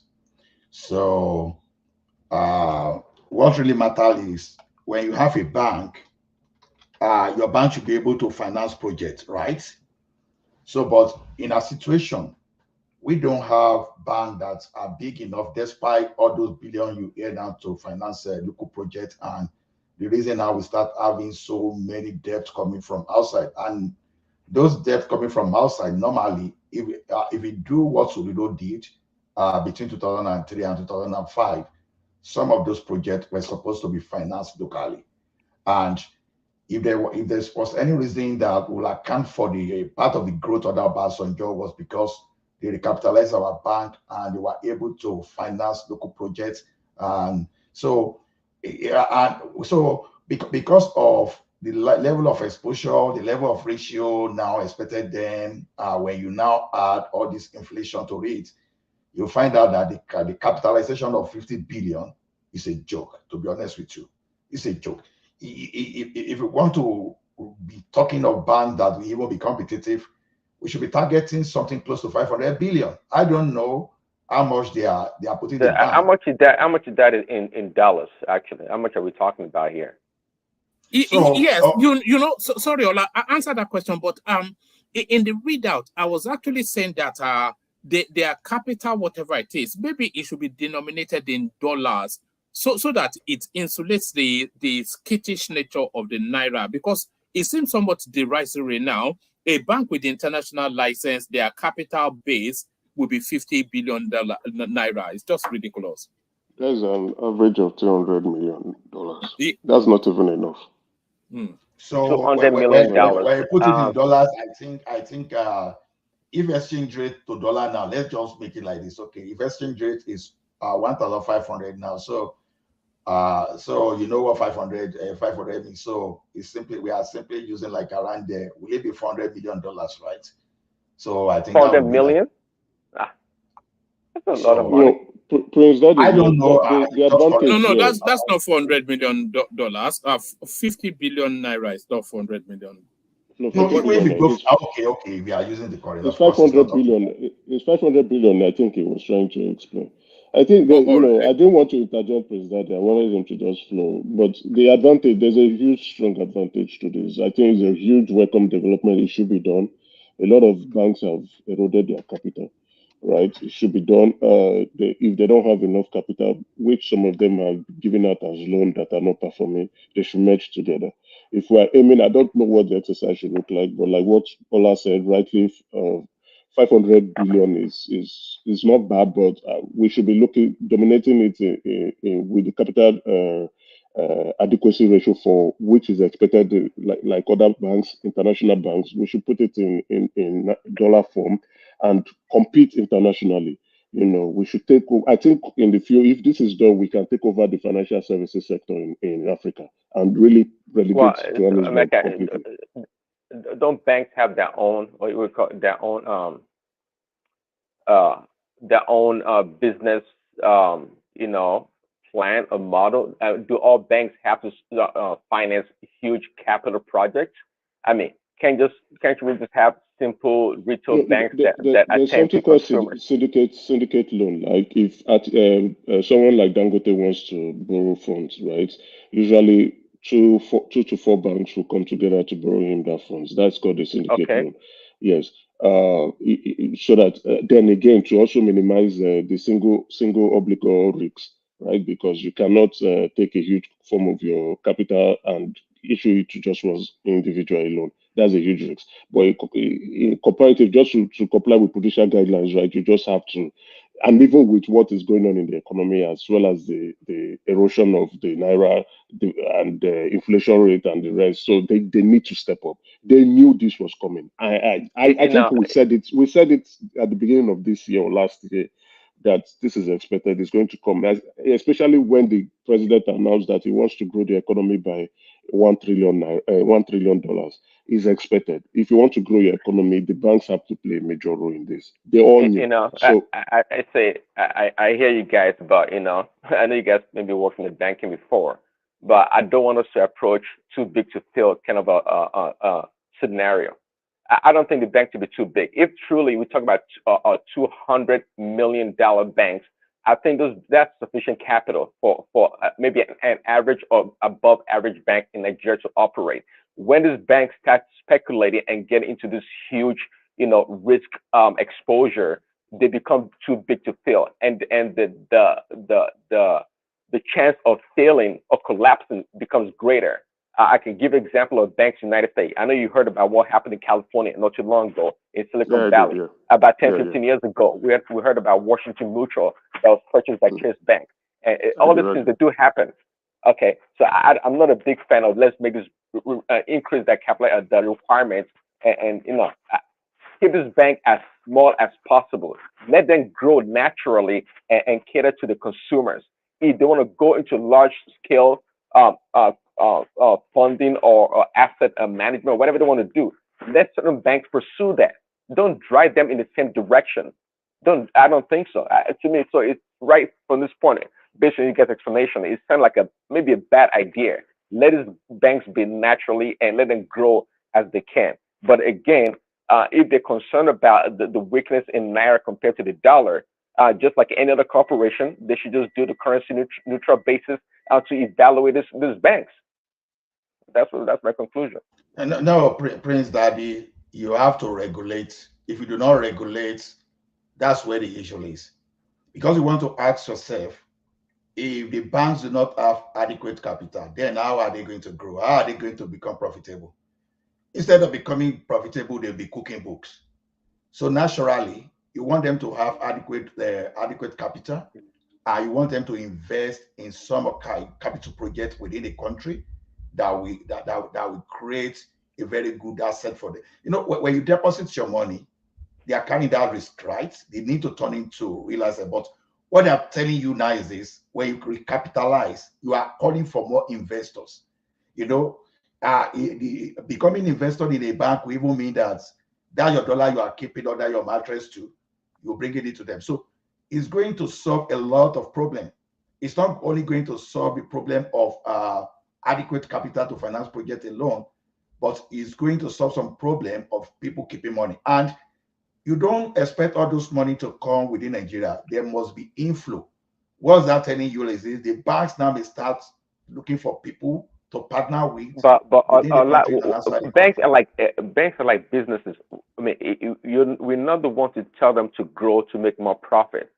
So are you saying it deliberately they don't want to grow or get bigger or look for more customers or investors naturally? No, this has nothing to grow, but they are telling you for your business to be for you to meet the basic regulatory requirement, you must have this capitalization. There's a difference between you capitalization and you are growing in terms of profitability. This is capitalization. The reality is this: you have to look at the impact of your the devaluation of your currency as it is now, and you must look at it this way. When Naira used to exchange for $120, Nigerian bank capitalization was 25 billion. But today, a dollar is exchanging for, let's say, 1,500. What does that tell you? You've already eroded even the shareholder capital already. So what do you have to do to meet up? You have to be catching up with inflation. So you don't have to let inflation overtake you. That is exactly one of those things that this will do. So if inflation overtakes you, then you are just in a situation of crisis. You know, it's just like a keg of gunpowder that will just be sitting to manifest in time. So you won't be able to sponsor any major project. And when banks can no longer sponsor any project, you see them doing the kind of shady practices that will be creating some kind of problem we have in the country today. Ola, please correct me. Ola, correct me, please. Have Nigerian banks actually started implementing Basel III? I doubt. The last we did was Basel II exercise. Have they started implementing it? Which one? Basel III. No, I'm not sure. I don't think so. Yeah. So, and Basel III was out since 2010, right? So if they've not, as at 2010, they should have started implementing Basel III. So if they've not started doing that Basel III, declare annual profit of almost 100 billion, they should be able to recapitalize for 500 billion at least, which is just 300 and something $million. I would say there are only four banks. Just 300. Is that in banking terms? It's not like if they put for sale on me, in banking terms, we're talking about numbers now, figures. I just quickly looked at the banks in the United States, their capitalization, and the highest JP Morgan has close to $500 billion, right? That's more than our budget times. I don't know. You're looking at I think I'll check for the banks in South Africa. Nigerian banks, we need to do it. It's a must. It's a must do. I know what President is complaining about, but if they don't do it, it's even a bigger risk. No, they will do it. So, they will do it. No on average in Nigeria, the banks, what is the number one source of their profit or revenue? Round tripping.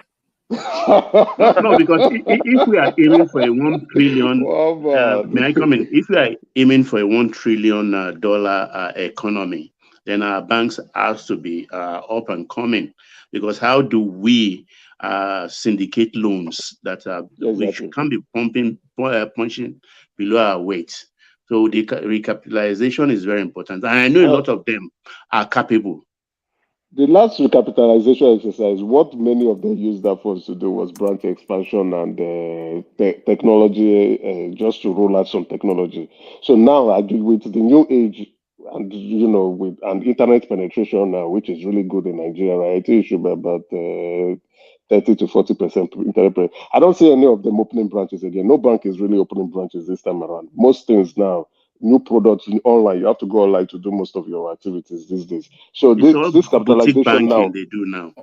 All right, Prince, bring that banking space home and give us a little flavor on Soludo, and then we'll go on to our new guy who I'm curious to find out how he pronounces his name. Yeah, I've expressed my concern about the banks. I know what has happened there in the West, especially in the United States. These banks, they become too big to fail, and at the end of the day, they have to be built out. These banks are reckless, and we talk about banks that supposedly know what they're doing. They become extremely reckless, taking really doing crazy deals, from home lending to all kinds of stuff. So hopefully you guys are right in your proposal or your recommendation to these banks. If their recapitalization is the ideal way to go, I guess so. I'm not in banking, but from my experience and my knowledge, I think we have to be careful of the requirements of these banks. To Soludo, I don't know. Emeka should be speaking on, not Emeka, right? Ekene rather. If the people, Ojuku's daughter and the former governor Ngige thinks he's doing a good job, so be it. But we have to compare that to what Peter B did in his time, because that seems to be the what do you call it? The standard of excellence when it comes to Kenneth. So if his accomplishment so far hasn't matched that of Peter Obi, then he's not doing anything. All right, brilliant, excellent, thank you. So that's the Prince Daddy, of course, Prince Daddy. So up next now, hopefully he's still with us. You have to first tell me, is Ijua Yi? Help me out to pronounce it. Yes. Name is Omai Shola Ajuishi. I'm Shekiri. Oh, right. I thought you were Southeastern now. Omai Shola. So what's the shortened version of your name, just to help Prince Daddy out? You know how Prince Daddy struggles with names. Yeah. You can call it Shola or Oma Shola. Oma Shola. You know, that's the name of the what's it called? They just coronated him. Omaba Shola. Yes, that's the king. The Olu of Wari, yes, that's the name of the Olu of Wari. Is Shola. Yes. Is it a derivative of the Yoruba Shola? Now, Shekiri are linked to the Yorubas. You understand? Because the Olu of Wari has that Shola name, the Yorubas have claimed him that our son is your king. You know. No. You see, like when we speak our language, there is Yoruba in it. If I want to greet you good morning now, I will tell you Erioson or Eriale. Eriale. Eri. Do you know what? Do you know what Eri means in Yoruba language? It's profit. Yes, profit. Yeah. Yes. So is that what it means? Is that what it means in your language? Yes. Get the profit of the day. Get the profit of the night. Do you understand? I want to speak on the military. Okay, carry on. I am not on the side of the community. I am not on the side of the military too. I just want to be neutral. Now, these communities you are saying in questions, it is Urobo community and Ijo community, and they have been living together for a very long time. Most of the quarrel they have is all about the river and fishing activities.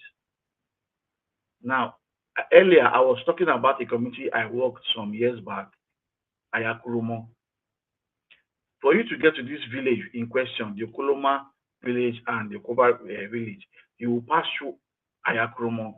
There is on that river, there is a military check base along that river. I'm talking based on the fact that I have walked around this place, used the boat, move around these communities while I was in Nigeria. So I know where the military officers came from to come and meet them there. And if they will do this attack to the military, is along the river. But the painful part is the two communities are side by side. Sorry, Shola, before you carry on, are you on board with the narrative that the community has to be complicit in it? That the community is not just a bunch of renegade, wayward boys. The community has to have some involvement. Yeah, see we don't know the real story, but I can imagine what, because I have worked in one of the communities before, which had issues with another community, which is Irobo. And about this time of the year, the fishing activities on that river is high because at this point the water level is going down and we have more fishes trying to go back to the high sea. Most times, all these people fishing around here, these communities are seeing, when they get the fish, they take it to people that buy, and they have this like a tax they pay. So in between them, somebody is trying to just take control of a particular place where we have more fish gathered. And majority of people that come there to fish, you'll be surprised, are from the north. Outside guys are there. The northerners are always here fishing about this time. They come here about this time of the year, between January, February, March. As at by August, September, there's flooding in all these communities. So about now, the water is going down and then it's going to the Atlantic Ocean. So you have more fish trying to escape back to the Atlantic Ocean. So at this point, they fish and they make a lot of catch at this point. So they make money about this one. So, and I should believe that's one of the reasons why they're having this problem. If you look at the Google map, to check the Google map and check where they are, it's just the next village. And the next village, most times, that gets you out of town to go to town is, we call them Akpabio village. That is where the main fishing activity happens, where they take all the fish to, and they have people buying it. So whatever their problem is would have been this issue and trying to solve it. Somebody is trying to be bossy amongst them. But I believe because maybe the Jaws are more like friendly to the military guys, because along that river where we have the military checkpoint, all the villages around there, down before you get to the Okolova village, are all Ijo villages. The painful part is that the military has done a mistake by trying to invade this place. The same community I said they invaded some years by doing Obasanjo is Ayakurumo. You will get to Ayakurumo before you get to these villages. The same thing they did. So they felt maybe that's the best thing they can do. And now you've done this guy in question, you cannot see them again. If any of them can get through this river, which our military do not know the creeks very well. The creeks, when we say creek, they have road, they have junctions, and the military have checkpoints on the river. And they cannot patrol everywhere, and the boys know where to pass. If any of these boys can get through all this place and get to Escavos, you will not see them again. Because most of these communities, Ijo, Shekiri, Robo, they all live in these villages doing their own business. So for you to say you want to catch these guys, it will be a miracle for you to catch them, to be a miracle. But for the community itself to have left, they will just easily move because they are all related together. All these community people, they are related. So they would have moved to the next Ijo village, or Rubo village, how will you now identify who did it? Are you going to now say you want to ransack the entire villages around there? And that would not be barbaric. So Nigerian military, it is painful what they did. And number one, I will say what they did is right, because the rules of engagement is if you are attacked. They didn't attack you with guns. It is what they did is not, you can't even imagine, I can't even be saying it on air. So I cannot blame them trying to attack the village the way they did. Because all these villages in question have experienced this kind of things before. So if you know you attack a military man, it is right for everybody to disappear from that village. You will not meet anybody apart from goats and chicken. And even the animals too will run into the bush because they are all surrounded by trees. The animals will run. It's the truth I'm telling you. That's like tsunami. No, you know what I'm saying is, Oh my when God. I'm an architect. I worked in a village that I am very close to the same place. When I got there, all these we are talking about, they don't have light. They don't have light. They don't have pipe-borne water. So that's let you know how wicked our government is. The closest, that's what I'm saying, the governor, I'm from Delta State, that's why it's paining me. We are wicked to ourselves. There is a bridge in Akron that they've been building for many years. During Duanga's period, they used it to campaign. The last governor also used it to campaign. This governor also used the campaign. My client that I built a house for stays in Ayakromo. He lives in Wari, but his main house is in his village. But see his house, opposite his house is the bridge that the government have refused to do for many years. And all these villages, the only way they can get to town is they will have to get to Okwagwe. That is where they can get vehicle to Wari. It is that bad. So as much as I don't like what the military did, the government too has failed. With all these things that are happening, the government has failed. All these people here, all these people are saying here, they will never go there to campaign because you have to use a boat to go there. They only have boys that come and campaign for them. So Nigerian military, it's painful. What happened? We losing officers like that is not good. Let me come to the our Senate presidents, the legislators. Our legislators are just fooling themselves. There's no magic that they will take change the Senate president. That man will be there for the next 4 years. A thief will always keep a thief to cover his back. I cannot go and bring somebody and then change him so that they cannot overthrow me. No. So Tinubu, whatever the Northerners want, it's just that they've done the mistake by giving him that post to sit down as the Senate president because it was imposed on them by Tinubu, and it's going to be very difficult for Tinubu to change. But we know Tinubu is being the president of Nigeria is not legitimate enough. He does not have his say, and the Northerners have his balls on him. That is why he's doing what he's doing now. Unless he wants to now dance to the Southerners, which, if he does, good for him. Because the way the country is going, everybody is suffering. I don't know if the Nigerians can survive 4 years with this man. Then let me go to the banking sector. The banks are, to me, I don't know much about banks, but to my layman's understanding, these are hoodlums of chiefs trying to buy banks. If you go very well into Nigeria, very well, and try and find out what they are doing, how many individuals can walk into a bank and give a proposal and the bank will give you the money? It is those high up there that can borrow money. The rich are taking care of themselves through the banks. You want to borrow money to build a project, do a project that you will make money from, but you will not use your own money. That's why you have the money to do the job. you would prefer to take a loan because you have that standing that a bank will give you that loan.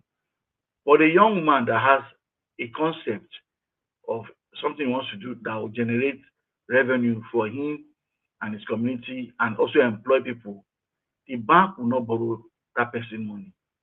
Now you want to raise the capital of the banks, and you are telling us only 7 banks can raise the capital. If 7 banks can raise the capital, let them be.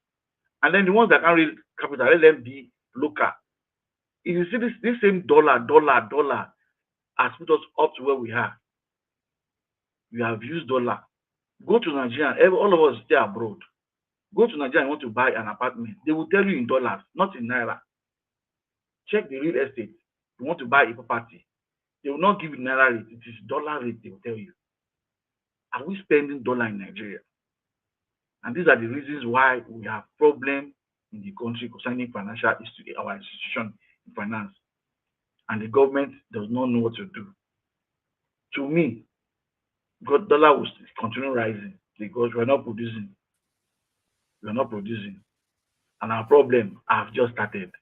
Thank you. Yeah. So sorry, I lost connection for a moment. Can people hear me? Hello? Yes, I can hear you. Yeah. All right, brilliant. I lost connection for a moment. I'm back now. So thank you for that, Shola. I'm sure I didn't hear most of it, but I'm sure it was excellently delivered. So excellent delivery by Shola. So let's go on from Shola then to let's go to Ola. So from Shola to Ola. So there it is. A clever little play on word there. But so Ola, you're up next. Your 5 minutes.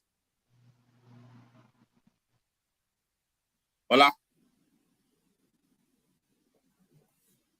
Okay, I don't think we have Ola for the moment. So let's go to Baba. Okay, Amen. All right, all right. Yeah. Carry on. Okay. What should I speak to now?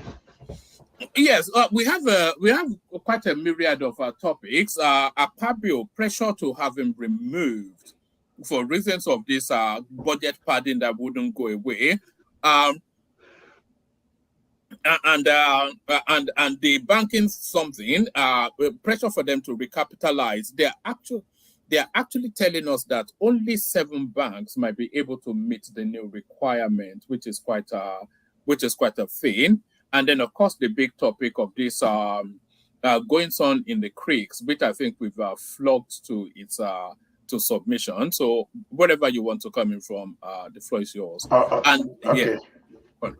See, on that Akpabio on the budget padding, to me, it's nothing new within the Nigeria, with the Nigerian National Assembly. So even the fact that they are proposing bicameral system, I think that one is okay. But those people, if we see this removal of Akpabio or whatever, if we start celebrating, we should by now know the game that it's not because they are trying to do something that is going to benefit the masses. It's more of someone has taken up our space and we just need to get into that space. So to me, I don't want to join myself with the drama there because to me, I don't see any favor. I don't see anything they are doing to support the masses. So can anyone hear me? Okay. Yeah. So I think on the banking too, I think I've agreed with Emeka, and I think some people it's a need. We need to recapitalize because just look at it this way. MTN want to borrow money. You understand? They will have to go and borrow maybe in South Africa. Then how do we grow our economy when the activity that's supposed to be happening within the economy is going somewhere else? Look at our exposure to China, for example. And I remember when Nigeria recapitalized under OBJ then, when Soludo was the CBN governor, Nigerian banks participated in even sponsoring some of these local turbine projects, the IPP project, and they were financing some projects, and that's how it's supposed to be. And I can still remember after that capitalization, our fintech aspect started growing, That is when you started seeing banks deploying ATM, expanding the data center, the like of different switches, InterSwitch, eTransact, and so many things started coming up. That was the era the bank started advising institutions, oh, you should not be collecting money by hand again. Let us give you Edu Portal. So they started pushing solutions to government houses. So let us just give you some kind of remittance facility. So what we are saying is this: when we have banks that have assets to play with, then the economy is bound to grow. That's why I made bold to say that many innovations you'll be seeing with the private sector today were pushed by the banks. At least those people that those ones that are participated in that, I could just give you verbatim that, okay, in this particular sector, recapitalization helped that particular industry to develop. So for us to say to have, so if you really want to grow as a country, if we really want to be performing the way we are supposed to be performing, at least a very huge percentage of our debt should be residing locally to create some kind of asset for the banks. The like of Dangote you see there today, even though Dangote knows how to borrow money from outside, but then you'll be shocked. It's exposure to the local banks, which naturally could not have happened before the capitalization. People don't know. So to me, when you have a financial institution that cannot even finance your local projects, then you are not doing anything. So you'll be tripping dollars, you'll be doing what you are not supposed to do to keep up. So it's a good move. And if you ask me, it should be accelerated too. So no doubt about that. Then, okay, we've talked about those of the military, so I don't want to talk too much about. Yeah, Ola, let me play you this clip. I don't think we've made sufficient enough yet of this clip. Do you remember a story once? This was many years ago, of a Nigerian guy that sold an airport to somebody, to a bank, I think in Australia, fraudulently, and just made away with their money. Do you remember that story? I can't remember. So I'm not aware of that story anyway, but let us hear it. No, that's just the story, really. This is going back, I think, about 10, 15, 20 years ago. Some guy, he just presented this 419 to the Australia, made away with hundreds of millions of dollars. So along those lines, this is where I want this clip to come in. These are actual people stealing trains, not toy trains, but actual real trains in Nigeria. Watch this. These are coaches of the Nigerian Railway Corporation, loaded and about to be evacuated to only God knows where, before they were intercepted and parked here at the railway terminus in Maiduguri. There are a lot of questions begging for answer in respect to this attempted evacuation of these coaches. Such information are not readily available at press time, but we are going ahead to find out from the authorities concerned. Here at the Bondo State Police Command, the commissioner in charge has confirmed to NTA News that 6 persons are currently under police custody in connection with that theft attempt, which followed a tip off by good Samaritans from around the area where the incident happened. He further confirmed to us that the arrest rhymes with the executive order signed by the Borno State governor prohibiting all metal scavenging in Borno State. There was a distress call received from railway quarters. Loader trailers were sighted at railway terminus in Maiduguri, evacuating and loading properties belonging to Nigerian Railway Corporation. The properties include 3 coaches. On the receipt of that information, the divisional police officer, ITE, mobilized his men to behind railway quarters. And there and then, one Aliu Menasara was arrested. The said Aliu Menasara claimed that he is the director, Northeast District, headquartered in Bauchi, that he has been assigned by the MD of Nigerian Railway Corporation to come and evacuate the coaches to Plateau State, where, according to him, from his claim, that the Railway Corporation wanted to hand it over to Plateau State government to initiate intra-railway transport within Jos Metropolis. But the suspect has no identity to certify his claim that is actually the district manager of Northeast District, Bauchi. The police commissioner further confirmed that the principal suspect is currently at large and applauded the proactive response of the residents and pleaded for more vigilance to ease and enhance security in the state. In Maiduguri, Maijama Adamu, NTN News.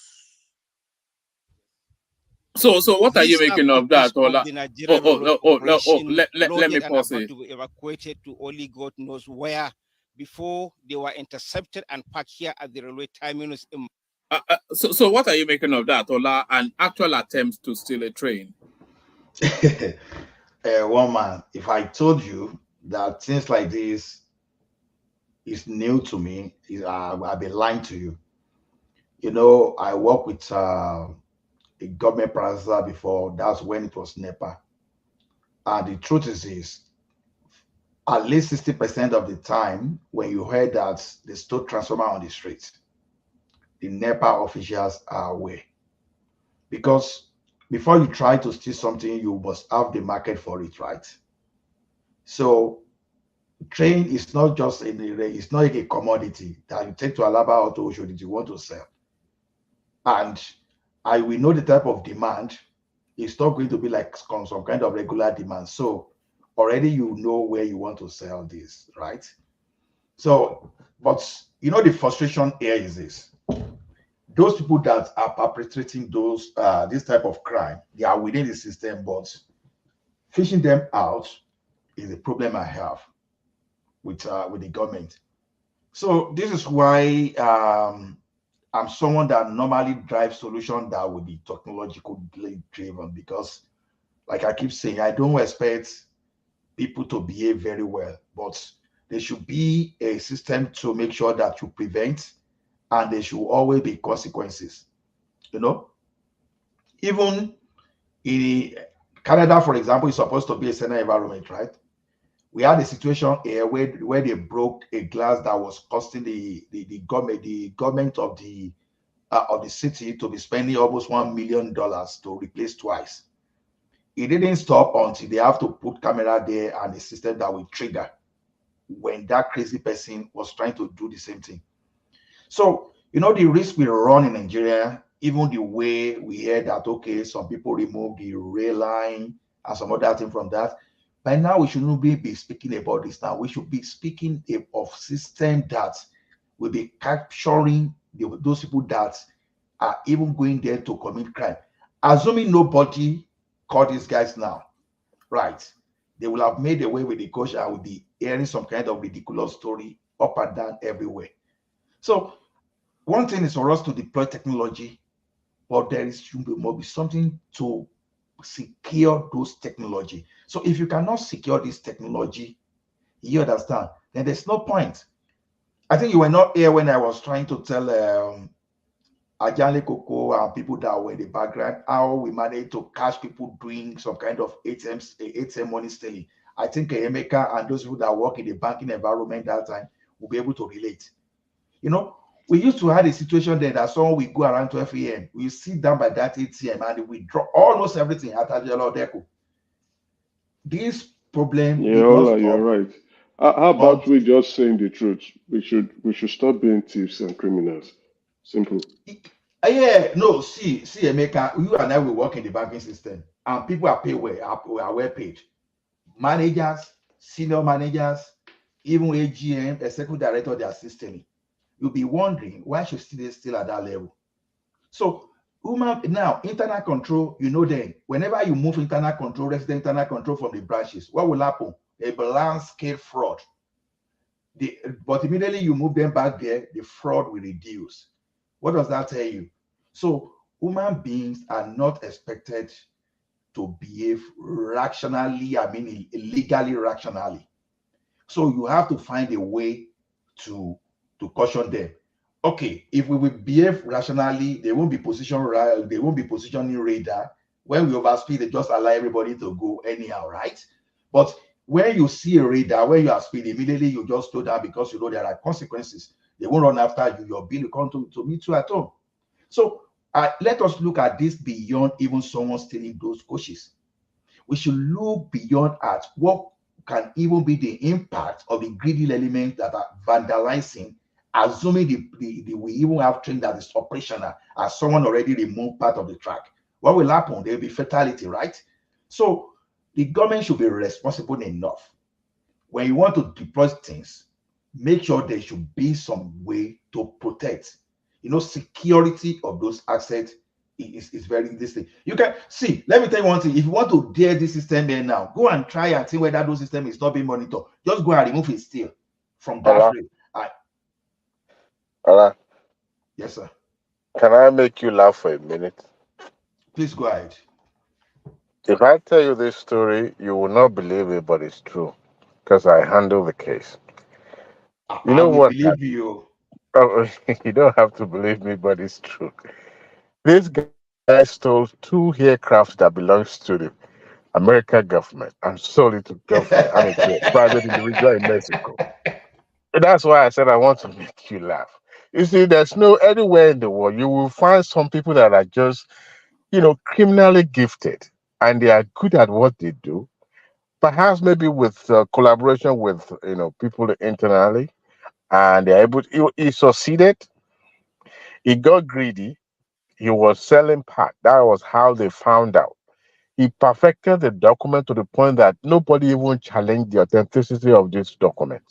It was until he started selling part, the servicing part, because federal government have their own. If this guy is just a contractor, he came to United States to go to aviation school. From there, he branched out to aviation mechanic and all that. So from there, they I don't know how he got into the military, and he started servicing the aircraft for the government. Eventually, how he saw those aircraft, it was a storyline that, in fact, can make it like a movie. Now, when they started selling the part, that was when they now able to, because it was caught on camera. He himself came to stay, so they were now beginning to dig deep to his background. That was how they found out that this guy is actually was the one that orchestrated the initially it was called exchange of aircraft, but later it was happens to be sales of aircraft fraudulently, and the money was not even wired to the government, it was wired to private individual account. So no, anywhere you go around the world, you will see people that are just so gifted. I was looking at how can somebody so bold enough to carry these coaches and try to smuggle it out of, no matter how the You sophisticated you you camera you that you. the best crimes are audacious crimes, crimes that take place in open glare. So somebody turns up with a tipper or trailers, and they dress in a very sophisticated manner, and then they order and they start to back orders to everybody and say, okay, you move that here, you do that, you do that, and then they are wearing some little lapel that shows that they're official. And very quickly, nobody even pause, and they start to load trains onto trailers to be stolen. I mean, unbelievable. One man, let me give you one funny story, just like what Adewale said. ATM those days, you know how they normally steal ATM, especially in the Western world. They will go there with forklift and some equipment they will use to drill that place. So you know what? They will be working like regular contractor. You will even pass by. You will not even know that they were doing that. There was a time that it even grew up to a certain period in Nigeria between 2005 and 2007, especially in the southern part of the country, when bullion van will be moving money. I'm talking of bulletproof, all those have more movement. And some people will go and stay on the beach and meet them with forklift. That they will just say, okay, the people are coming now, they've already blocked the road with forklift. So things like this, it sounds ridiculous, but funny enough, it's happening. When I told you that they are stealing transformer I'm not even talking of just auto 500 kV or 300 kV. We are talking of something. I'm talking of like a 30 MVA transformer. Do you know how heavy that one is? All those ones you will use long bed that we have to clear road.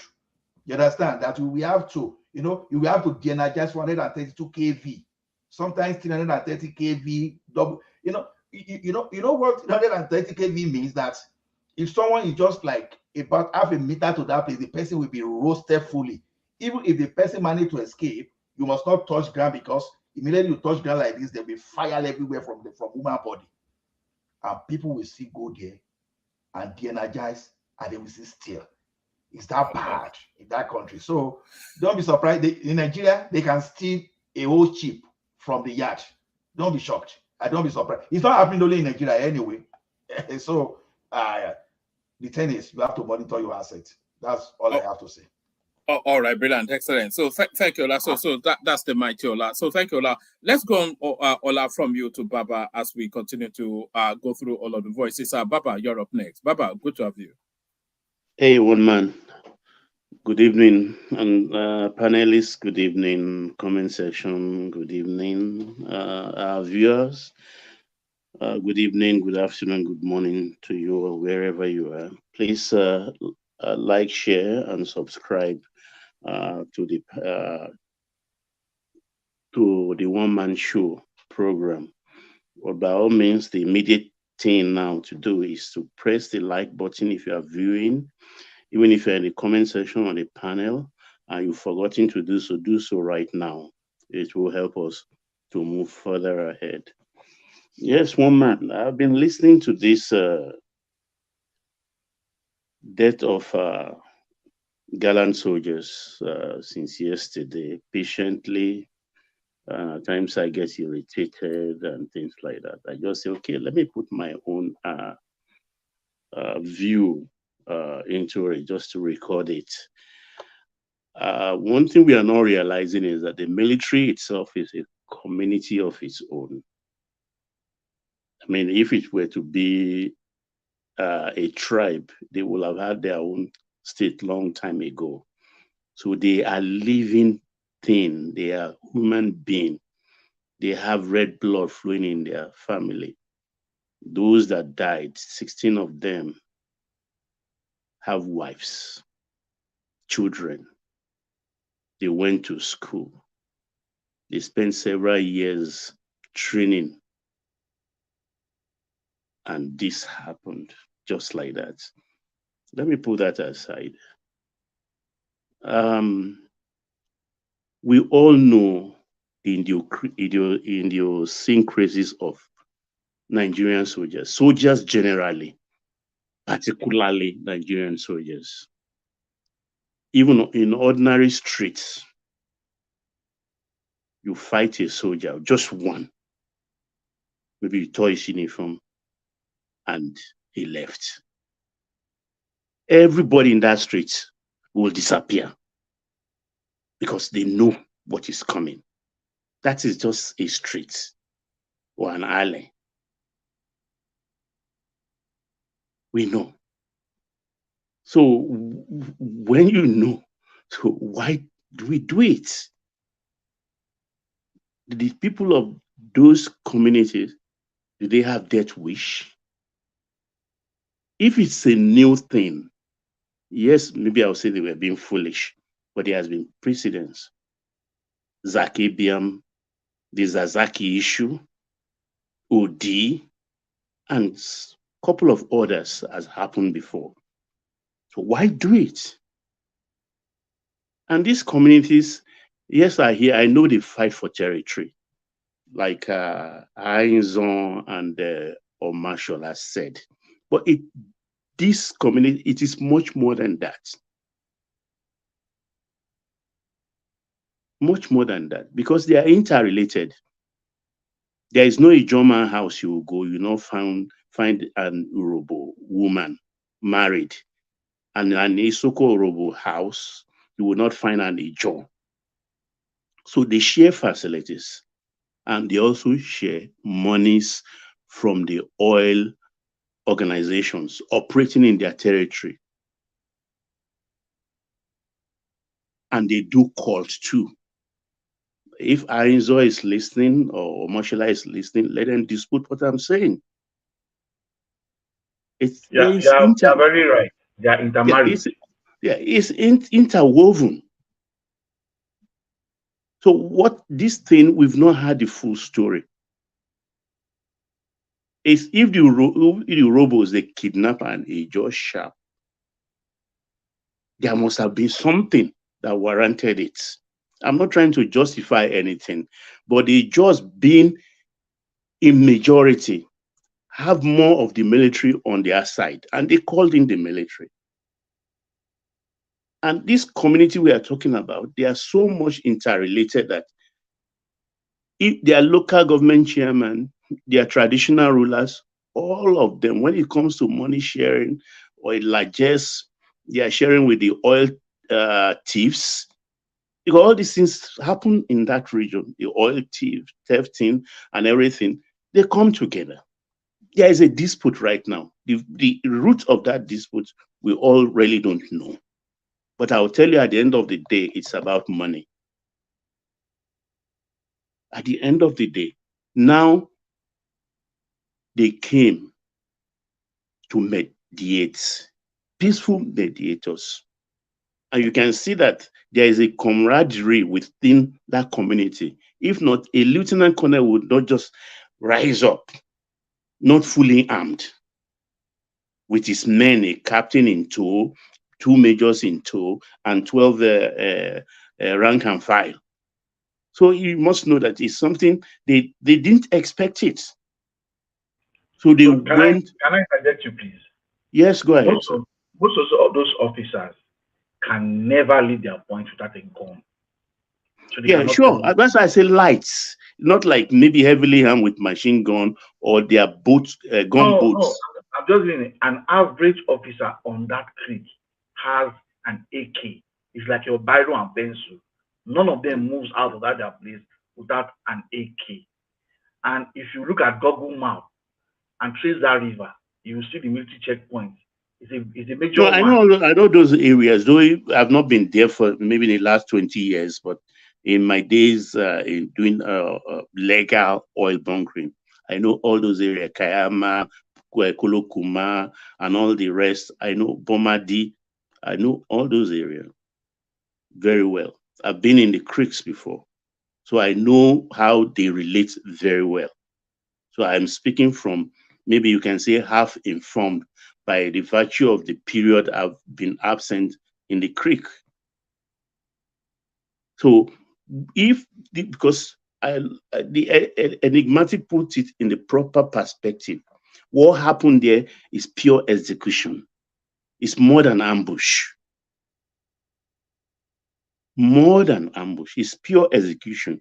And this is where I sit in wonderment or I come to the logical conclusion that they carry light arms, because 16 soldiers armed with full magazine of AK-47, they can't mow them down easily like that. Soldiers are different.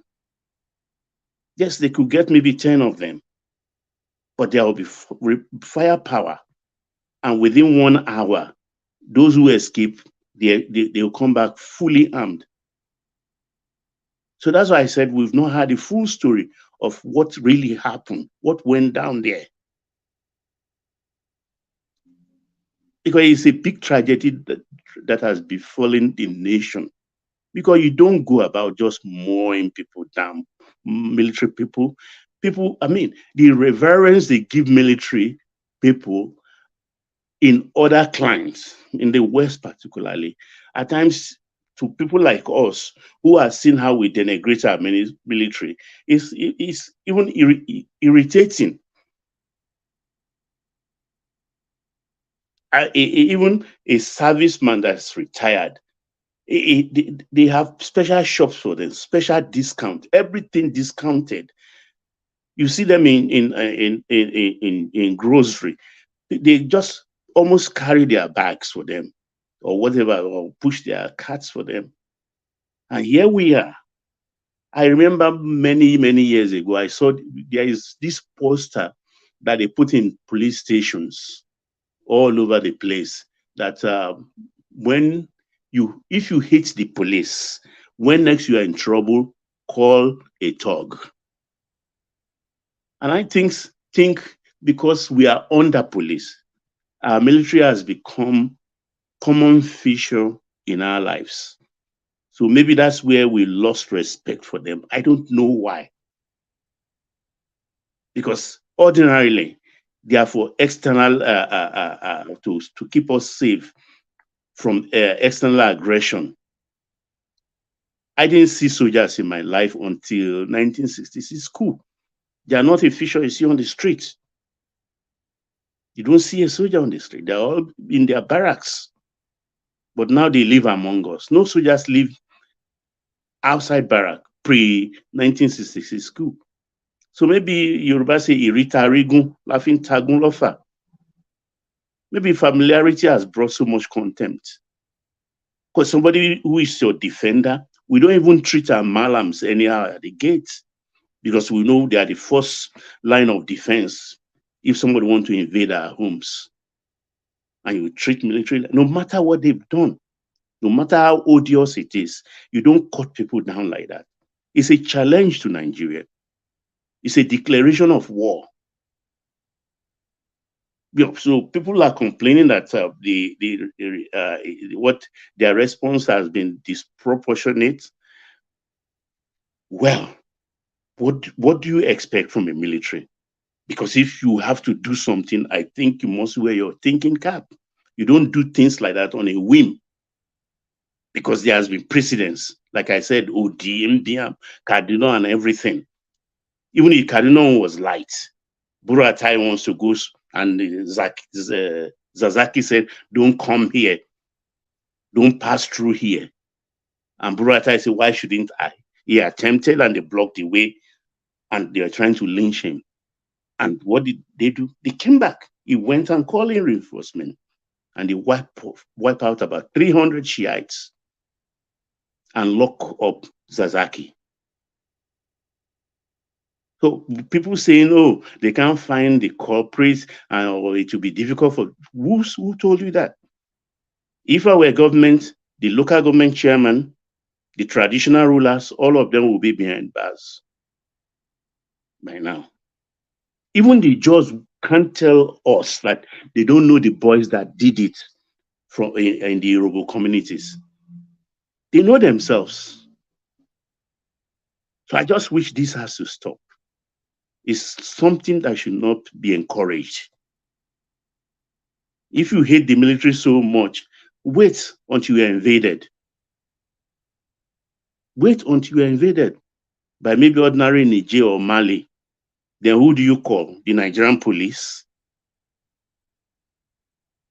I mean, it's not something that should be heard of. And for people who are saying, no, this, that, we all know the atrocities committed by the West in other countries. Anybody can easily name 5, 6 of recent happenings in different regions where people have been killed. It's all noise they will make and human rights will come and everything. Those soldiers, they have their own human rights too. There are widows now. There are children now that have been turned into fatherless children. Who is going to pay them? Or did they do it for commercial reasons? Because the people were paid, I think, 15 billion or so, because they went to courts. And court awarded them, I think, 39 or 37 billion. And I think they negotiated, they got 15. Even that 15, they almost killed themselves on because of that 15 billion.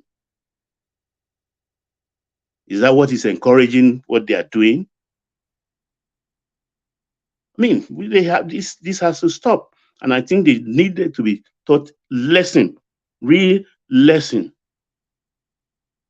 Real lesson, because ordinarily they wouldn't even be there anyway. They will have all run away.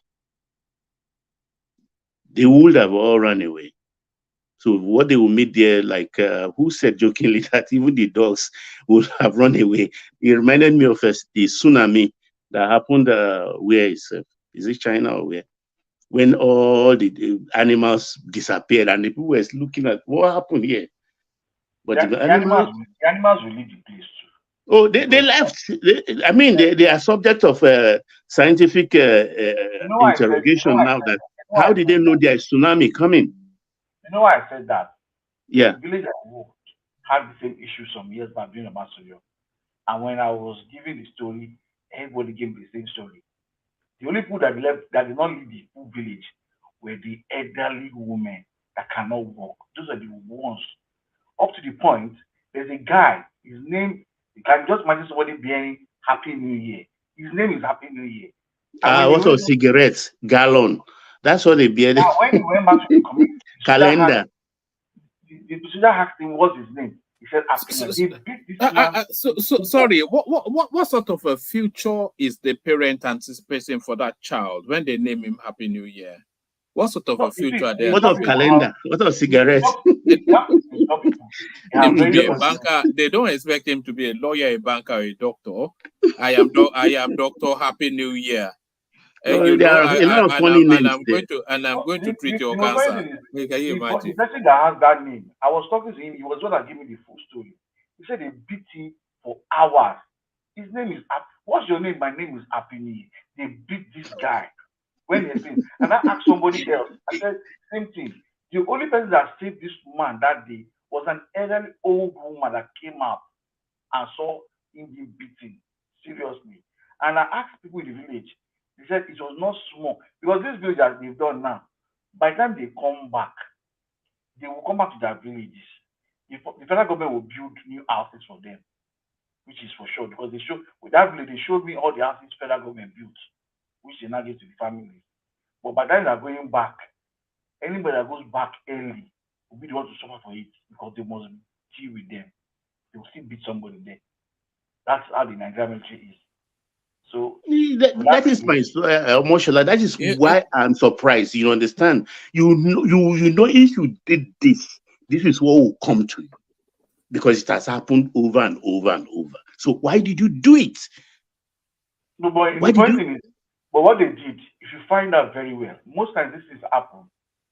That person is not from that community. Majority of them, I can be speaking Yoruba, but I'm not from that community normally. I came there to do a business. I have lived here for years. So an average person in that community doesn't know I'm not from that village. And then you form a union. This issue is a union thing with community between communities. No, but it's a cult thing. I don't think it's a cult because it's a fishing community. The whole of that stretch, as I said before, the whole of that stretch, the kind of fish you get there at this time, you will not imagine it. Well, why I say cult? Because there are a lot of shrines in all those places. Very powerful shrines. It's not apart from charm, which would have been the only thing they would have used in holding those soldiers up. Which I can be sure of that. That's the only way they could just hold 16 of them and then you do all that to them. Because you cannot be a soldier and then nobody will escape. Because I don't know. It's just that's why I said they have death wish.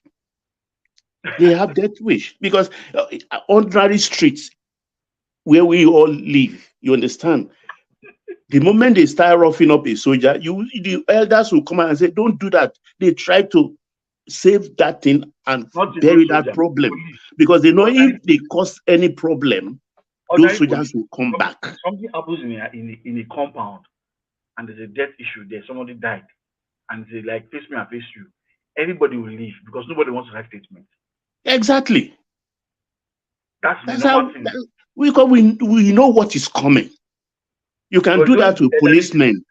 Policemen are the people that will just cajole you, beg you, no, come and just make a statement. All of you, we know you didn't do it. We know but we just come and make a statement. And once they persuade you go to police, they will lock all of you up.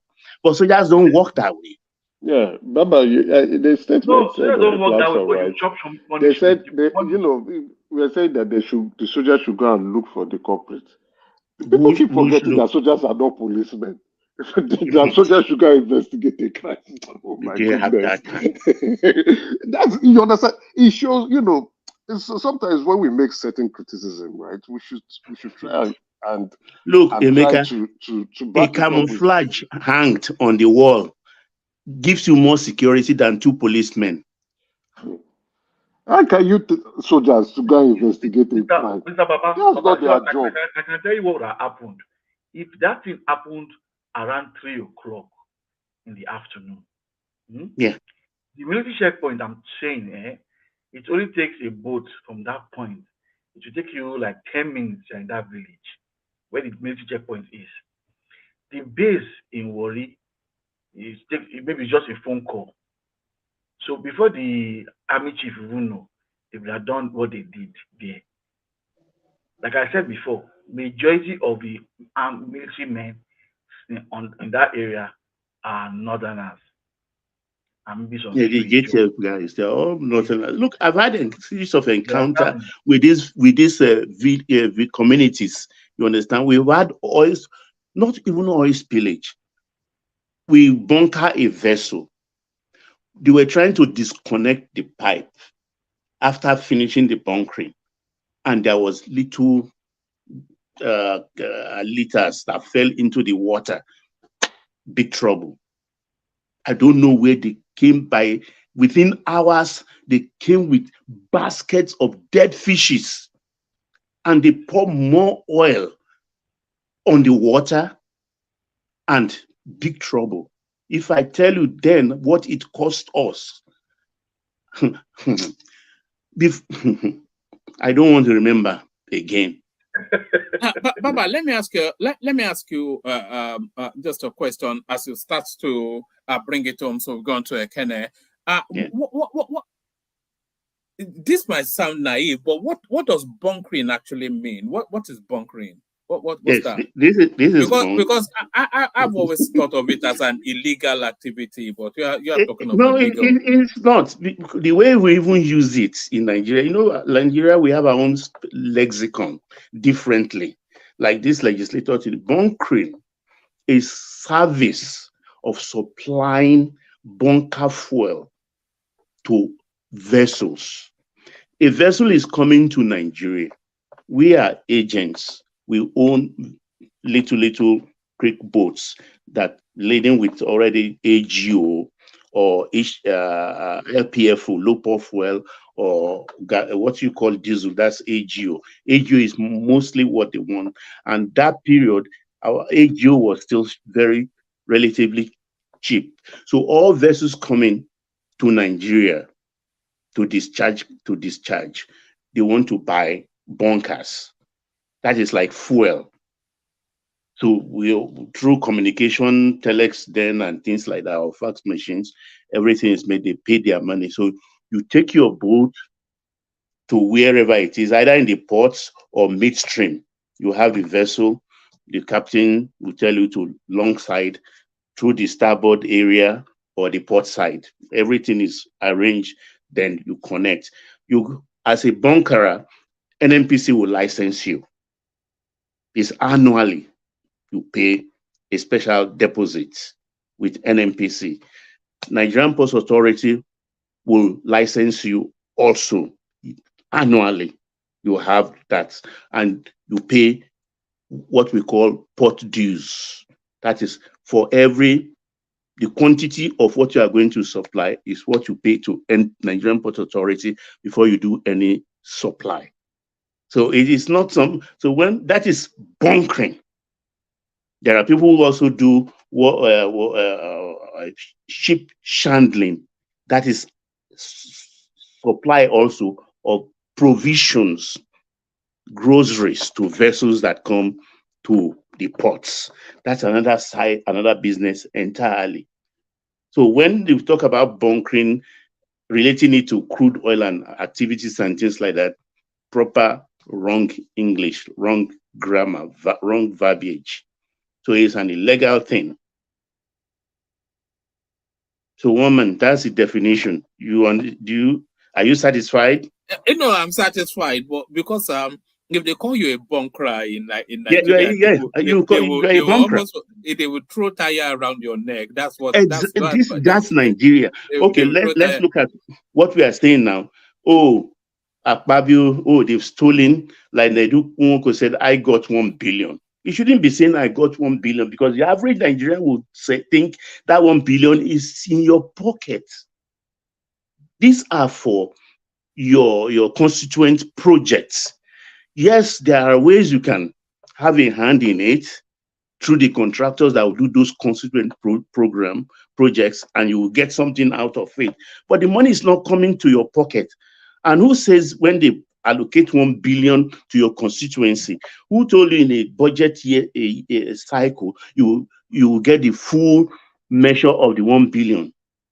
Or the contractors in your community will get that. Thank you, Baba. God bless you, Nothing. Baba. I don't understand Nigerians with our English. We are very educated people, but the way we talk. Baba, on that topic, I wanted to bring it, but it was too long a video. When they spoke with Senator Abaribe, he broke it down that look, this money is actually the processes of it. You never really see it at all. All you just have is supervisory oversight over it. Yeah, we know something will come out from the contractor to you, no doubt about that. Yes, it's like feeding a baby. But the senators are even allowing that story to subsist when they are saying, yeah, I got this and I don't understand. When they know they're already under pressure and they don't even get the language right. No, the problem there is that, if it's coming out from, it's just like, how would I put it? If it's coming out from certain faction of the media or from some people, you look at it like, these people don't know what we are doing. There's no need entertaining them. But when one of your members is saying this, that's a different ballgame entirely. Very strange, Emeka. Very strange. You know why you're saying it's very strange. You have a budget. Let me just put in a way that everybody will understand. You are a country of your own, and you have to do a project, and you have your major projects are like 10, and then you add 10 extra projects, making it 20, and you assign money to the 10, which is normal. Then you now assign another money to the fake 10. Do you understand? And the fake 10, it is going to be handled by the person in charge, as maybe the senator. You get, so those projects are not done. Look, Omonshola, sorry to cut you. I appreciate that we are knowing now that, okay, my own constituency, this is what my senator received. How many of us even can name the 3 senators from your states? How many of us? Now, I'll give it. I'm not to talk of people going to now check your senators. Now, you say you have constituency projects. I'm from Delta State, and at a point, I tried to get jobs from NDDC stroke the Super Deck. I looked at the projects they have, and I looked at like 4 years behind at that time, and I found out that a particular set of particular projects were reassigned every year. And I had to go to the site. Now, because these projects are not what you will see easily because they are in the riverine area like this community I'm talking about, I went to my own community that day, and I went there, got there. That community used to be where we have health operating before, but not health is no more there. I looked at the project I wanted to do, and I got there. It was an abandoned project, and I laughed. I said, why will you give me a project you say I'm going to start from fresh? Meanwhile, it's only foundation that has been there, and the money that has been given out many years back, and it has been given out like 4 times to different contractors. On that day, I just made my mind there's no need doing anything big government job. These are where these their own FCs are what you call it, their own transport, they move money. Senators, they are all like that. Now, let me give another example of a senator that did the same thing before election. I was in Iwori, and where I stayed, behind my house is a river. I don't want to say the senator's name. He's been there since. He's been there for a very long time. And when it was time for a campaign, you will not imagine what the guy did. Senator Wabuchi, Oh, let me even say his name, James Manager. Where is he now? Of course, you can't go back. He's been there now. You can't go back there again. Is he not notorious for something? That name Now wait, sounds just familiar. wait. Let me just tell you. Notorious. Is notorious for I something. went out that day, and I came back, and I saw a billboard behind where a Baba usually sit down in the evening, putting James Manager's name contract, like clearing the riverine area, as in they are trying to get all the so water can flow. And when we check this project, this project was given to him in his first tenure. In his own first tenure, because he wanted to campaign, his first tenure was when he was given that project. He has done, I think, like 4 or 5 before he can't go again. Because everybody in the community said no. Do you get me? So this is how wicked all these senators are. And that's their constituency project. And they have many. They have many like that. This is why we have to hold them accountable. It's in the open right now. You understand? But let's put it in a proper perspective. You know the same person built a hall in that same town. When we said there was no money during the Buhari's tenure, and you will not believe anyone to take money. He kept money in the house, rotting. They couldn't take it to the bank. They had to burn it. There's a very good friend of Ibori. Yeah, that's just how wicked these people are. So when Akpabio is doing his own, Akpabio is the deadliest. He's the deadliest of all. And that's why Tinubu wants him there. Okay, there is a Kene waiting on Mashallah, so don't let's take too much of the space. But the thing is, we have to put things in their proper perspective. We exaggerate. We use hyperbole too much in that country. Thank you, one man. I yield. All right, brilliant. That's the excellent Baba, of course. You say Ekene is waiting, but I doubt if Ekene is waiting, because if he's not asleep, he would have been saying, oh, woman. Ekene, the Bashorun of Sokoto Central, the Ikemba of Abeokuta. Ekene, look at that. One man. So, one man, I am not going to speak today. No, let's go to Ajay Lekoko first. You deliberately Ajay is here. want the Wonderful. Voice of the supporters of criminality. Ode. To be heard. But my own voice, who is the only opposition against this military apologies. Oh God. Another say you did here. Only my own voice should be silenced here today. But all this military apologies voice should be heard. That go and kill your people. It is the right thing. Go and destroy them. Go and maim them. One man. The floor is yours, Ajay Lekoko. My voice should not be heard. Your voice is being heard now, Ajay Lekoko. Heard now. Okay, that's you were so quiet. I thought maybe you were busy. That's why I was. But let's come to you then. The father of the bride, Ajay Lekoko, the majestic elegance of the man. So Ajay Lekoko. So yes, I know you are keen to speak on that space, but I the response to this thing is actually surprised me today. Because I'd always had the sense that Nigerians are somewhat, there's a deep core of them that hates the military for what they stand for and what they do. But that's not what we have been hearing today. Are people even willing to have communities? I think the only dissenting voice we have had so far is Ahizon, and that's for reasons of course, that space being his own homestead. But what are you then making first of what happened to these military men? I'm expecting condemnations of that. But then the response has been tempered so far, and no excesses have been gone to. But as we know the tradition, they are going to raise down that village. So Ajay Lekoko, the floor is yours. Thank you, one man. Greetings to our listeners around the world. Click on the like button, share and subscribe if you haven't done so. let me tell you this.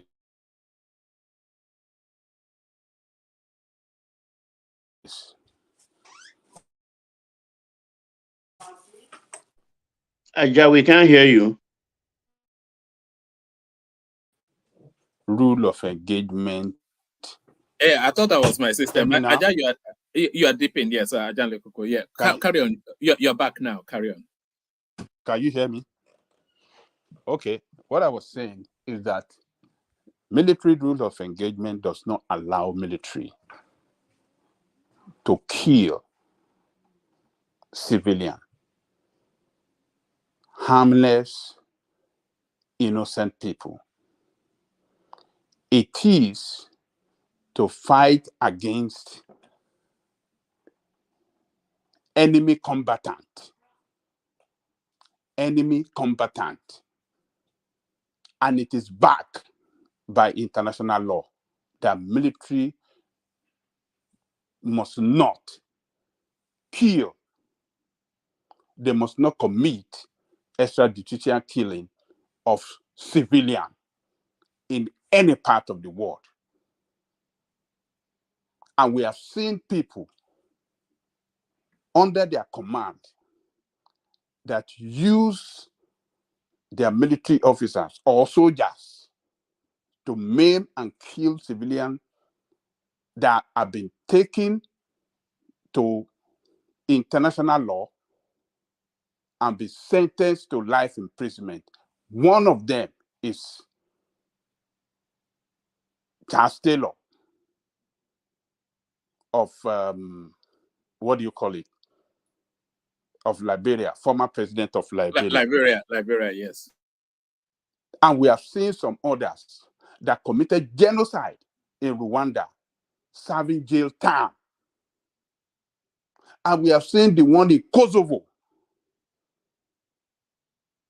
that's serving jail time. I'm not sure, maybe that one is dead now. That used I think he may be dead. Milosevic. I think Milosevic is dead. Yeah. He used his own military under his command to commit genocide. So for you guys to support this, I mean, calling on especially Baba, he stands the most condemned. Baba, the voice of reason, he's even asking that they should go and burn down community. Can you imagine? Baba, 4 people. I don't know what is wrong with our people. Look, one man, these military people have committed the worst atrocities against Nigerian people. As far as that history of that country is concerned. Do you know how many people that this bastard called military in Nigeria that killed during the June 12th? Do you know how many people they killed in Lagos and other parts of Nigeria, standing up to defend the mandate given to Chief Moshood Abiola? Do you know how many people that they killed? Who took them to court? Who did anything against them? They did it and they got away with it and nothing happened. Do you know how many people that this military killed in that country? Extrajudicial killing that these people commit in that country every day and nothing happened. They kill in NSAS. And these people got a taste of their own, barbaric act this time, and they are saying that the whole village must be wiped out. Are you guys serious? Let me just help you out again. The reason why that would have happened is because the military commander in that place is from the north. If you check those names of all those people, majority of them are from the north. That's why he did it. So please, let's not tribalize the issue, please. Please. Guys, the Nigerian military is an institution. Let's not tribalize this issue. Right? The military, see, there are times where, when the military went to drop bombs in those Kaduna, we call them out. When the military is doing things that are excessive, we call them out. But when the military is not at fault here, please, let's not begin to look at things. You see, that's the problem. Like it appears like we have this hate and love relationship with our military. And like what woman has said, maybe they are too available to us, right? Probably because we do not have sufficient state policing in the country. They are now doing some protection that should typically be done by police officers. Our military should not be seen. I think when I was really in the UK, I never saw one military man. I never saw one at all. Even barely, you get to see police too. So even here, I have never seen anybody. I don't know their barracks. I don't know where they live. I don't know what they. I've not seen them at all. So our military people, yes, they appear to be too exposed to us. But again, continue to allow civilians take up arms and begin to kill military men. Never been there. I will never condone it. Neither will I condone the military to go after innocent citizens that have done them no wrong. Yes, the military can be excessive in certain aspects. NSAS was an example. And we'll call you out. This is clearly wrong. The Kaduna bombing is another example. Clearly wrong. The military should not be making such kind of mistakes. But going to go and make peace, and then you oh no, come on, Baba Jani Koko, please. Permit me. I don't know, before you resume, permit me, and I will come after you. Okay, go ahead. Because I will not entertain. I mean, the few minutes I just came in now, I was in a meeting, by the way. I have a class and I have a meeting. Unfortunately, I couldn't join earlier. You just, at every opportunity, you just rail this military. Yes, I am. Okay, go ahead. I am. At every opportunity. How do you call in the military bastards? They kill people during the June 12, blah, blah, blah, blah. That's not true. And you don't have the right to do that. You do that all of the time. Not true. Let me finish. Business, Let me finish now. Let me finish. You are not the only one in Nigeria. It is not before you say let us. Yeah, I'm used to him, but we cannot be listening to him. We know how all of us talk. No, we cannot all be listening. It is not. It doesn't make it right. Everybody has the right of opinion, except we are not having a conversation. No, Anybody we are having a conversation. Yeah, if we are having a conversation, we should be able to say, look, there must be moderation. There must be moderation. Now, yesterday, you were here. You were railing against that live video that some people posted about burning down of the city. You have just assumed in your mind that, because of the gravity of what they did, that is the consequence. Has any military raided that community? Has there been reprisal killings? But you have already taken a stand, even if there is no basis and there is no evidence whatsoever to support. But you can call them bastard, you can call them all manner of derogatory names. These people are putting their lives on the line. And I will keep defending the military. When the need comes, I will call them out. But I will defend them because I know it's a thankless job. And many have sacrificed their lives over and over again. Could there have been a mishappen once in a while? Yes. But for people like you to just sit down because you know how to criticize and you call them name and you demonize and you say all manner of things, you don't have that right, whether legally or morally. It is even very reprehensible that we don't know where to draw the lines. You call people all manner of name because you sit in the comfort of your room. You've never smelt a battle. Nobody has ever pointed a gun at you. And you don't know whether you are going to live the next second or not. Look, nobody begged people to be in the military. But the least we can do is that they have taken up a thankless job. Is it okay to call them out when they err, when they do things that is obviously wrong? Yes. But people were attacked. They have not even attacked back. And all you could do is to abuse and disparage them. Have they attacked anybody? Do you have any evidence that they have sacked any community? Is there any evidence that they have taken any action? But all you could do is to disparage and deride and abuse and insult them. How? Where is the line? Where exactly is the line? You are not the only person that can get unnecessarily and overtly emotional about things. We can be very factual and address things the way they come. You cannot be know all on these things. You just disparage them. You call them idiots. You call them bastards in just 2 minutes. Listening to you. What makes them bastard in this case? The people that were killed, these are people's husbands, people's fathers, people's children. They have relations. They have people depending on them that they chose to serve in the military. Does that not make them? And they have been killed. You do not even allow their blood to dry on the ground. Yet you are disparaging and insulting their memory. We should draw the line. Come on, and some level of decency. Nobody. There was a video that was circulating. It has been proven today that that video was false. Because the first minute I saw that video, I knew something was not adding up. They have been very temperate. They are saying they are trying to look for the people instead of saying, okay, let them do it that way. But you are already here running disrespecting the memory of the dead. If that had been your brother, your son, your whatever, would you have the same position?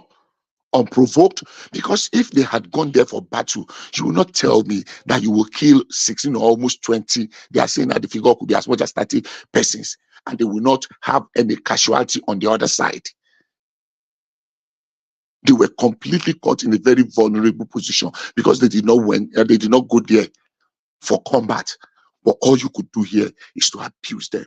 I beg you now, make we do this thing small. Yeah, there is freedom of expression. But let's put some little bit of decency in this thing. You are not doing them, you are not being fair. That's the truth. You are not being fair because there are no justification whatsoever for this your abuse. You cannot abuse them for the one they have done before. We are talking of the people that their blood have not even died. They killed those people, cut off their heads, and disemboweled them. They brought out, they opened up their, let me say it might be gory. But we should be able to. Hold on, it's a bit too graphic for YouTube. It's just. But that's exactly what they did. Yeah, because but people like Ajale Koko did not appreciate the fact that they went that far. Hold on. I don't want us to be struck by YouTube. So that's just what I'm saying. So okay, I won't repeat it again. But I've made my point. So maybe it is important for people like Jaco to know the extent to which these people went. It was not like people were, eliminated or were neutralized in battle, in face-to-face battle. These are people that were caught, that were so brutally eliminated or neutralized or deleted, and they carried out those gory things I cannot even begin to mention. And somebody is here disrespecting, very arrogantly disrespecting their memories. Come on. There must be a line. There must be a line of sanity and decency. You keep crossing it when you address our military men and women that are laying their life. You won't do that to an American soldier. I dare you. You will not. Who are you? Respect the memory of these people. I'm not saying respect the one that are alive. At least the one that have been falling in battle. Respect their memory a little bit. If you are not going to praise them, just be quiet. Say, okay, let's just, for the sake of the dead. But all you do is just to come and disparage, disrespect, abuse, insult, call them bastards, call them idiots, because they were killed in service, and you are trying to conjure up something that happened in 1993 or whatever. What do you call it? Is that how it is done? All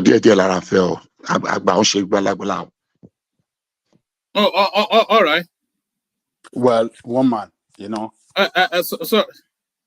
sorry. Yes. All right. Ajande Koko, I missed a bit of that, but back to you.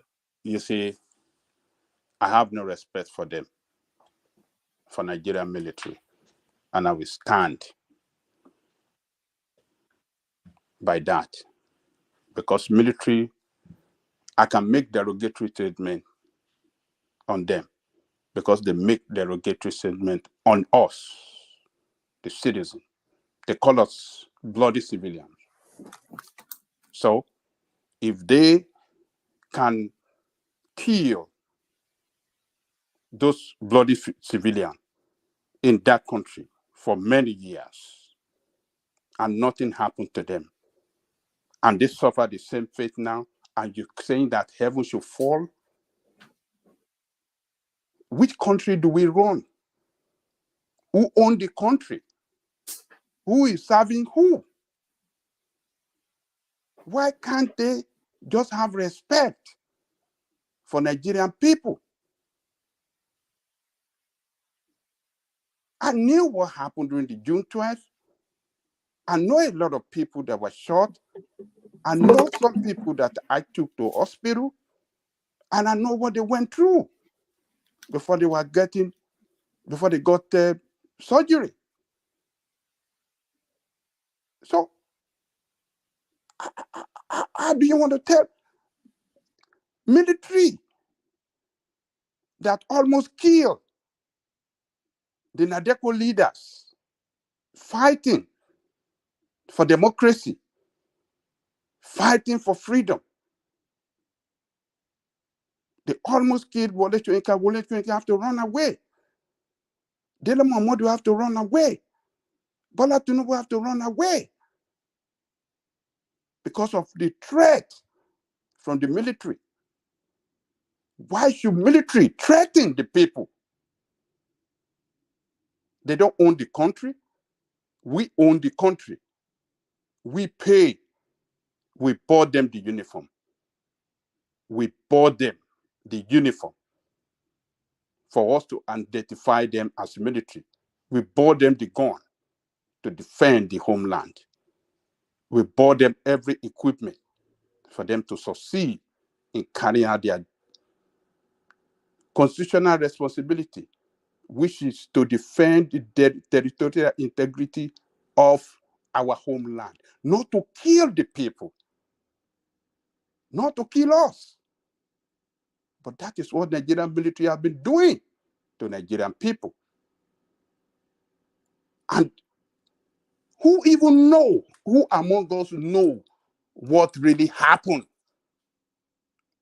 between the military and these people that carry out this attack against them? Nobody know. Nobody know the truth of what really happened. They didn't even allow people to even investigate, to really know. The people that should have helped them to get to the fact of what really happened have been driven out of their villages. They're burning down the village now. Those villages and the surrounding places, old people in their 90s, 80s and 90s, little kids, everybody run away. For what? Are they the one that committed the criminality? Did they commit any offense? It's just because something happens to some few military officers and then the whole village have to be razed down? Is that the way it is operated in a civilized world? Is that within the is that the way? Is that, I mean, is that the is that, I mean, their rule of engagement does not permit them to commit mass killing of people. So people that have spoken earlier before now, people that are calling on the military. I was even surprised. And if Martin is saying even the president have not done enough, he should have given them the raw order, direct order, go and level down the place. Do you think he can live in this world if he did so? If he had done so, do you think it cannot be used against him at International Criminal Court of Justice? Do you think you can get away with genocide in this world we live in? Do you think that our people that fight for the right, the human right, do you think they will sleep? Do you think they will not pursue it? Do you know they will not take up lawsuit against them at International Court of Justice? That is not going to happen. We are not going to let that happen. They will bring out all the atrocities that military has committed against Nigerian people in several places in Nigeria. How many do you want to count in the north? People that in their villages, Nigerian army went inside there and massacred people. Even in the northeast, Nigerian military went to massacre people. Is it because he hasn't got to your own end? If they go to your own town, Bishop in Ibadan, to massacre people there, I don't know whether you'll be speaking in this way. And all of you that have spoken like that in support of military to go and massacre. It is just unbelievable when people speak. Situation happen? Yes, situation can happen. Do we have to use violence in response to every situation? Violence that we take innocent people's lives. Is that the way a country should be run? I can't believe what I was hearing from people, different people, from Emeka, from Enigmatic, and some other people saying they should kill everybody in that. Oh my God, Nigerian people should be massacred. I cannot believe what I stand heard with you, this tonight. And when these are the people that we call Ajandekoko military apologists. But the hypocrite in all of you has been exposed tonight that you are all military apologists. All of you calling on military to go and kill Nigerian people.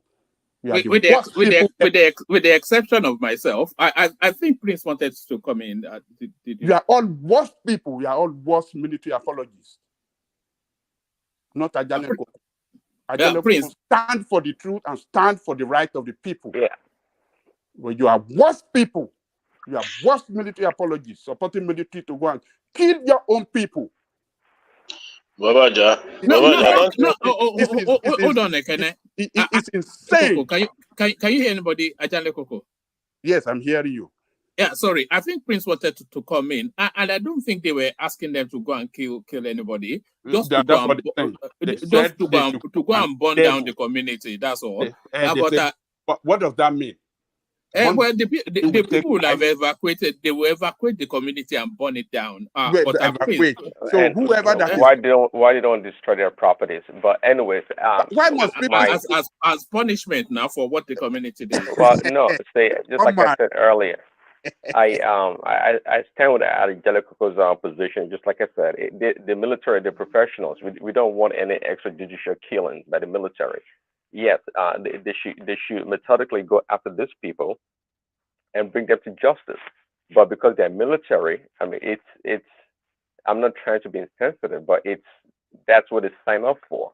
Not because they're not human beings like we all are, but I love the historical context that Ajale Koko just provided, because I have this phrase that I say all the time, that the military abused the police, the police abused the common people, and the politicians abuse us all. So the military is culpable in a lot of ways in abusing Nigeria, from the military coup and all these other killings from Abiola.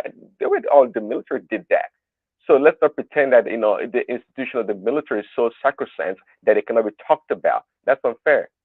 But again, we're not saying so, and I think that's where Ajale Koko is coming from. We're not saying so to absorb the killers from what they did. They did something that was horrible. Okay, but again, they should go after them. The military should be provided the resources and the funding they need to make sure they bring all those people to justice. But to go out there, say because they kill military, let's go destroy their villages, burn them down. Not at all. No, I'm not supporting that, and that's not the way No, it should go. may I comment, please, Prince Daddy? You are putting it's a different perspective when you refer to 1993. We had an Abacha ruling us then, so it was a military regime. And what's the Were they supposed to be there in the first place? They're abusers. That's the point here. The military abusers. They abuse the Nigerian state and the people over the years. That's the point here. It doesn't matter if they are there in power or not. They've always been was an abusers of people. aberration. It was an aberration. But this is Baba, a democratic regime we have right now. Let me give you a little story. And I think Aja or even Bishop will remember this story. How the military we are labeled mad dog by I think it was Nura Imam, an Air Force general. What happened that day? Abiola's son Deji was driving around the Ikeja, and he had an encounter with some military people. And I can't remember the full story. They almost killed Deji. I think they seized him or something. The father came in. I mean, Babangida was there. He's his friend, the president. Abiola ran helter-skelter with Simbiatu was still alive then to try to rescue the child. And Babangida said, look, Nura Imam should handle it. And what Nura Imam said, look, calm down. We will find your son. We will release him to you. But there's nothing we can do with these people. He used that word. We all know the military boys are mad dogs. Am I lying? Whoever. You're right, sir. I think they molested Abiola too. They molested him when they roughened him up. He was trying to rescue his son. Yeah. This criminal we're talking about. So what I'm trying to say is, this is who they are. Military should not live amongst us. They are not meant to live amongst us. We train them to defend our country. But unfortunately, the circumstances. You can't say that. See, just like you try, you excellently defined the term or the word bunkering that I myself didn't know. I thought was something negative. So too is the reality of military in Nigeria. They live among us, not like in America where they are isolated in the barracks. No, look, they Prince live Daddy, among us. I didn't see a soldier. I didn't see a soldier until 1966 school, and by then I was 11 years old. In 1966, I never saw a soldier in my life. I started seeing soldiers at 1966. So by virtue of their training, it's like you blood a dog. A dog, you understand, to be in your gate. You have to, once you've blooded that dog, even your children, you don't want your children to go near the cage of that dog. You understand? So I'm talking about how Nura Imam, the Air Force general, described them to Abiola. Look, these people are mad dogs. So when you now bring mad dogs in to live with human beings, these are the things that happen. But it happened because our police force are inadequate. Baba, the mad dogs, they broke the gates of the cage and came into our mix. Remember? Oh, okay. They should all go back to the barracks, and Boko Haram will kill all of us. Well, are they not killing us with them out of the barracks? Oh, if they are killing us with the soldier, imagine when there are no soldiers. So these are the things. It's not a right situation for us in Nigeria. I mean, I've been in US. I've not seen a military except the servicemen who I see going in the mall and things like that. Those are old men retired. I've not seen. Only in the airport I saw people returning from Germany. But that is not our reality. In Nigeria, we live amongst the military. They're just part of us. That's just the nature of our, And it's not an ideal situation, is it? Exactly. I'm not saying it is ideal, but we have to recognize the reality of things. So maybe eventually, if you can get them to say the military, we don't want to deviate, but we've talked about it in the past couple of days. They are part of this, terrorism going on in Nigeria. If truly they are, they concentrate on fighting this insurgency or this kidnapping or terrorism going on, I think we'd be much better off. But the military people, the person, they live like civilians. We know that. Yes, they carry guns. They're military, but they live like civilians. So let's not pretend. They're amongst us. They're part of us. We can't just discount them. You know, that's a reality. Uh, No, we live. They live among us, but we've learned to tiptoe around them because we know what they are. We know their idiosyncrasies. You understand? But that's why I used the word when I spoke. I said, look, there has been precedence. Do these people have death wish? You get my point? Because I don't understand the psychology that these are how these people are, and you went and looked for trouble. It's like disturbing the hornet's net, or what's the word now? Did you put that proverb? You understand? When you're too fully jolly agbon, you've broken the hornet's this thing nest. What do you expect? It will sting you. but I'm brother, perplexed. it's a what happened there? I don't that area. I have no clue what goes on there.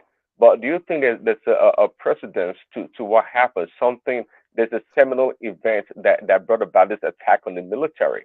I mean, Look, do you think the military in the less past? than 100 nautical miles to that place, you have OD. It has happened there. And if you go middle belt, Zakibian, it has happened. You go upper north, Kaduna, it has happened. It's something they know. There has been, I mean, why do you do it? This is where this is what's getting my goat. You know what will happen. You know what Well, will happen. it's just like we don't again deviate or tangentially speaking. It's just like the Israelis and the Palestinian Hamas. We Don't know even what's go going to there, happen. Prince Daddy. Don't, because we will not live here No, it's tonight if true. we We go knew to what was that going to happen. We knew what was going to happen. So yeah. I don't know. Well, I just carry on, I beg. So these people should not be pampered. They should not be allowed. We should not allow them to carry out genocide against Nigerian people. All over Nigeria, there should have been noise making against their barbaric act. What they are doing now, burning that village down, that is barbaric. Well, I mean, why should these people continue to act in this animalistic way? Only against innocent civilians they can do this. They have the people to go and fight. They have the banditry to go and fight. And the terrorists, they're running away from them. But they can come to one village and raise it down and get away, and nothing will happen. These are the people that destroy Nigeria. They destroy the political structure of Nigeria. They cut it into pieces, divide in such a way that people are divided against each other across the country. And they're getting away with it. So I can't believe what I'm hearing from many people today, justifying and pushing that the military should be supported, should be given a blank check by the president to go and bulldoze that place. It is completely wrong. This military mentality that a lot of us have adopted, I think we should go and sit down, lay back, and look at it if it is right. This mentality is wrong. The psyche This is what the military have done to you. All of you supporting this. This is what Nigerian military have done to you. They destroy your psyche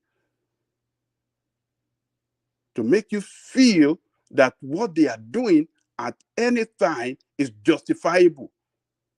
It's never justifiable to kill any Nigerian by Nigerian military, not Nigerian military, not Ghanaian military, but Nigerian military. Because some of them were hit down by some criminal within our community. Yes, criminals are criminals. They should have their military intelligence to carry out investigation and fish out these people, and not by eliminating the entire people in a particular village. Collective punishment is against their rules of engagement. And that is what I want you all to know. It's against their rules of engagement. It's international law does not allow military to carry out their responsibility in that manner. So if you don't respect the law, if you don't believe in the law, then you believe in criminality. And what you are telling them to go and do, it's a criminal act. It's genocidal. And don't support that. It is totally wrong. I totally against it. And I will call them names anytime, any day. If you kill Nigerian using Nigerian uniform, military uniform to kill innocent Nigerian, you are a criminal. And that is what your Nigerian military are doing against Nigerian people. They have done. Oh yeah, Ja, let me ask a question. Let me reverse it. Are they right to kill the soldiers? Or were they right to kill the military? Of course. Why are you asking that question? Obviously, you know we are Jale Koko stand now. Military men are disposable. They can be killed by any riffraff. That's his position. You don't need to ask that question. Yeah, but military men are disposable. That's in the job description, isn't it? Is it not? That's not the job. I don't have the word to describe what you have just said. What do you mean? What the hell do you mean that they are disposable? No, why would America go to war? Because hold on, why would America go to war because of one soldier? Would you do that one soldier? Would you kill an American soldier on American soil and you will say that community will not pay for it dearly? Will you kill one American soldier in Nigeria and they will not come for it and you say you are disposable? What kind of language is that? That's a wrong choice of word. Look, fact of the matter is this. People were just preemptive. People like Ajane Koko, they were just being edgy and being preemptive. Even when nobody has given any other, even when there is no evidence, the video that is going about has been debunked. Yet many like Ajane Koko keep spreading it. That video is a lie from the pit of hell. But people that want to believe it will believe it. But that's fine. But when we are talking on a platform that has global appeal, we should be actually try to be factual. Nobody. Yesterday we had this conversation. And it was almost like trying to force that I should use that word, that the military should go there. I never said. So people, the reaction must be decisive. They must be firm on whosoever perpetrated this. Why don't we just for once put our mouth together and condemn them when there is no any single evidence that the military has gone on a reprisal, on a vengeance mission? Why? Because we feel it is okay. Because we just want to attack everything that have the semblance of Nigeria or the military. Because in this case, it is completely insane. Because there is no evidence that anybody is attacking that community. Forget all the lies of that video. Everybody that want to pay a little bit, be careful, pay a little bit of diligence to investigate and ask proper questions. We are not talking of one soldier accidentally killed. We're talking of a colonel, majors, a captain, and 12 personnel of the Nigerian army in a no-one zone. When people are comparing it does their military rank give them a greater entitlement to life? To life, Does that make them a higher spec of human beings? I don't want you to push me to that They are angle. trained to kill, to defend us. Hold on, just hold on. No, because I don't want to enter into that argument. You keep saying a colonel, a major, a colonel. They are just people. I know. They are Listen, just people. no, they are not just people.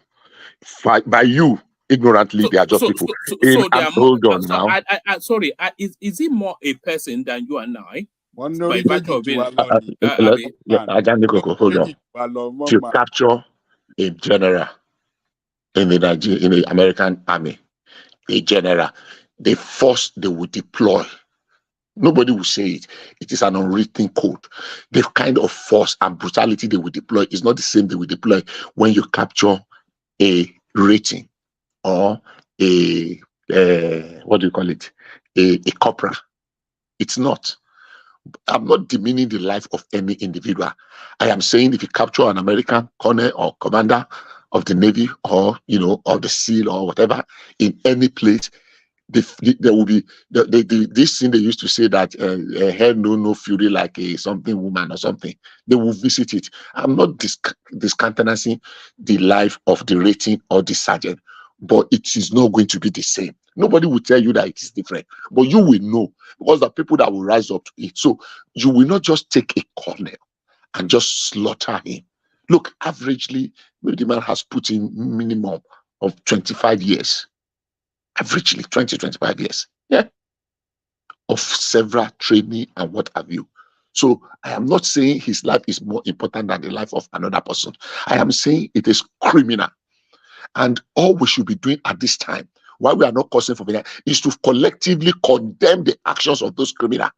I would say you have hope that the military will not go overboard in dealing with the situation. Ajale Koko is talking about somebody taking, in the first exam, somebody Milosevic, we are talking, is not late, it's not dead.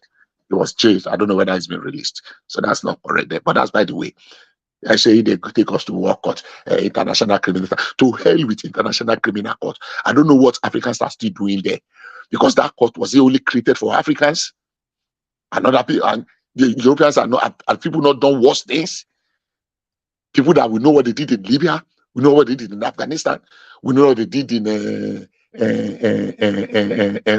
Vietnam. In Vietnam.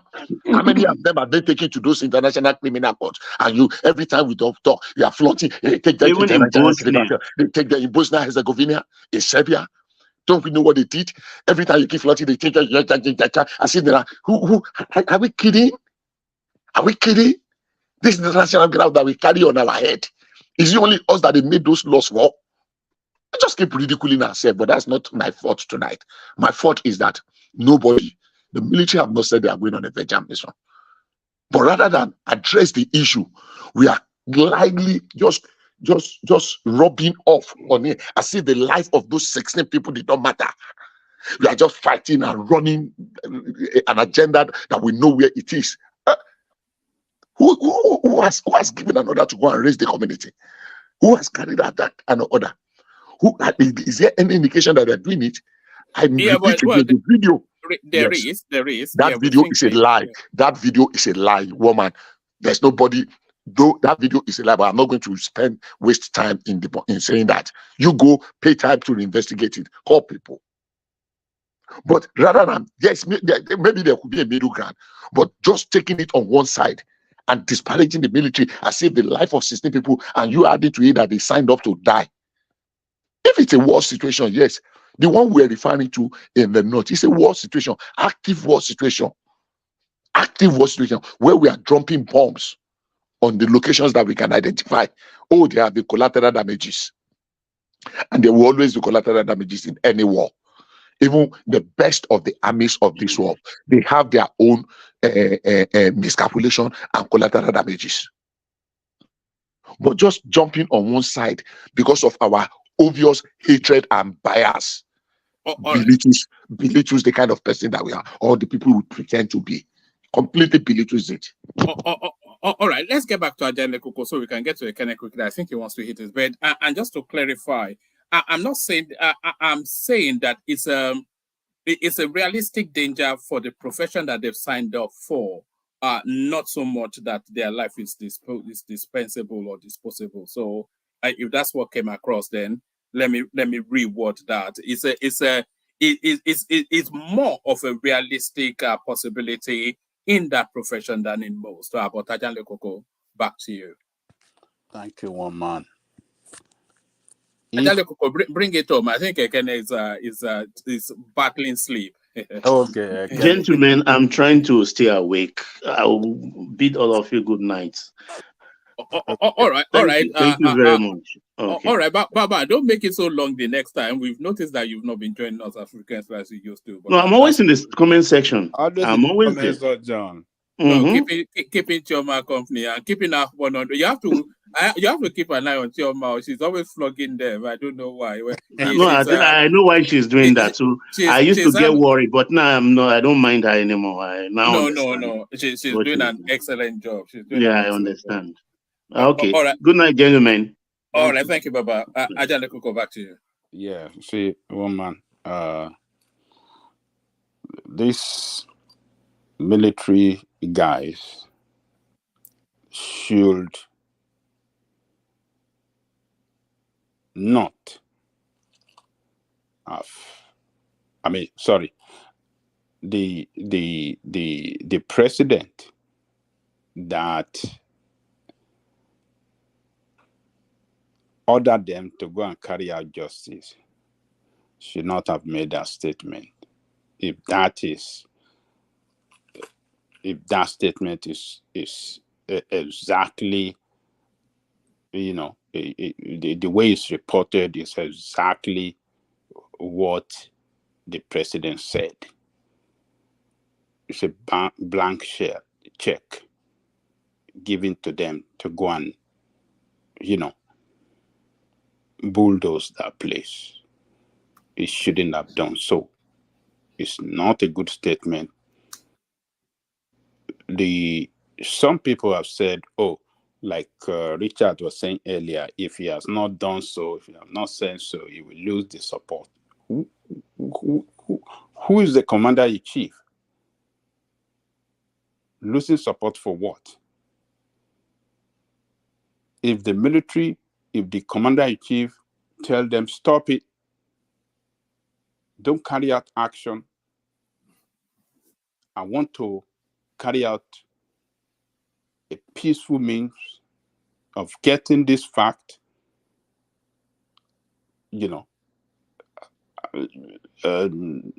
surrounding this issue, and we go from there. Who will dare say no in the military? Is it the, what do you call that, chief of army staff? Or who is going to say no, that won't get fired immediately? The commander-in-chief is the most powerful person in the country. And when order the military, they will listen. And he can fire and replace within 24 hours. So this statement that the president issued is indictful. It can be used against him in the future.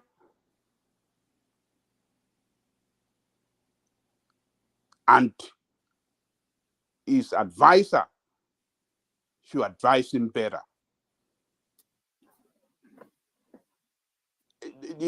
I don't know whether he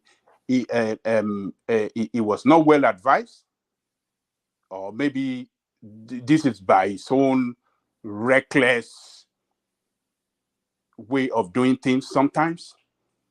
But it's a very bad statement that they should go on. Who gave the military that power to effect justice in a democracy? One man. Who allotted the military that responsibility to effect justice in a country where we have democracy? The president is wrong with that statement.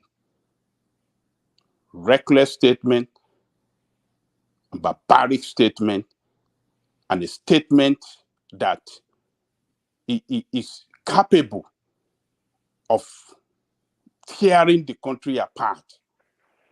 Sorry. Okay, you're trying to say something? Yeah, I was going to say something real quickly. You see, yes, Tinubu is the commanding chief, but nonetheless, if he offends the military, they can rebel against them. Of course, they can fire anybody who wants to, but if he doesn't want to fire, and they can sabotage, circumvent his plan.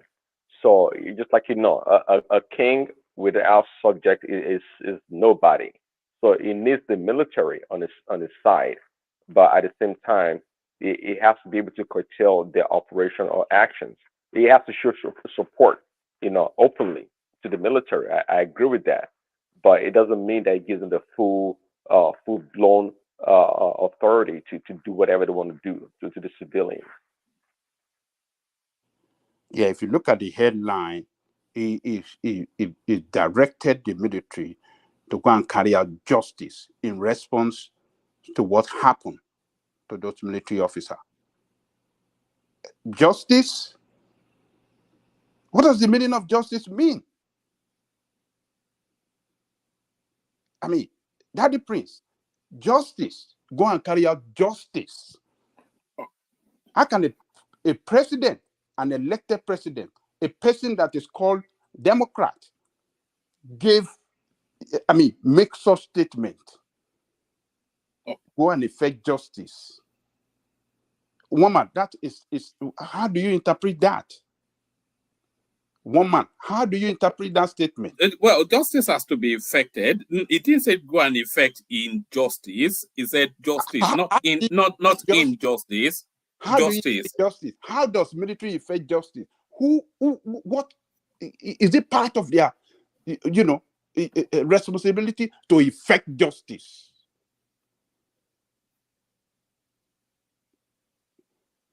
That's a very disappointing statement. Very. It's part of their broader mandate, is it not? It's part of their broader mandate. It shouldn't have made that statement, because that statement, is a kill and go. It's a kill and go. Thank you, woman. It's a kill and go statement. And how can you, a civilian president, a person elected to the office by the people, and you are directing the military, just go and wipe them out? Unfortunate. A reckless statement from him again, barbaric statement, brainless.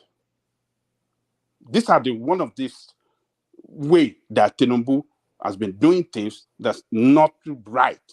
Yes. Another time. All right, start to bring it to Majale Koko because of Ekene. One more. Again, he has directed the military in a very wrong way, and it should be condemned as well. So let me end it there. One man. Thank you. All right. Without equivocation, I think Ajale Koko could not be any clearer on where he stands on that. So thank Ajale Koko. So from Ajale Koko, we go on to voted the most handsome by the man in his mirror, the Ikemba of Ileoluji, Ekene. One man. Okay. Alpha. Adele. You say, are they worry about which time you they get to rest, safe? We go lock you down for night. Your shop go lock you down for morning. Which I've been sleeping since I've been sleeping. I just woke up. I didn't do the headline. I slept earlier. All right. I traveled to Edo, so I just came back this. Oh yeah, you sent a clip, didn't you? You know that clip you sent, that was a moat. That was it. What did you think it was?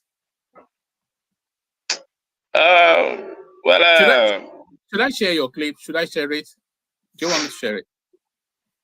Well, you can leave that one, Sha. I don't want to. Okay, carry on. Edo is my lovely space, but All right, carry on. I saw something that I didn't like. So in that environment, but not everywhere, but like place like Aochi is very nice. But most especially those because they have a lot of federal roads that are not attended to.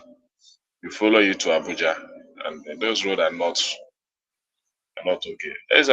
Nigeria is a very big space. That I went around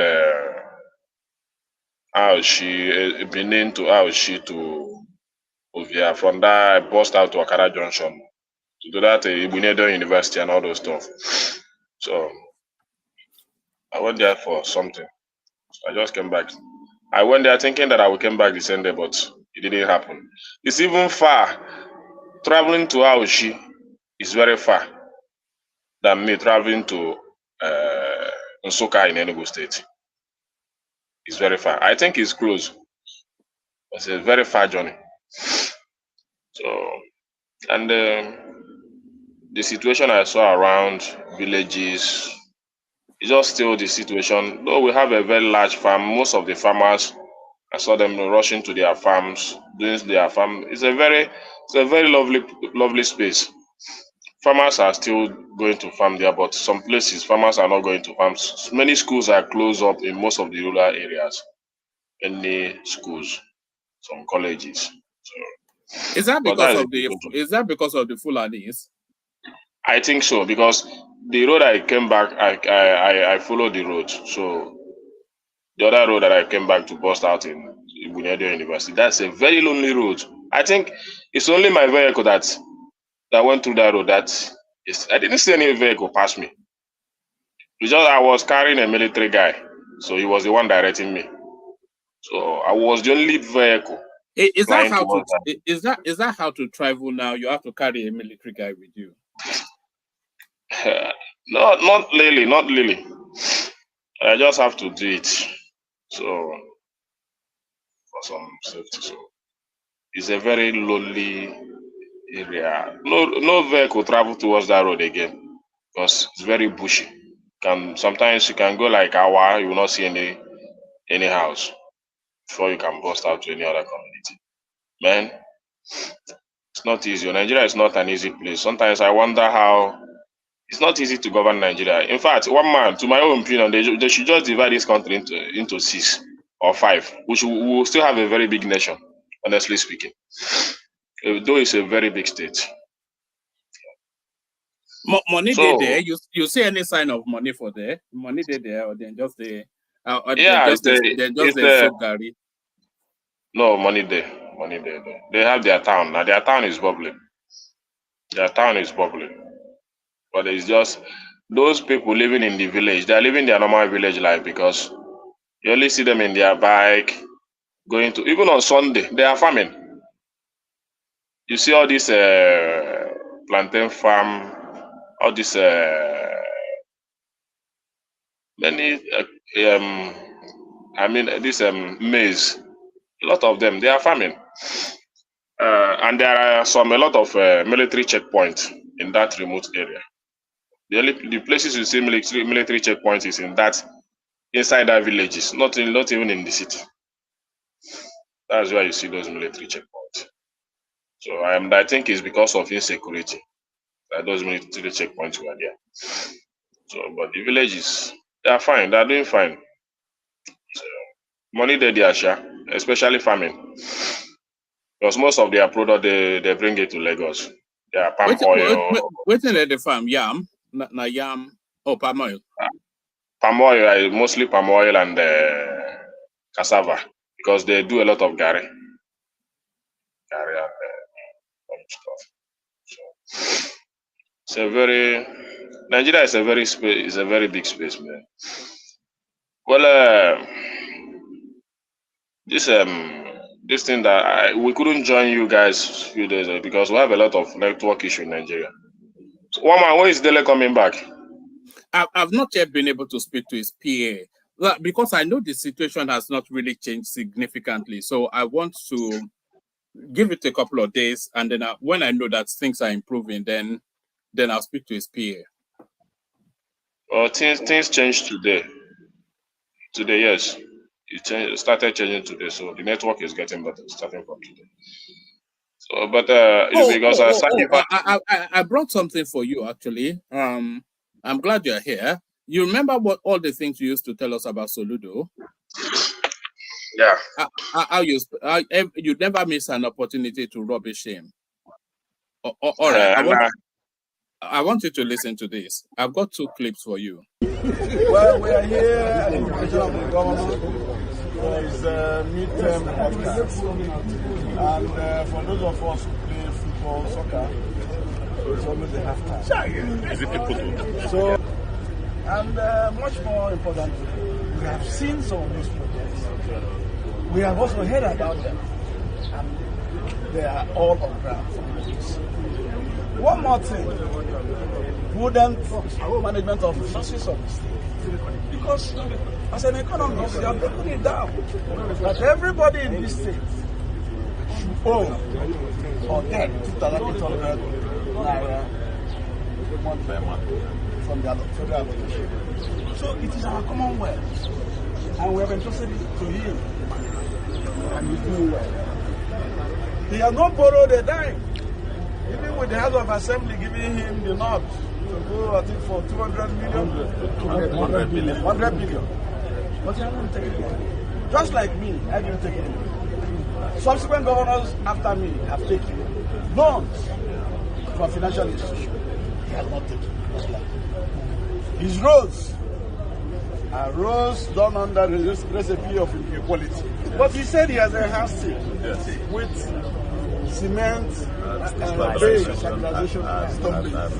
and again, you know, he's a professor. Before you sound professor, you know something. But I added something on top. I added something on top. So you will have to pay me consultancy. So Governor, you're doing well. Thank you. So far, so good. Thank you. All right, I've got one more. So that's one testimony, but here is another one. So I'm asking, my question to you after this one is, are we to take your word over the words of these people? Anniversary. The most significant part of this agenda for me is the Okpoko project. The Okpoko project itself is a promise. When the governor came into office, he narrated quite a lot about Okpoko, saying that it is a place where you find the good, the bad, the ugly, the incredible. And to think that in just 2 years, he has been able to commission 12 kilometers of roads out of 15 in Okpoko. In just 2 years, he's been able to deliver pipe-borne water to Okpoko. In just 2 years, he's been able to build a general hospital in Okpoko. In just 2 years, he's been able to flood Okpoko with the street lights, clear the refuse to a significant extent is something very commendable. So I think for me, on this second term anniversary, this is something that I find truly heartwarming and commendable. Thank you very much. So there it is. According to Bianca Ojukwu, the transformation of Okpoko within just 2 years is nothing short of magical. But according to Ekene Numa, Soludo should be short. So who do you think the Nigerian public will believe more? The excellent... carry on. Soludo only Okpoko for 2 years, almost 3 years, not even 2 years, 3 years, only Okpoko. That be the testimony Bianca came to give about him. Well, kudos to them. I'm not saying that he is not trying, but he is not meeting our expectation as our dear professor, who we elected and expect him to be more better than every other governors you have ever had in Anambra State. So Okpoko is the only achievement Soludo had since he came into power. What happens to other areas? What happens to health bridge? What happens to our schools? What happens to our hospitals? What happens to a lot of infrastructural development we need in the state? It's only Oboko. If you know Oboko very well, Oboko is a very small state, it's very small space now. Just one little small space in Onitsha. When you come, I will take you there. You see the Oboko that they are talking about. In 2 years, almost 3 years, next year his campaign will start. Because he's doing all these things because his campaign is starting next year. You understand? So, but I don't blame, what I saw there is politicians. And Ambrarians is the one to speak about his governance, not politicians. So when politicians speak, they speak in a political manner. But when indigenous speak, they speak on their feelings, how they have been affected by the governance. So Oboko is the only place that they are applauding Soludo. Don't you see that he didn't do anything? No, Emeka, yeah, it's just making reference to Okoko. It's not No, saying it's not. It's not reference. Let me just tell you, making Aja. It's not. that, It's not reference. Okoko. It's just because he didn't have any project. So that is why the only project they saw it is can't be Oboko. only Okoko that he has done. He has carried out some. Let me tell you, Baba Aja. Let me tell you, Baba Aja. This is He my said governor. they even have pipe When bomb. I say he said pipe forget bomb about water. pipe bomb. Forget about pipe bomb water. Let me. But I know he's your man, Baba. Let me finish. Let me finish. I'm even traveling very soon. Maybe I'll go to that book and snap it for one man. Let me even see what he did there. I will just pass through there. I'll be traveling next month. So Oboko is the only project he has shown us since he came as a governor. It's not that. Let me tell you his problem. His problem is not that he didn't commission any project. He commissioned a lot of projects. A lot. Pull them down. Destroy a lot of houses. But building them back is the problem.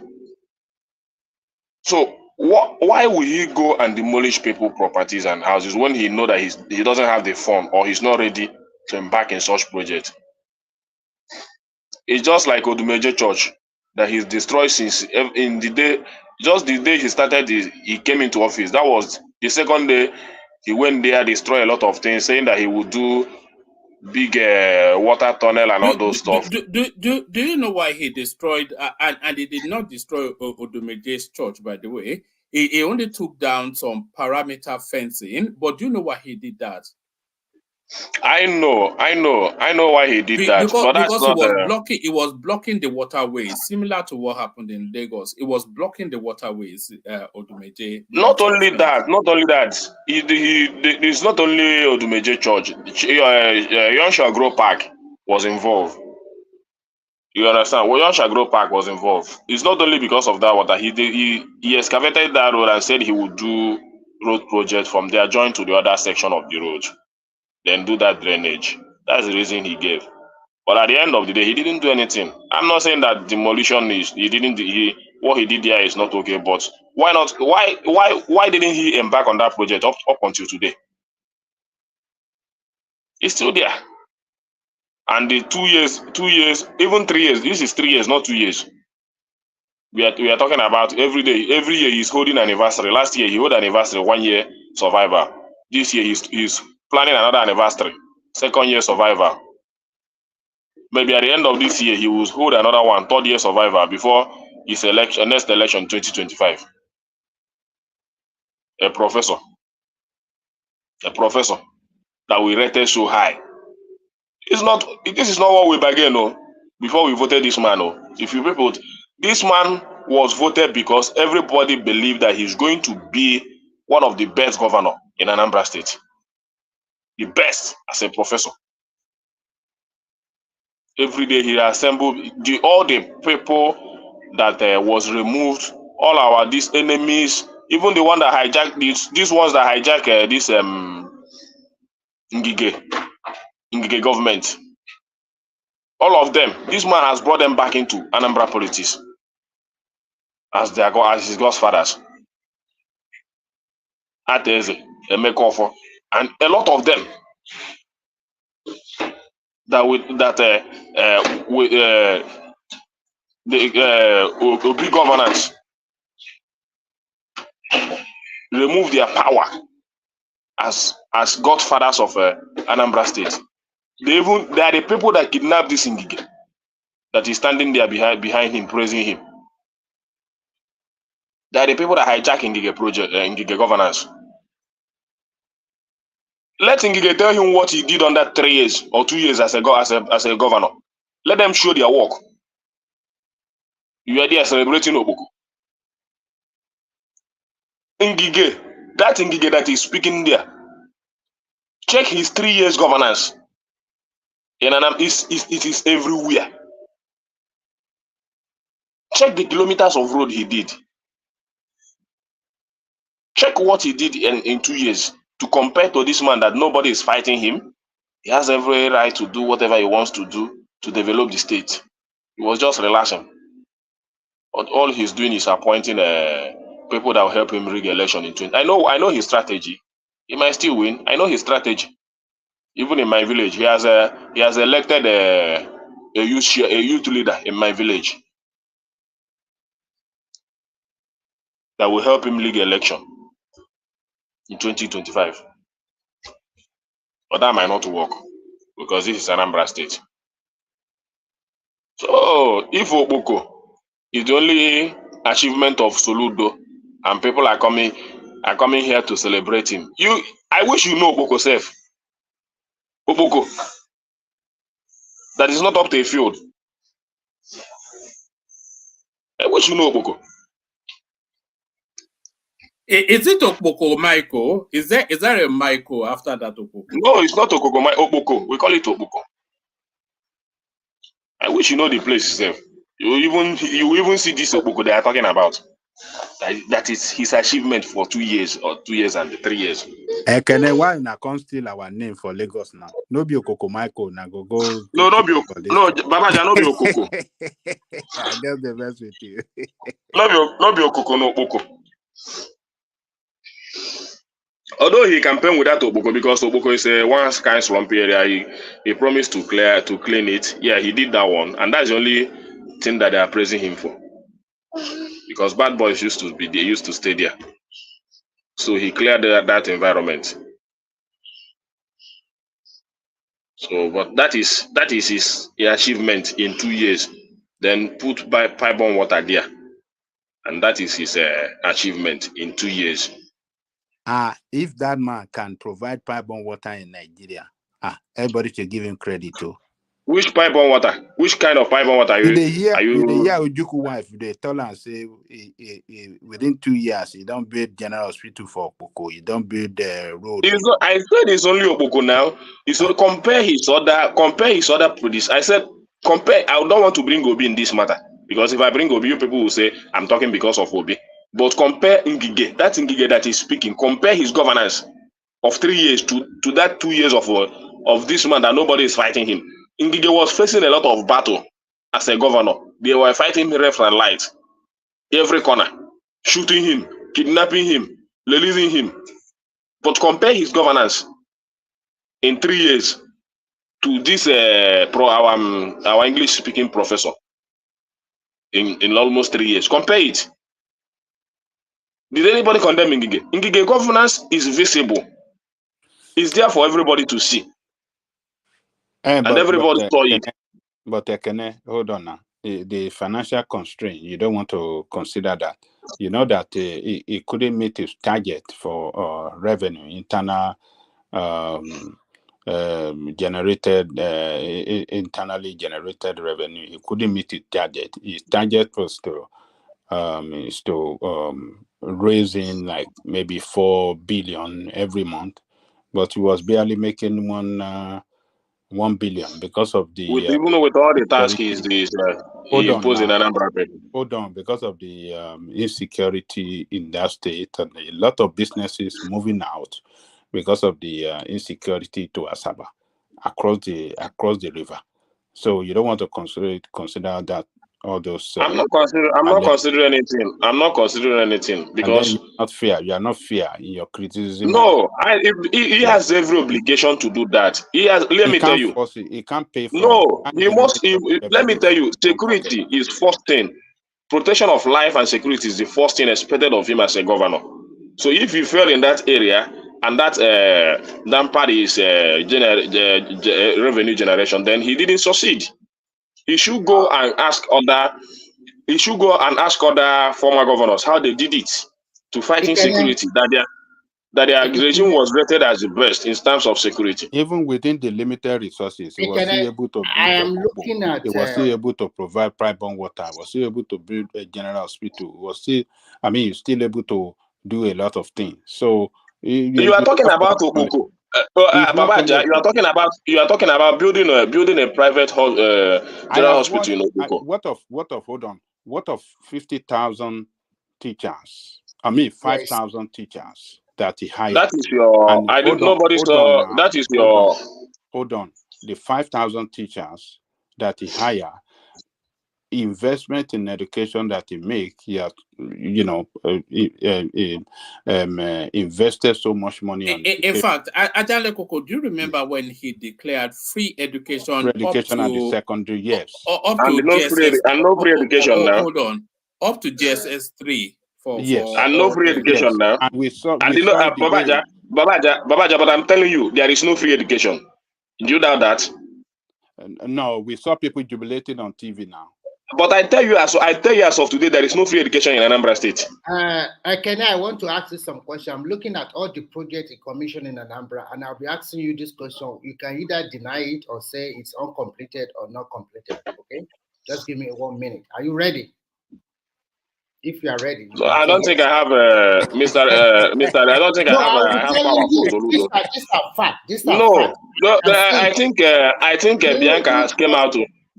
No, let me finish. I think Bianca has come out to mention his project, which is Okoko. So I don't know other ones you want to mention for me. This is not Okoko. This is not. No. I don't have to say it in. No, Bianca. If Bianca has known any other project, he would have mentioned. All those roads he completed in Oka North, Arumba. He didn't do anything in Oka. Stop that propaganda. He didn't do anything in Oka. He completed. Even prestige. Even prestige. Let me finish. Even prestige came here last time and asking me, "Is that how Oka is?" He didn't do anything in Oka. And this is another one. Hold on. He also commissioned Port Harcourt and Niger Street. Commissioned the road there. He also commissioned. Apart from commissioned several roads in Oka North. This is by Channels TV. They show the visual and the audio. So you can go on YouTube and check it. He has also commissioned an ICT center in Anambra. It's one of the biggest, already completed. And he also commissioned, he has started building a lot of 180 housing units in Anambra State. And there's also some ongoing project on Fege, Onitsha South local government. It's uncompleted road. Is about to complete it. You know what? Most of the time, I saw some video on Twitter. And there is another one. Look, this one. New Anambra State government house under construction by Governor Soludo. The picture and the audio is also there. He didn't build any government. He didn't build any government house. Government house was built by people. Let me finish. Let me say this. I know that you love Soludo. I'm not saying that don't love him. It's not about love. I'm talking about. I'm talking about individual. The road that was commissioned by Soludo in last December was built by individuals, which he came out on television to say that if individuals should be helping state governors the way these big men in Anambra State did their roads, what about the one then let me finish now. Let me finish. He commissioned. I want to tell you that he commissioned roads in Anambra State during this December, but a lot of those roads were done by individuals of Anambra State, which they called him. Let me finish now. They called him to commission that road, so he didn't own that project for once. It's just like in my village, the major road we have, which is Afoba Road. down to where you cross over to my, then you start going to my house, was built by Obi Kubana, commissioned by him. How is that So he cannot fund it. A lot of internal roads in Anambra State is done by individuals. So he's not in that area, in that regard, he knows. No. Okay, look, let me ask you a question. Do you know how much 1 kilometer of road, the amount that you can use to construct 1 kilometer of road? Even if it's a local road, do you know the amount of it? Can you? I see, Mr. Remy. You are not from Anambra State. I'm from Anambra State. I told you. No, this is not about Anambra. I'm just asking. I know. You are asking me question. You are asking me of what I know. You don't ask me of what I don't know. The reason why I want to tell you, if you come to Anambra State today, let me finish. If you come to Anambra State today, we have a lot of internal roads that are done. Even in my community, in my village community like this, we pay last year December, we paid 50,000 naira to do our roads. Then you commission a third road, or you just clear the road, or what are you talking about here? Are you talking about we cleared it. Let me finish. We cleared it. We paid. That is not a road now. Let me finish now. I don't like this kind of interjection. I'm giving the time to speak. I don't like this kind of intervention. We paid 50,000 naira in my community this December to put our road in order, to make sure that people that will travel back home have a good road to ply, which we did. You understand? The same thing happens to the roads he commissioned. The same thing happens to the road he commissioned. He commissioned some about some kilometers of road that was done by individuals. A lot of them. You can go and watch his speech. He said it, that if individuals should be involved in doing roads, or in combination with the state governors, that Anambra State will be a better place. So he said it. Even the video you said is televised. I watched it. I know his statement. Those roads were built by individuals. A lot of individuals are doing roads projects in Anambra State, especially in Nnewi and Oba. I respond to this quick question. So all these roads you are talking about, first, are they third road? Do they have a drainage, or just on third road, no drainage? Third road with drainage, very standard road, did by individuals, very standard road. And several kilometers, right? Yes. Oh my God, I don't believe that. That is a lie. You cannot believe it. I say you cannot. Even this native doctor, this popular native doctor from Oba, if you know him very well, they call him Akwakoko. He did about 2 kilometers of road with gutters, tied roads that leads to his hotel. He did it. A small boy. You are talking about Soludo. I'm telling you, standard roads did by individuals. A lot of them. So in that regard, he didn't have any problem in that area, because most of our internal roads are done by individuals. It's just like when am I expecting Soludo to come and do road in my village? Has he ever even visited my Oba since he became governor? He only came there and appoint a youth leader that he used to rig the election. But I'm telling you that even in my village, our roads. So all these 4 years he has been there, he didn't do nothing at all. That's what I said. He didn't do anything. The only place they can point at is the only place. In fact, it's your individual. There is no. Those projects are not owned by him. So you can, because those roads that you said that he commissioned. Let him mention that he's the one that did it now.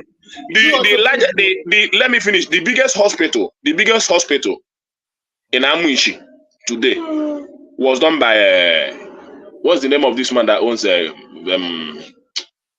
Shisco? Handed over to him. He came and they commissioned it. A very big giant hospital in Amuishi. So when you see him commissioning that project, that very big project, you will now come and tell me that Soludo built a hospital. So all right. He didn't do nothing. That's just it. Okay. I just told you. He only did Oboko. Small place in Oboko. Just only do one road. If he has done a lot, I think Bianca would have said it there. But one man, let me forget about Soludo. People can continue to argue what they don't know about Soludo. I'm telling you what I know about Anambra State. Anambra State has a lot of individuals doing things by themselves, so they don't care about him. A lot of people don't care about him. You understand? So, what happened in the military with the civilians in Delta State? Well, most of the time, these things can happen. I've experienced it. Even this thing happened during the immediately Soludo became governor in a place called Anako, in Anyamelon local government. The military had there were having land dispute issue. Then they were shooting themselves, killing themselves. Soludo went in to bring some soldiers in that place. So as a result of fighting, they killed they shot one soldier also, either one or two. These soldiers became angry. They sacked all the whole village. They butchered the whole village. They were setting houses on fire in a very small community. So most of the time, those things can happen, but the way military reacts to it, because those things they did in that area is not that it didn't affect the people that we are fighting with them. It now begin to affect individuals, even people that are not at home, destroying people's houses, destroying people's properties, even people that are not in the village, that don't know what happened. They started to destroy their houses, sack the whole village. Most of them ran to Oba, to Onitsha, through bush. But these are not the men, the people that are now chasing or killing are not the men culprits that killed that soldier man. And the innocent citizen now have to carry the cross or bear the consequences. And I think that's the same thing that's how our military behave. And I'm even Soludo didn't do anything to condone that matter. It was the rich guys that were in that village that started coming back home, calling the Igwes, calling the army, calling chief of staff, calling everybody and all that. And these issues lasted for months.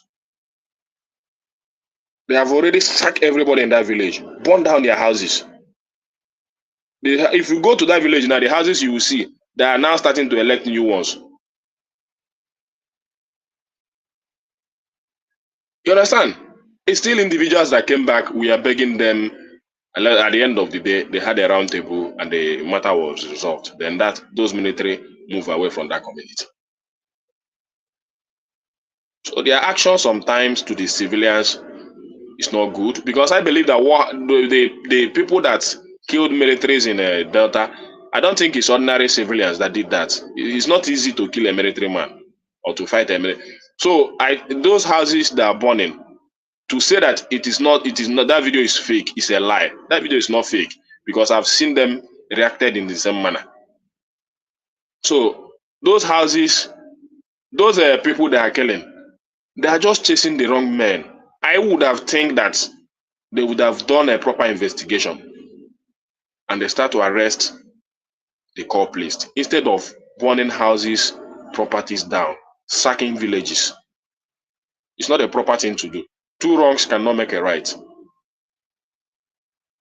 So, military men, I love them, but most of the time, their action, if they do things that is not according to the law, you condemn their action.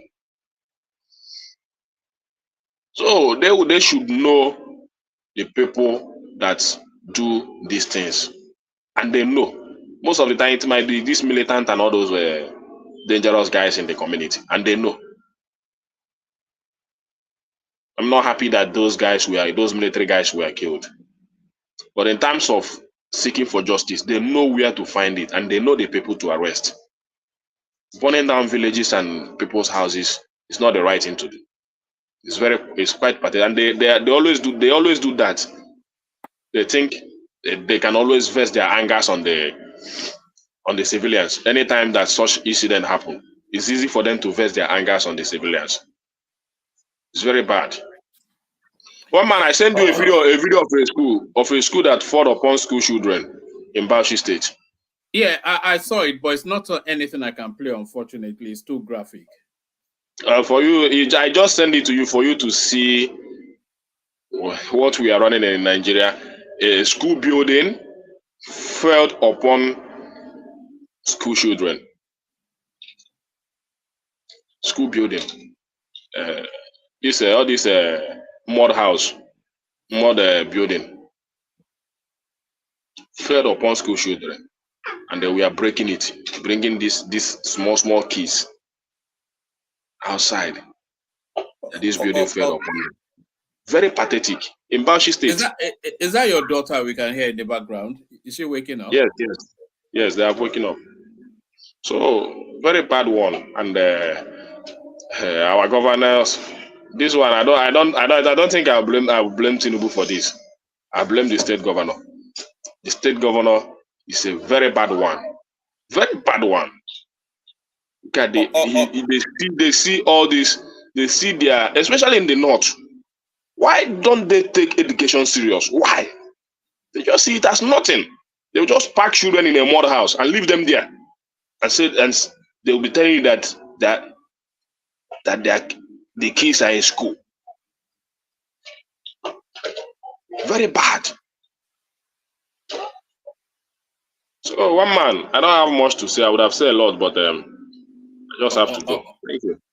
All right, thank you, Ekene. So thank you, Ekene. Say hello to your daughter for us. So thank you, Ekene. So we got Ganiu and Remy next. So Ganiu and Remy, just about 3-minute monologue each, and then we start to wrap it up.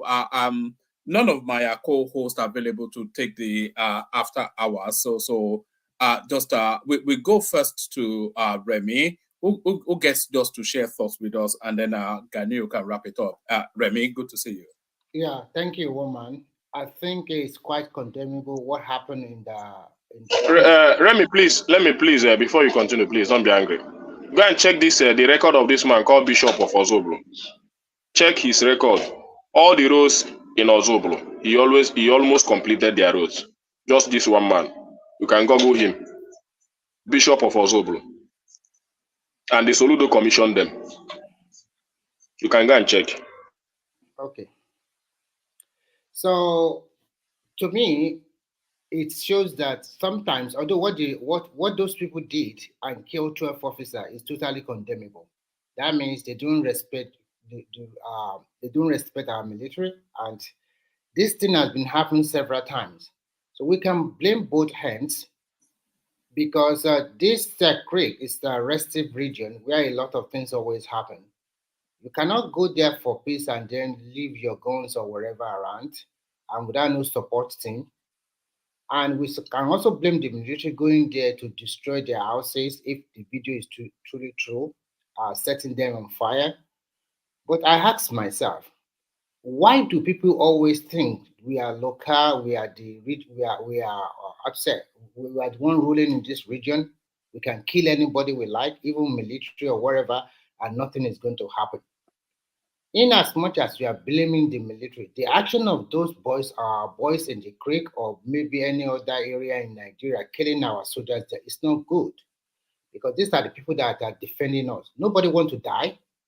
All of us in this panel, I don't think if there's a war broke out in Nigeria, I don't think we just say, okay, I want to go and fight for Nigeria just like that. But these were trained, this is their job, and some of them probably maybe got killed in war front or something like that. So I think it does boil down to the lack of national plan from our central government or from over the years. I was even trying to say that we should decentralize the military because sometimes we don't even know who are the saboteurs. So if we decentralize them and see how we can make them work more effectively, the action is quite condemnable. Whatever, I think the police, in conjunction with the military, they can find the people that commit this crime and bring them to justice. I hope this thing happen in the nearest future. That's my take on that. All right, brilliant. Thank you. That's the excellent Remy. Sorry, it was such a short input. No, I like Remy, it that way too. I like it that way. So. Yes, we're coming 6 hours in, and I have to come off at some point. So the final word to Ganiu. Ganiu, You're up next. Gani. Baba Gani too. Look at that. Tí o bá ríyàn bú kò lè sọ̀rọ̀. Ẹ ṣó lè sọ̀rọ̀ láì búyàn ṣá Gani o. All right. So that's Gani who is there in body but not in spirit. So thank you, Gani. I'm here. I'm here. All right. So a 3-minute monologue from you, Gani. The kryptonite, the ijele of national mind and anybody anti-Tinubu. So yes, a few words from you before we wrap up. Gani. Yeah, thank you, woman. Thank you, everybody. Honestly, I wonder. I want to talk about the people killing soldier in Nigeria, and some people can still support killing soldier, buying our soldier around the country. If a colonel or anybody who is a soldier in Nigeria that have his whole life and live his life for Nigeria, and some criminal in our midst gather together and fight the soldier, I don't know what else they want from the country to. And I supported Tinubu for what he said. Those people that fight those soldiers can fight Nigeria. Nigeria, people are not reasoning. These people are going too far. You see, before you could fight a soldier like that, 12 or something or 16, they've taken a long time planning and everything. They know what they are doing. This country is going somewhere that is not, everybody has to start getting ready for himself. Because these people, the last day, Umayan came on the board and started saying nonsense thing about they are not going to leave Lagos. We don't tell them to leave Lagos. They are everywhere in Yoruba land. If they don't know, they are everywhere in Yoruba land. It's not only Lagos. And now, so that's what I know about that's my takes about the people fighting soldiers. And what else do you want me to talk about? You can speak a little bit about Soludo, who a lot of people are applauding, but equal a measure of people criticizing. Yeah, honestly, I don't want to talk anything about Soludo because I don't know anything about Anambra State. But all I know is, anybody that never support Obi in their space, nobody like him. And even if it's in Nigeria, they don't want to know Obi is a saint Obi. So, and anything against Obi is something else. So that's their problem. If they like, they use their mouth to kill Soludo. I don't really care about that. All right, brilliant. All right, brilliant. So thank you, Ganil. So Ganil, I have to wrap it up because I'm coming up 6 hours and I think that's sufficient enough. So thank you, Ganil. I'll try and turn up earlier so we can get more flavor from you. So that was Ganil. Ajan Lekoko, of course, Kenneth the Mighty One. Everybody in between, King Emeka here in body but not, and suspect is already asleep. Prince Daddy, all your favorite voices, they all turned up today, and thank you to all of them. Thank you also to the super chatters. Tima Jack right there, he kicked it off. Ayo, of course, he doesn't do it once, he does it separately, and that's Ayo rattling off the super charts. And then Prince, he turns up as well to make a plea for peace. And then Ayo comes again. Prince carries on his conversation with the super chat, and that was the sum total of it. So others can join those names, so I can read out your name at the end of the session as one of the super chatters. So thank you, everyone. Thank you, everyone. We'll see you tomorrow. Should we actually close out with music? Let's close out with music. We've not done. Let's close out with the Akpabio music because I know you guys like that. So thank you, everyone. See you.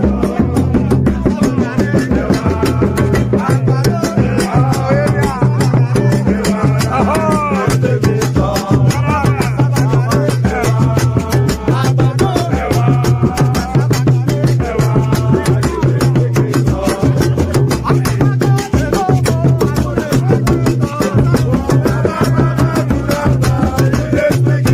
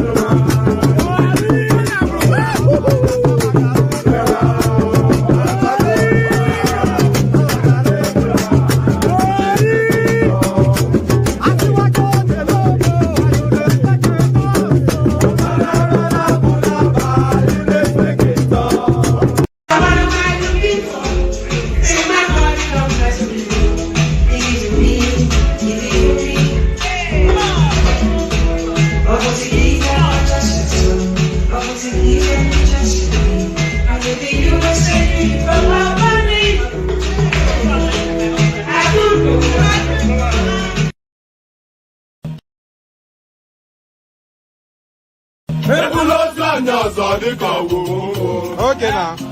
To pese between my pen. I see para wata the wedding forget me. Okay. Papa you look at me. One day ikeyanya. Mama musi na nwa meto go kwa. Aka na nwa mu jelumba. Owe butike. Aka nilu ne butilo wanne mo. Asa ka wanke ya